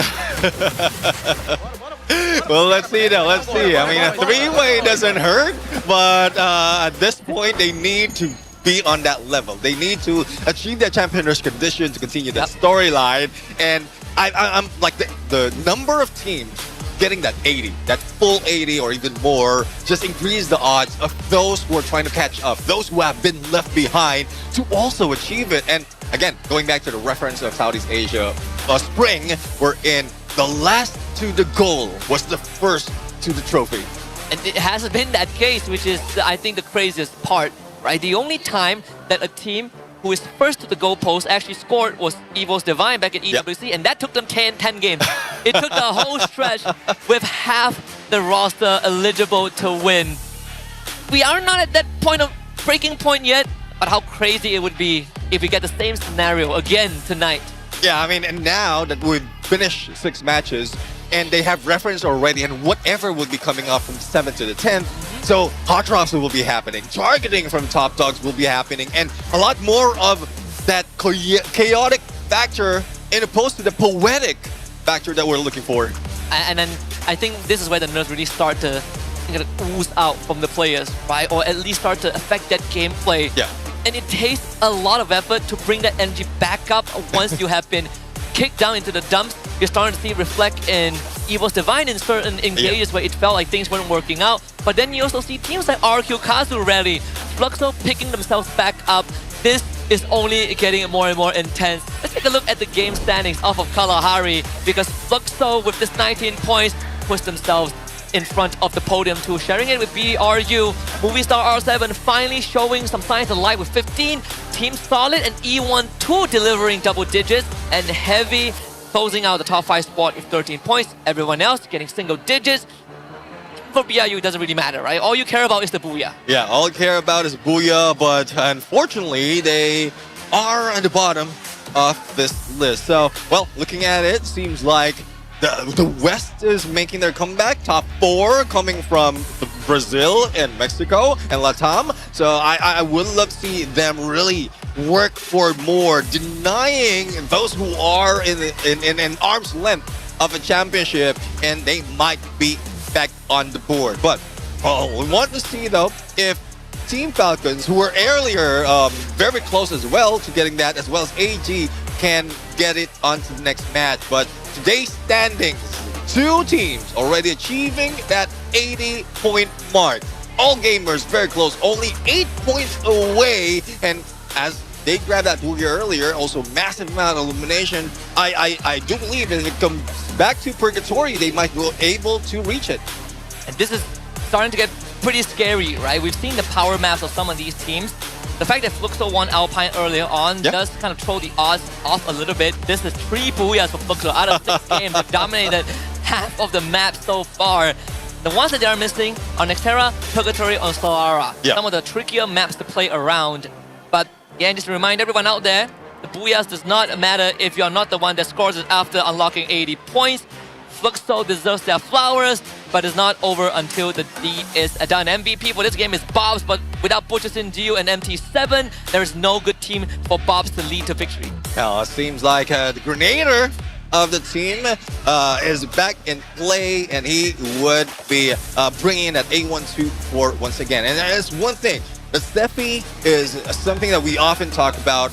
very crucial final moment. We've seen the threat of the grenades being used right here, but Fluxo still, if I'm not mistaken, they haven't made any changes from game number 1 as well as the third Booyah that they've grabbed. Yeah, they have been very consistent in the game style, and I think it exceeds beyond just comfort, right? It is something that they've been practicing and perfecting their craft. It's like a chef, you know, gotta cook that, cook it to the temperature. I want to say well done, but that's heresy. Not high elimination count for Fluxo. They were playing it very slow and safe, but it's just enough, like what we projected, to get them past that 80-point threshold, because they were so close, right? It was 65, and then there was 70. Just a win, or even just a Booyah without eliminations would do the job. Well, we'll see though as we bring you the MVP, our Captain Bops, in the mix with 3 elimination, 20,017 on the damage, 2 assists, A124, very crucial in the final moments, especially those disabler that has been thrown into this game. Suzy, Alvaro, Moko as well, a combination of support and a grenader, and if in case you can also give out that information, tactical market at M79. And again, and opposed to or going against Jonah from Booyah United, these captains would really love to use those AoEs. That's sort of what Deuce did, right? We saw it, we could see it bubbling. Deuce, you know, he kind of flashed it on the screen a little bit. When push came to shove, Deuce came in and he just kamikaze it. And it paid off again. Look at this! Dude, right on it with that grenade launcher. I mean, BRU, it has to sting. Wasana in 18th year, this was just a HP difference, because honestly, if Wasana had a bit more health to work with, maybe we would have seen BRU gone a bit further. Still, that's the nature of competition. You really cannot, you know, rest on your laurels until, as my friend likes to say, the fat lady sings. So in this case, the Booyah secure that victory.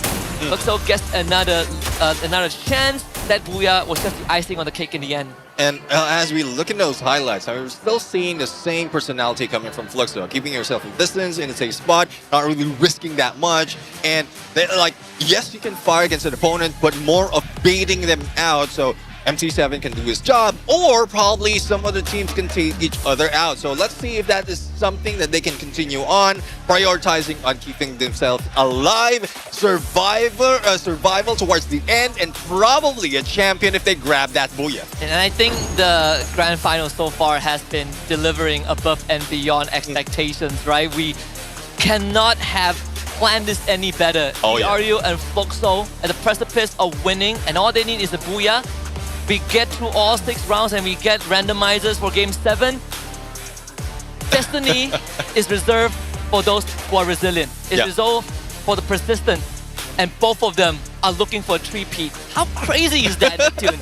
What are the odds wherein the teams who grabbed that double already and who has been fighting against it like for the longest time are here in this situation? Whoever gets it next, whether it's Booyah United, Fluxo, that, as you often say, like for today, it's poetic. And I really love this storyline coming out from the Global Finals. I mean, you know, BRU is looking to reclaim that throne, right? Rebuild the whole dynasty of Southeast Asia. Whereas for Brazil, they don't want to let it go that easily. They want to extend the dominance, because back then the first ever champions was Corinthians. It was the Brazilians that put this on the map. So it's going to be insane, but we got more games to come. That's it for us, right? Husky Neptune, we're going to sign off, but there are more games to come. We're going to hand it over to our lovely host, Yunso and Conchita, to see what they're up to with the teams, and we'll catch you back later with more games. Alright everyone, it's Yunso here, and I'm here crowded a lot with our RRQ fan base here. So hello, can you introduce yourself and which team are you supporting today? Hi everyone, my name is Angelia Christie and I'm brand ambassador of Team RRQ. It's very powerful right here. Okay, so RRQ now has 95 points, 21 away from the champion rush. Do you think they can go past 80 points in the next game? Oh, I think it's still possible, and I think RRQ Kazu can do it. We believe in RRQ and we believe we can do it.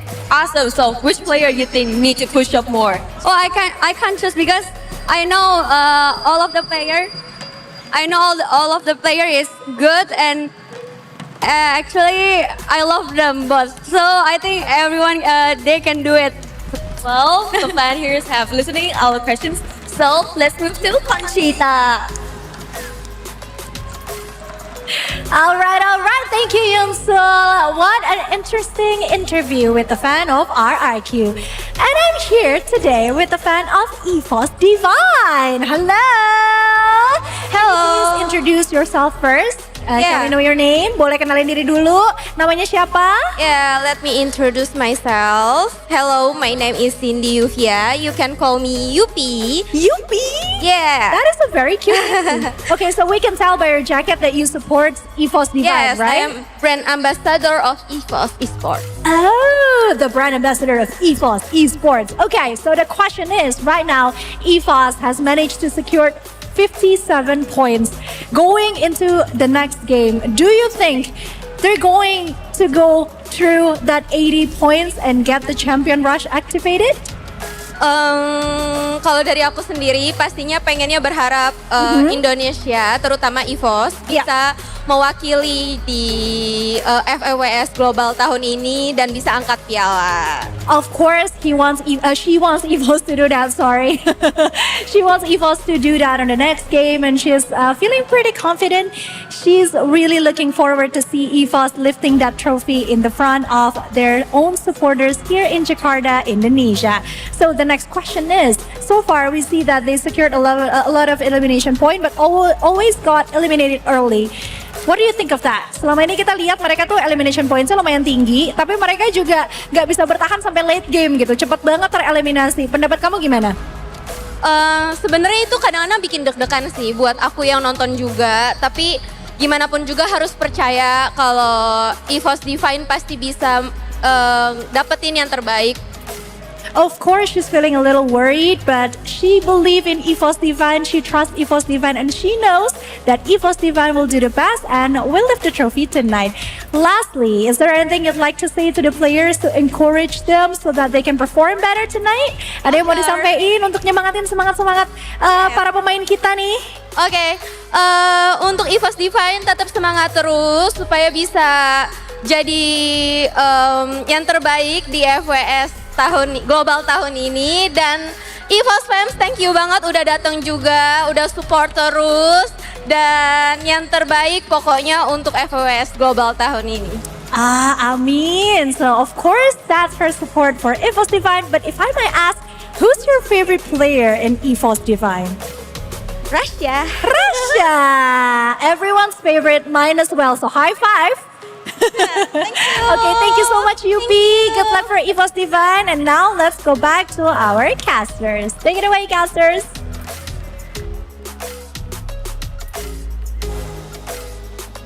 And there you have it, Yoon-sul and as well as Conchita. Thank you so much for the interviews with the fans who are dedicated to making sure that their teams are going to be playing up on that stage. We're back once again, and of course, it wouldn't be a Free Fire World Series if you don't take it all the way. Game 10 is what I'm hearing from everybody in the room. Absolutely, man. Every single caster from every single region is just asking for a game number 10. But the question is, will the two dominators, the two predators, the two lethal squads, Fluxo and Buriram, allow that to happen? They started off the day hot, and it looks like they want to end the day hot as well. Hey, big shout out to Husky and as well as Neptune, keeping the seats warmer, making sure that you guys are accompanied the entire way as they build up the story for us. And makes our job super easy, but my God, is this going to be one hell of a battle. Now, with two teams already at the champion point and other teams looking to catch up, the gap is big, but it's unfortunately not two maps big enough. Yeah, I mean, this is exactly what we're looking for. But thank you, Husky, thank you, Neptune, for giving us the pleasure of closing out the show, because this one could have ended early, could have ended a little bit premature, but thank goodness there's still a lot more chaos in store here in the world of Free Fire. This global finals is just getting started. And usually, if we look at history, it has never ended on a Game 6 once this champion rush condition has come into play. It has gotten dragged out. Game 8, Game 9, but we have never seen a game number 10. Maybe today is that historic day. I mean, things could be shaken up here in Indoor Stadium Senayan live in Jakarta with everybody watching as well. And if it does push up into those dangerous territories of Game 8 and 9, everybody else in the middle of the pack will start to achieve those points until everybody in that final circle could be the next champ. And of course, the best way to mess this up now for Fluxo as well as Buriram is by playing it slow. I mean, slow and steady does not win the race when it is Champion Rush. And obviously, Buriram, they wanted to keep every single thing that they've been collecting in terms of loot for the final battle, but they fizzled out way too early the previous matchup. I expect to come out the gates bursting on fire this time round. But which map is it going to be? Is it going to be a map that's favorable to these two titans? Oh, let's find out here. It is time for the map selector here. Woo-hoo! We get Solara here on map number 7. GG.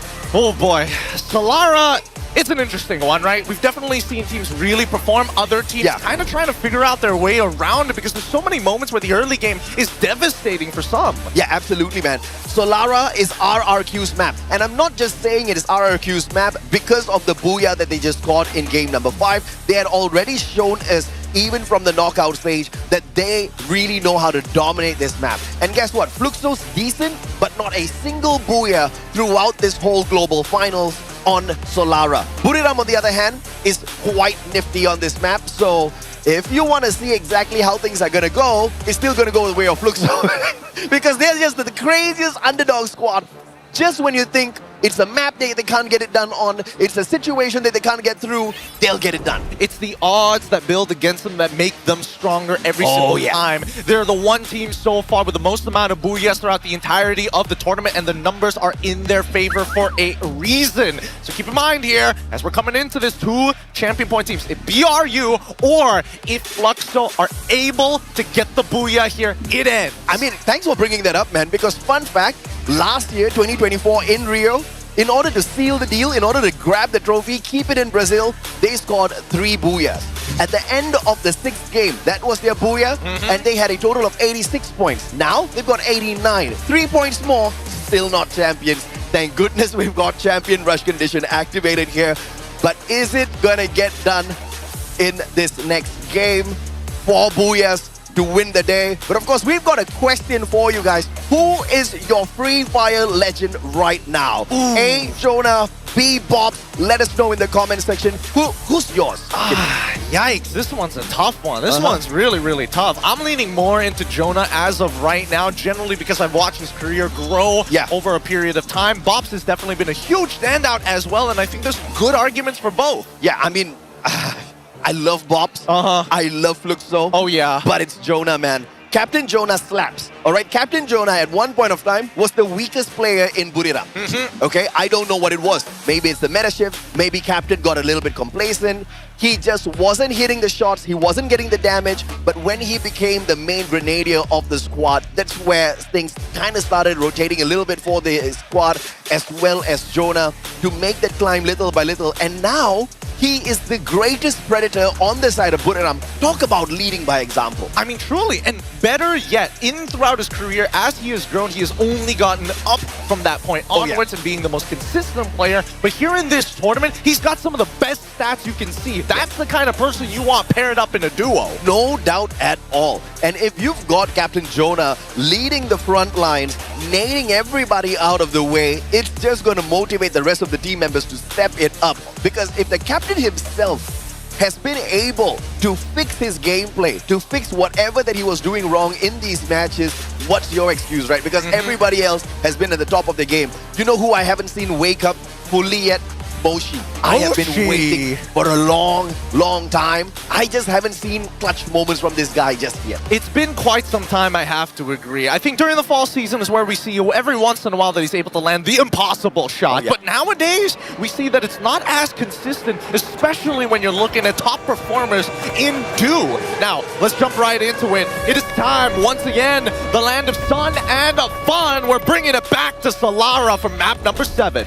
Up and on into the map where squads just have not found full dominance, full control, full mastery over. throughout the competition, a total of 7 Booyahs. And every single Booyah on this map has been from a unique squad. How about that?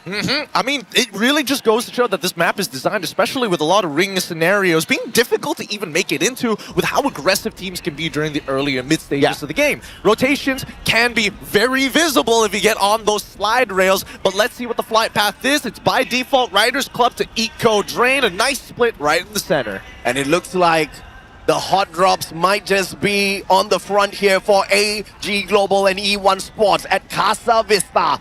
Pow dropping far away, and this could just be that insurance policy for the squad of E1. But AG, will they crawl big time?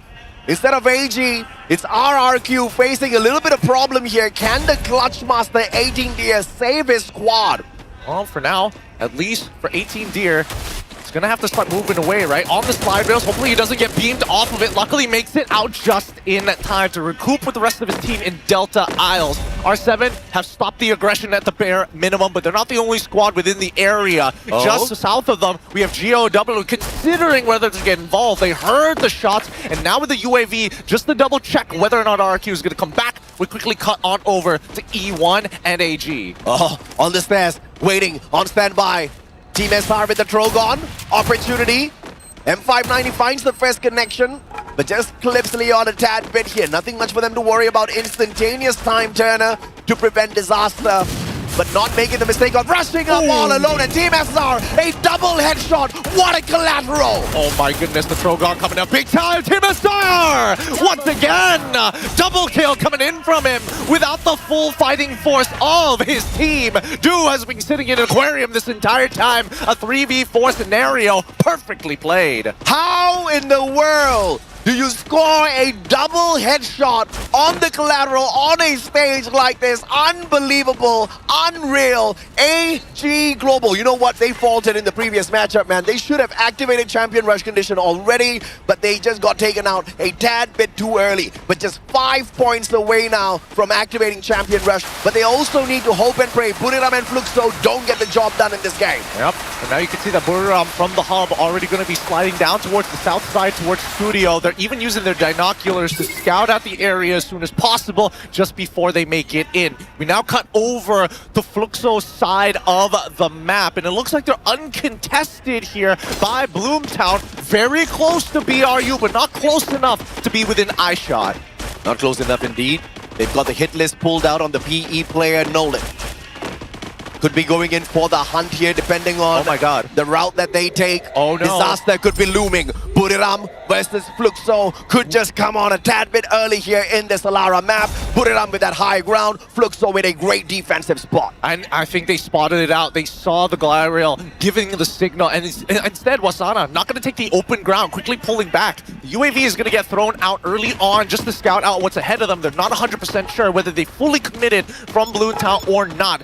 But with the information that they have on PE Sports, who have moved down towards the southern side, closer to Casa Vista, we're going to see whether Fluxo is going to take their time with this. Right now, the ring wide out in the open. It's anybody's game. So I like the play here from Fluxo, getting the hit list out and avoiding the nearest squad, but out of the pen, potentially into the fire now because they avoided engagement with PE Sports and unfortunately put themselves right beside Booyah, who you can see on that mini-map, just edging closer and closer to Fluxo. Now the squads out there have no idea who they're going up against because there is no information whatsoever on the elimination list. We've disabled that for the squads already, so they're working blind. They don't even know who they've got the hit list on. Oh, and Du, he goes down straight away. Luckily, Du was by himself, right? Holding on to a spot for allowing the rest of AG to go down to base side, loop back up and find whatever they need, but they're going to bring back Du almost straight away. So again, no loss, no foul. Now they know that RRQ was coming in from the eastern side of the ring.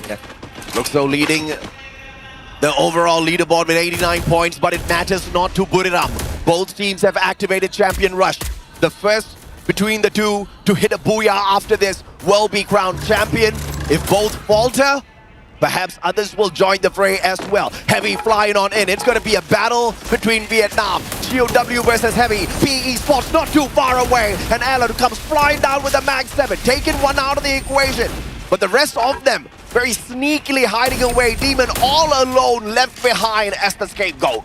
Demon Has to try and hold his own, trying to buy as much time as he potentially can so that his teammates can actually go for the buyback here. And here comes P Esports getting involved as Kabi's the first to go down. Don't Cry and Allen, he gets chunked to half. Allen so close to death and finally gets him on his knees. Don't Cry and Mufasa are on the run.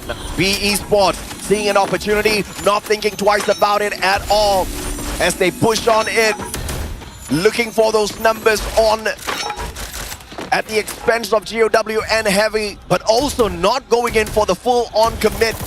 Bloomtown about to be popping here, and it's just Vietnam in action right now. A lot of these teams have already tried to read into the ring. Everybody wants to be by Bloomtown as of right now. Everybody who isn't there in time has taken all the outer areas. TV tower, archway, studio, all of it being encompassed here as we see down. Oh wait, hold on. GOW as well as P Esports, they finally broken away on that northern side. And now RIP, the first to go down with the help of the launcher here. And GOW managing to at least recover RIP and Dian as they continue to fight PE. A great revival coming on through. Valiant dash straight in, and LBT in a one-way-two situation. Man just could not get away. LBT took advantage of that. And the instantaneous revival onto Laho as well. Demons the next one on the list.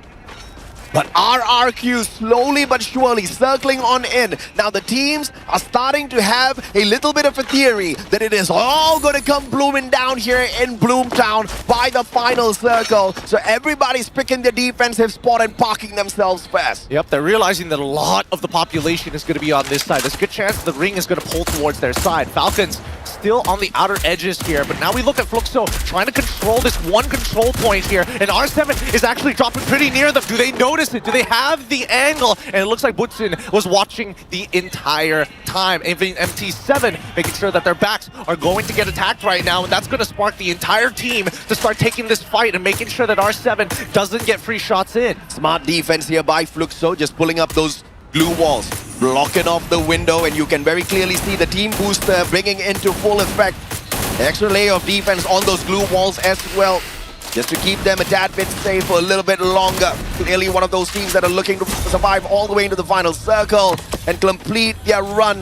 The three-peat champions, that's what they want to call themselves, and what would be more impressive is doing it back to back to back. Right now, here by Eco Drain, we see that AG Global trying to face off against EVOS Divine. Currently going to be the elimination leaders, and unfortunately for Ray, he goes down instantaneously. It's going to be a difficult recovery at this point. Not a lot of POIs and revival points still available as Aim God is trying to pull AG into a wild goose chase. And even EVOS is not too far away from activating the champion rush for themselves, even though they are in the 6th spot. All they need is 18 points. That's not impossible for a squad like EVOS, but in a lobby like this, with so much of chaos breaking down, circle after circle, it's going to be tough. And there's a high probability that Bloomtown is going to be, once again, the center point of all of that chaos, all of that pandemonium. And if teams like EVOS as well as Heavy want to be a part of that pandemonium, those revives need to come through now. Now, we're seeing all the other teams who are not within Bloomtown sit by Studio. There's plenty of spaces to kind of hold yourself in a nice little corner and wait out until the next ring decides to show itself.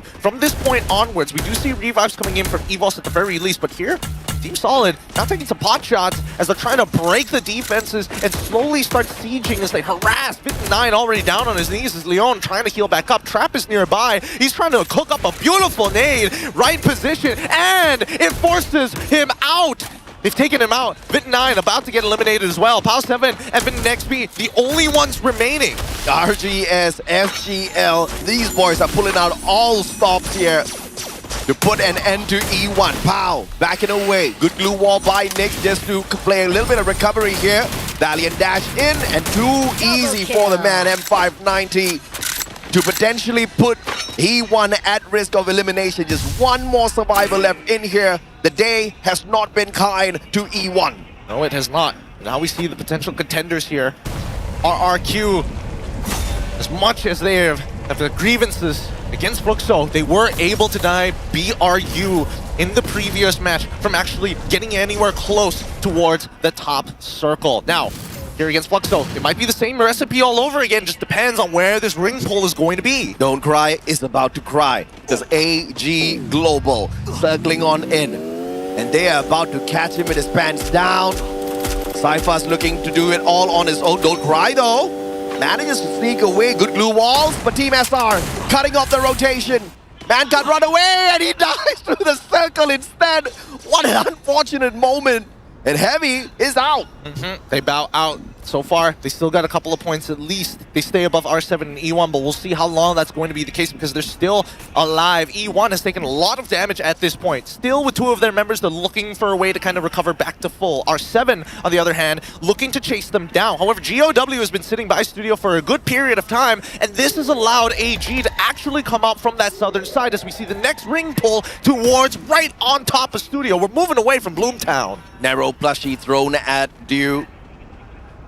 Chucks away at his HP just a tad bit here, but the plushie taken out instantaneously. And Buriram will have to wait for the refresh on that active skill. Not looking like they want to take an aggressive approach up against their opponents just yet because too much is at risk. They want the Booyah. They can't go down now. 11 teams still alive. Oh, LBT is chucking out Guaxa and Nyx at the same time. One-man army, and the A1 finally connects. Nolan can only support, but they don't find a single knock despite everything LBT risked for. Rahul able to recover, but he's not in a good position here. The blue is going to push it even further, and now that they've stopped and know that they don't have any cooldowns, they're going to start cutting them down one by one. That's Nolan and LBT taken out. Yeah, brilliant pop of that A124. The timing was perfect, and Team Solid initially on the low ground, but hippity hop like little bunnies, they climbed up that ledge and popped every single player right after activating that A124 skill.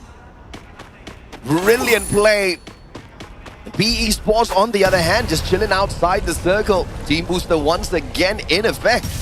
EVOS, they took a little bit of damage, but they were managing to recover no problem. Now they've dealt with a very fresh Falcon, who again, no resets whatsoever. They've got equipment to work with. And EVOS, how many resources do they actually have? Blue Wall Melters are out. A1 only connecting onto one player so far. Keroro looking to try and deter them with their own nades, but so far, based on what we've seen, they know that the left angle is covered by Limit as they break it open, and now pop it over. The Dimitri 2, they're looking for an opportunity to come flank on the right side. Unbelievable play. They turn the corner. Aim God walks by with the help of Cochil and Tapina, and as well as Keroro. They open back with a valiant dash of their own. Pina tries his best, finds Cochil at the very least. Headshot coming in from Limit, and that is going to be that. Turning this into an awkward fight for Keroro and Limit, and Limit gets knocked unfortunately as well. Ray backing away, Rastia, and now Fluxo coming in to pick up the final pieces. Riptide Rhythm breaking down the defenses of Rastia. That catches him off guard. MT7 nails down the sniper of EVOS. Sniper versus sniper. But Rastia had his back turned, and EVOS does not activate Champion Rush condition on this game. Fluxo, on the other hand, getting closer and closer to that final circle. But the next contenders are going to be tough to take down. Pina, Keroro on fire. Falcons, this is an opportunity for revenge. Oh, Gio, he gets blasted by On Fire, and now Bobs is down to 1 HP with the help of the healing UAV. He tanks a little bit more. Keroro goes down. MT7 puts in on that last target, and then there they have it. A good headshot to close it out. Falcons are eliminated in 9th. Their banner burns to the wind. Falcons are eliminated, but all because of the team booster. They're able to tackle the zone damage just a little bit here. But the final player, a sliver of health, sneaking on in. He's in the circle, but the rest of his team members are sacrificed. Vending machine in the hands of Buriram. The fate of Fluxo in the hands of Buriram. Fluxo, one member remaining. Was it worth it? Was it worth losing 3 to fight in the blue, in the middle, as the clouds were already he's going for it. What's in? He's going to try and turn the corner. He's got to disrupt BRU. He's got to at least take one down. There's no way they're going to get another revival at this stage of the game. It's already too close. And now we see that BRU slowly working their way into AG and as well as GOW as Wasana takes the lead. Trying to make sure that he can claim the space. Sees RIPCs too. Valiant dashes forward, locks them out. This is a perfect scenario as BRU now don't have to worry about their backs anymore. Butchizin was as broke as hell. Could only bring Bobs back into play. And they're trying to look for a better spot on that landing. But Buriram trying to rotate away, ended up rotating towards the mighty squads. AG, Movistar R7 right in front of them. This might be the end for Buriram if they put that wrong foot forward. Movistar R7 turns around, Dew finds Bobs, Fluxo, and their opportunity for a Booyah just went down the drain. That's confirmed as Butchizin is found as well. RQ! They blow Team Solid out of the water here, but now it has come at a cost. Abe gets sniped up by Jokers. R7 controls the lower ground, facing against BRU. Hax is the first to go, and Wasana finishes him off. They're trying to break through as Della is the next to fall, as Wasana has created so much space. BRU are on the cusp of closing this out. R7, no limbs, no appendages. They must hold on. That may be the case for Buriram, but AG Global up top. They are split up right now. Jump pad will allow them to quickly reposition and slowly rotate away from Buriram. But now they're right in front of Buriram, and this could just become trouble for AG Global. What was on their side now is against them. But the timing just could not be played any better than what they just pulled out, because the circle forced the move. BRU now must be patient. If they have to leave people there, fine. R7 finally gets eliminated. RRQ is the influential force. BRU is the only team with all 4 members still alive, and RRQ just lost another leg in Dudes. 18 Deer must hold on, and now you can see that AG need to get in on the mix, forcing it into a 4v3. We saw what they could do in Clash Squad. Can they make this happen one more time? Now is the moment.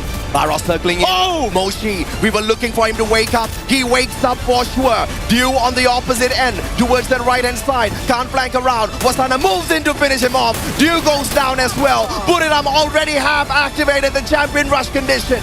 This has to be the moment. Sci-Fi's the only one. Yesterday, Dew got the 1v4 clutch. Can Sci-Fi do the impossible here as well? Boltmaker pulled out. Those lightning strikes hitting down one after the other. And Buriram, your 3-time world champions, after not waking up in the competition for so long, after not waking up in all of these grand finals for so long, making everybody wait. The casters, the survivors, the audience, their fan base, on the biggest stage of them all.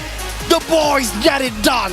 They have crushed the doubts. They are shining bright, and now you can see it in all of its glory. Wasana has the crown now. BRU are on top. Free Fire World Series 2021 Singapore.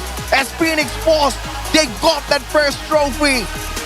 As EVOS Phoenix in Bangkok 2022, they become the 2-time world champs. And then it was all about Brazil, Magic Squad, Fluxo, Bangkok, Rio. But here in Jakarta, they pull it back. The trophy goes back to Thailand. And all of you guys go back to the stage to celebrate. As survivors, here we are, the end of a journey for our 12th world contenders. Each team has fought with heart and honor, but tonight hanya satu yang berdiri di puncak dunia. They have conquered every circle, every challenge, crushed every doubt, and burned the brightest. 12 teams entered, but one, only one, will rise as the best in the world. Every shot fired, every strategy made, every risk taken, semuanya membawa kita ke momen ini. This is the grand final. The lights, the fans, the pressure, all leading to this one moment that defines greatness. Jakarta, are you ready? This is the moment of truth. Ladies and gentlemen, inilah sang juara dunia kita. Your Free Fire World Series Global Finals 2025 champions. Lift the trophy on our count. 3, 2, 1. Congratulations! Buriram United Esports!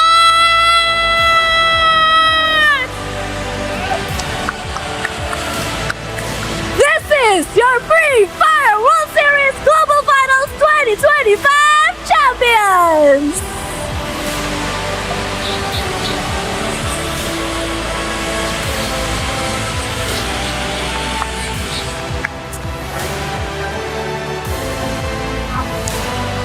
What a sight to behold, our new world champions lifting the trophy high.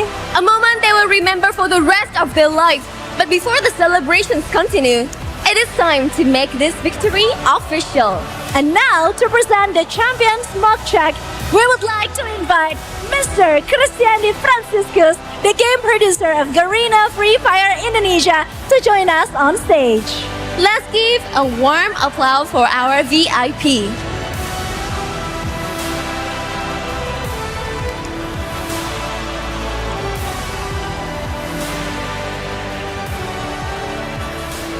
Sekali lagi selamat untuk sang juara dunia.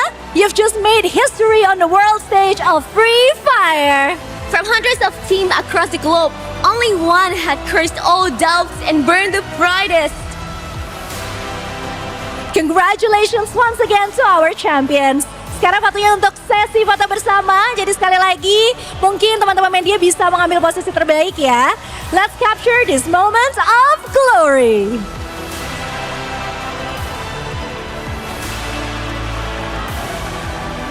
Congratulations once again, Booyah United Esports!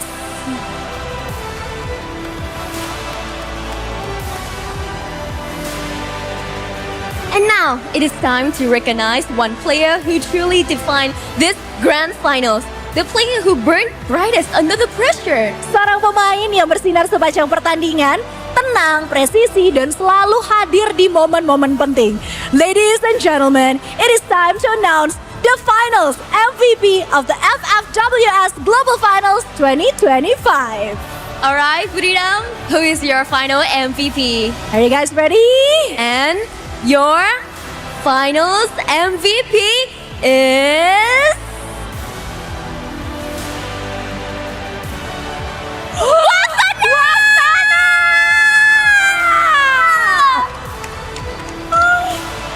Congratulations, you've proven that when the world is watching, you deliver, Wasana! Every clutch, every decision tonight, you show what it means to crush drums and burn bright. Sekali lagi, yuk kita berikan ucapan selamat kepada FMVP kita. Luar biasa sekali perjalanan seorang Wasana untuk akhirnya bisa ada di posisi ini. What a great achievement. We are so proud of you, Wasana.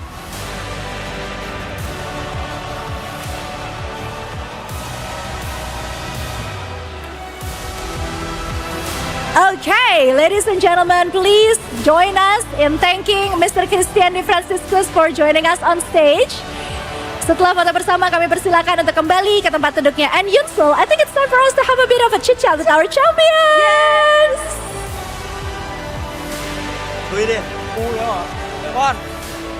Congratulations once again, you guys. I think I'm gonna have a bit of a chit-chat with Wasana first, our FMVP. So, Bun, please help me in translating this, okay?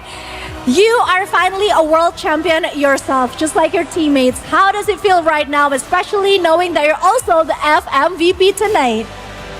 คำถามนี้เป็นคำถามพิเศษสำหรับปอนะคะ ตอนนี้เรารู้สึกยังไงบ้างที่ในที่สุดเราก็มีถ้วย Global Final เหมือนกับเพื่อนๆของเราแล้ว โดยเฉพาะอย่างยิ่งเราได้ Final MVP ในครั้งนี้ด้วย ก็ขอบคุณเพื่อนร่วมทีมทุกคนครับก็ทำเพื่อผมทุกคนเลยแล้วก็อย่างก็พ่อครับแม่ครับผมทำได้แล้วแฟนผมด้วยครับก็ทำตามที่แบบบอกตลอดทุกปีได้แล้วก็ขอบคุณทุกคนที่เชื่อมั่นในตัวผมมาจนถึงทุกวันนี้ครับก็ผมทำได้แล้วครับขอบคุณมากครับ First of all, thank you for my teammate to keep supporting me and carrying me until I can get it.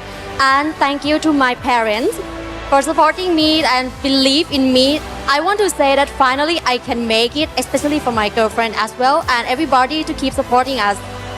Aw, that is such a sweet answer. Thank you and congratulations once again, Wasana. Wasana, I know that you have been saying thank you to everyone around you, right?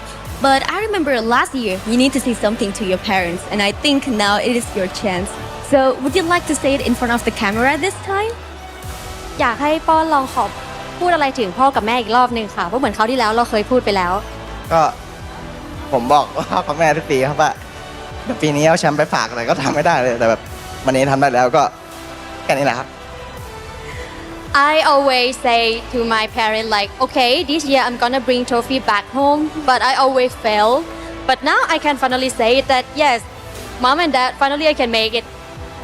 Very sweet. Yes, Yes, very sweet indeed. But now I think I'm going to move on to Jonah. Okay, so the question is, we remember that earlier you mentioned that you wanted to keep winning titles and become a Free Fire legend. He mentioned something like that during the media session. Now that he's won his third, aka the first player in history to do so, do you think that you're finally worthy of the legend title? โจ้คะในตอนที่เราสัมภาษณ์กับมีเดียขอไมค์ให้โจ้ค่ะโจ้ คำถามให้โจ้นะคะก็คือว่าโจ้ได้ให้สัมภาษณ์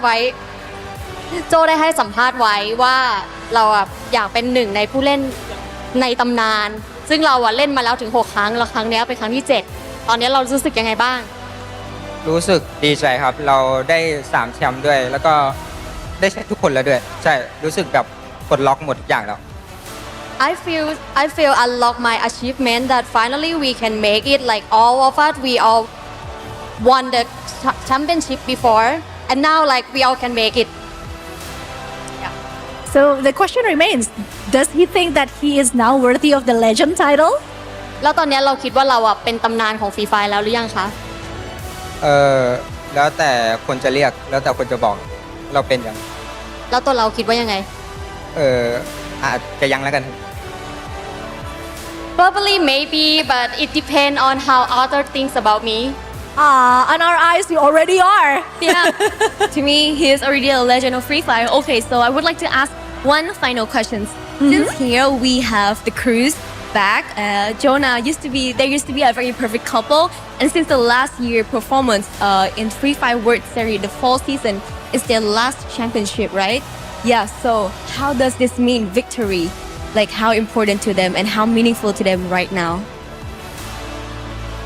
Okay, so during the last season, right? Yeah, they achieved, but it's pretty a long time ago.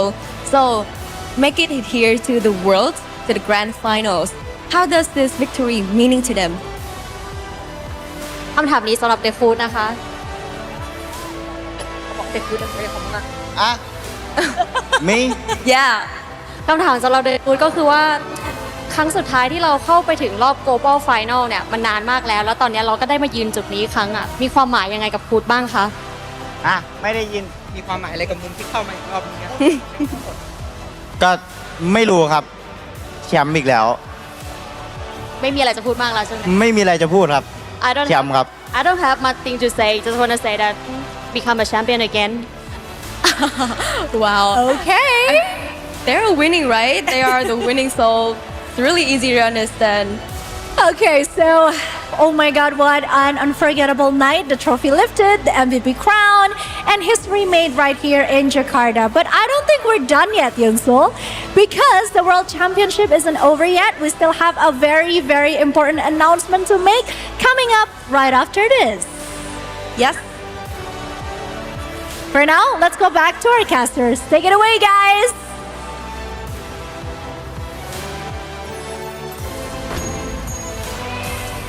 In the words of our good friend Husky, the crownless prince is finally king. Wasana has gotten it done. The mission that he took upon himself when he joined the squad to become world champion, finally they have seen it through. The only team to call themselves 3-time Free Fire World Champs, Gideon. It could have been anybody's game. It could have been anybody who could have stopped them, but they said no. And now they get their names on the big screen here. Champions in their own rights, legends, and a legacy that is not gonna die just yet. Once again, congratulations to PRU. So happy to see everybody be sharing their appreciation. And of course, to Wasana. He kept his promise at the very end. And you gotta get it done, right? So happy to see this. And on that stage, how many legends? Even D Long. Some people in the chat were saying that I look exactly like him, and then he came about and said that I'm his father. I'm definitely not his father. I think he's older than me. But congratulations to him as well. Used to be a player on the squad and now an analyst and one of the best for sure. And Buriram, the sleeping giants have finally awakened, and what a way to do it, what a time to do it, and what a place to do it on the biggest grandest, most amazing stage that we have seen in the history of Free Fire World Series. But with BRU's victory comes the defeat of many other teams in their wake. 11 other representatives unfortunately could not get that spot. And even though that we did see that Fluxo coming in from the West, high hopes and high expectations, fortunately one bad decision, that was enough. Absolutely, man. But of course, there's still a lot of money that's in play. But of course, ladies and gentlemen, boys and girls, like Conchita said, we've still got a little bit of a surprise for you. You don't want to go anywhere. Be here with us. Let's see exactly what our hosts have got to say. Let's take it back there. Thank you, casters. We have our champions and we've crowned our FMVP, but the Free Fire World Series 2025 is not over yet. Because tonight, Free Fire is aiming to make global history. That's right, FFWS is officially attempting a Guinness World Records title. This attempt isn't just history for the players, it could be history for the entire world of esports. And the category is largest mobile team-based esports tournament, recognizing the incredible number of players who competed from local open qualifiers all the way to this global finals. Oh my god, a total of 608. Ooh, 600 something. That is such an amazing feat. And to verify this historic moment, please welcome our Guinness World Records official adjudicator, Miss Emmy Saito.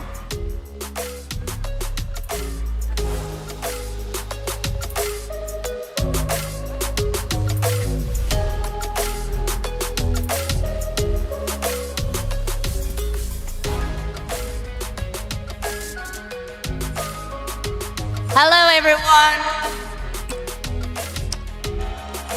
My name is Emmy and I'm honored to be here as the official adjudicator of Guinness World Records. I'm announcing the result for record, the largest mobile team-based esports tournament. It is a new title and the minimum requirement to achieve this was to have 500,000 participants. Before I officially announce the result, I'd like to take a moment to recognize everyone involved in this incredible attempt. Every single player here today, also not here but played in this esports tournament, is an important participant in this official Guinness World Records attempt. Also, whether you were involved in the planning, coordinating, or were one of the many people supported this tournament, you have all took an essential part in this record attempt. Guinness World Records is about celebrating extraordinary human achievement and the power of coming together. And this attempt is proof of what can be accomplished through teamwork and shared passion. Applause to all of you who came together to make it happen.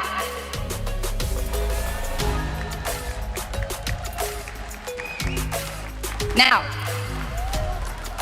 I am very pleased to announce that Garena Free has achieved the largest mobile team-based esports tournament with 618,778 players. Congratulations, you are officially amazing. And now, with the Guinness World Records title officially verified, we would like to invite Mr. Harold Teo, Free Fire Global Producer, onto the stage to receive the certificate. Tonight is a landmark moment, a celebration of how far Free Fire has come, from community-driven tournaments all the way to the global stage.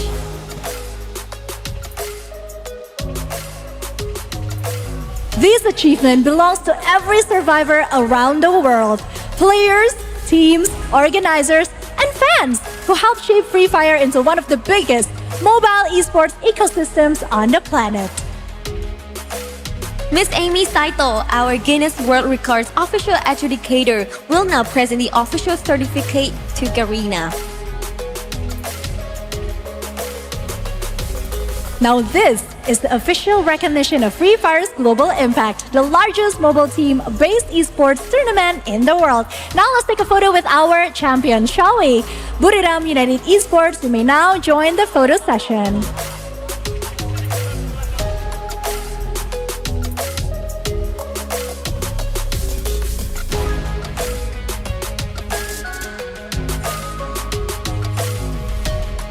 Survivors, a round of applause for the largest mobile team-based esports tournament in the world, Garena Free Fire!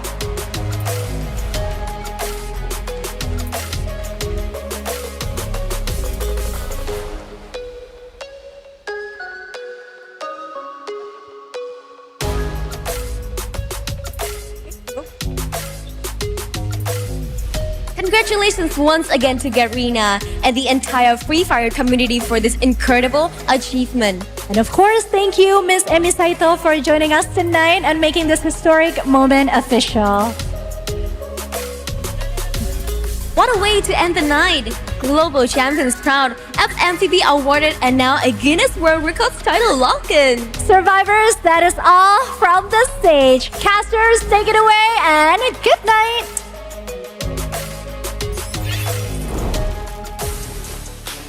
Thank you so much, Kuchita, alongside Yunsul, and of course, BRU and all of our VIPs. We are part of something bigger than ourselves. Finally, amazing. Free Fire World Series achieves a Guinness Book of World Records, and BRU is there to stamp their seal of approval. We were here, and we won that one tournament. Absolutely, man. Not only do we set that record, we also break the previous record of 2 world champs held by one team. Now they set a brand new record for themselves. A 3-time world champion. That's what Buriram United Esports is. In terms of points, look at how close this was, man. Neck and neck. Fluxo, Buriram. And this, we've seen teams walk away with the trophy, even from the 4th spot. And there was a lot of uproar in the comment section. You know, people were not too happy with that. But Buriram, they made sure, okay, fine, if we're going to do it, we're going to do it right. We're going to do it in the most legitimate way possible where nobody's going to have any doubts. Oh, yeah. No, they closed it out in such dominating fashion. Oh, yeah. The crowd went silent fast as soon as they saw their representatives gunned down. And worse yet, when you are seeing the rest of the world watching and hoping that maybe the West has an opportunity. And another, at least for Arakazu, they were getting there, but just didn't even qualify for the champion rush point. And all gamers global, the champions of Clash Squad, almost got it done as well. They activate champion rush condition a tad bit too late. And of course, in the grandest scale of things, it is all about this man. So much of doubt. Many said he was overrated. At one point, the king of rushes, and he is back. When the meta changed, when we took away his Trogon, when we took away his Tatsuya, Wasana was down in the dumps. He swept out that Tatsuya for the Oscar. He swapped out all of the Trogon for the M590. Took a while to adjust, for sure. We were all waiting. But the man knows his timing, and the timing could not be any better than this. How else to earn your crown but go through the most grueling anime arc, a grueling trinity to build himself up to this. But with that being said, though, we have one last announcement. It's the finals Predator. Give it up for Wasana. If you were wondering, hey, was this man able to find the largest amount of eliminations? You're absolutely right. I mean, Buriram has topped the table in every single segment, including the eliminations here. Obviously, Finals Predator, 22 eliminations. Wasana's got to be proud of what he has been able to do out there. And this was one of his most aggressive days of them all. Even in the knockout stage, I don't think Wasana was this determined. I don't think he was this effective out there on those plays. If anything, Buriram was really holding back. Many people had questions. How they played here in the Grand Finals, how this man played in the Grand Finals, I'm very happy I'm a fan. Honestly, they're second to none with what Wasana is able to achieve here today. He gave up his raw mechanical dexterity to learn precision, and finally, he is the all-rounded rusher that everybody has been waiting for, and he's finally out of the incubation chamber. Well done to BRU's very own Wasana. King Wasana's back. Buriram United Esports is back, and you know what that means, man. Officially, East has won this battle. They pulled it back from the West, and I'm pretty sure the West grumbling. They're waiting for next year. It's like 2025, that's a fluke. 2026 is where it's at. Yeah, absolutely. And obviously, that would be a classic showdown where you've now got your 3-time world champs going up against the 2-time world champs, looking to equalize and pull the 3rd title for themselves and get a victory for the West once again. But ladies and gentlemen, boys and girls, it has been an absolute honor casting this day for you guys alongside Neptune and Husky as well. And on behalf of everyone here, thank you for joining. You guys have a good day. We'll catch you guys on the next tournament. Who am I gonna verse now? Burn bright, I don't burn out. Crushed out, sick of me now. I can never go reverse now. But I'ma spin it back, A-jump. Went from nada to the crowd, throwing their hands, base jump. I'ma hit the finish line no matter what. They front, first place, you a runner-up, dominant, but the red and the blues going ruthless. 10 out of 10, 11, I don't snooze, I pursue. Don't push it, put me in game that I don't lose. I stay cool, depending on my pen and pennants I choose. Ayy, I'ma show you how I got it, now that Wu-Tang, I'm a bird, love the composition. Told you only way is up, I don't go reverse. I can't entertain.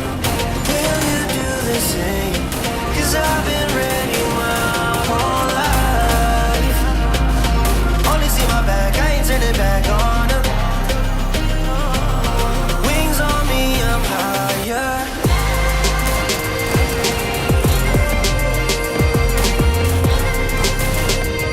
Cause I've been ready my whole life.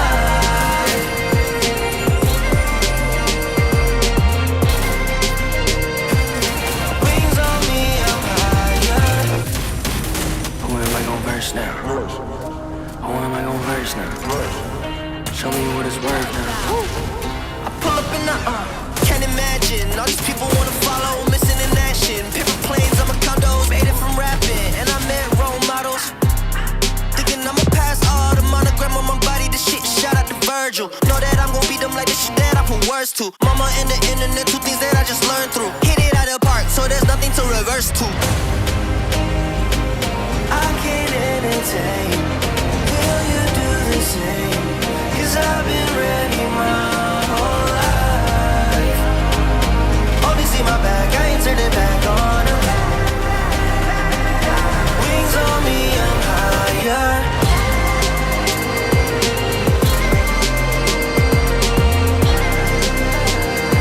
Cause I've been ready my whole life.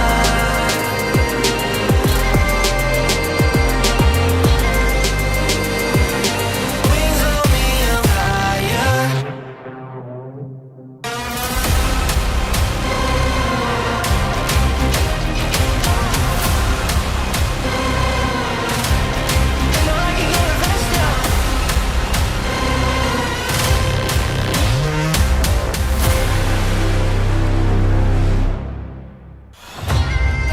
Who am I gonna verse now? Burn bright, I don't burn out. Crushed out, sick of me now.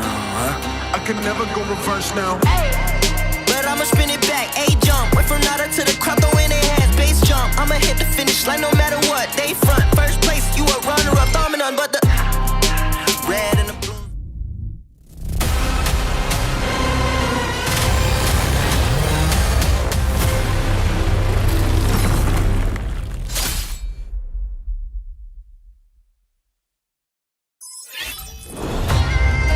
Who am I gonna verse now? Burn bright, I don't burn out. Crushed out, sick of me now. I can never go reverse now. But I'ma spin it back, A-jump. Went from nada to the crowd, throwing their hands, base jump. I'ma hit the finish line no matter what. They front, first place, you a runner-up, dominant, but the red and the blues going ruthless. 10 out of 10, 11, I don't snooze, I pursue. Don't push it, put me in game that I don't lose. I stay cool, depending on my pen and pennants I choose. show you high. Doubt it, now the loudest.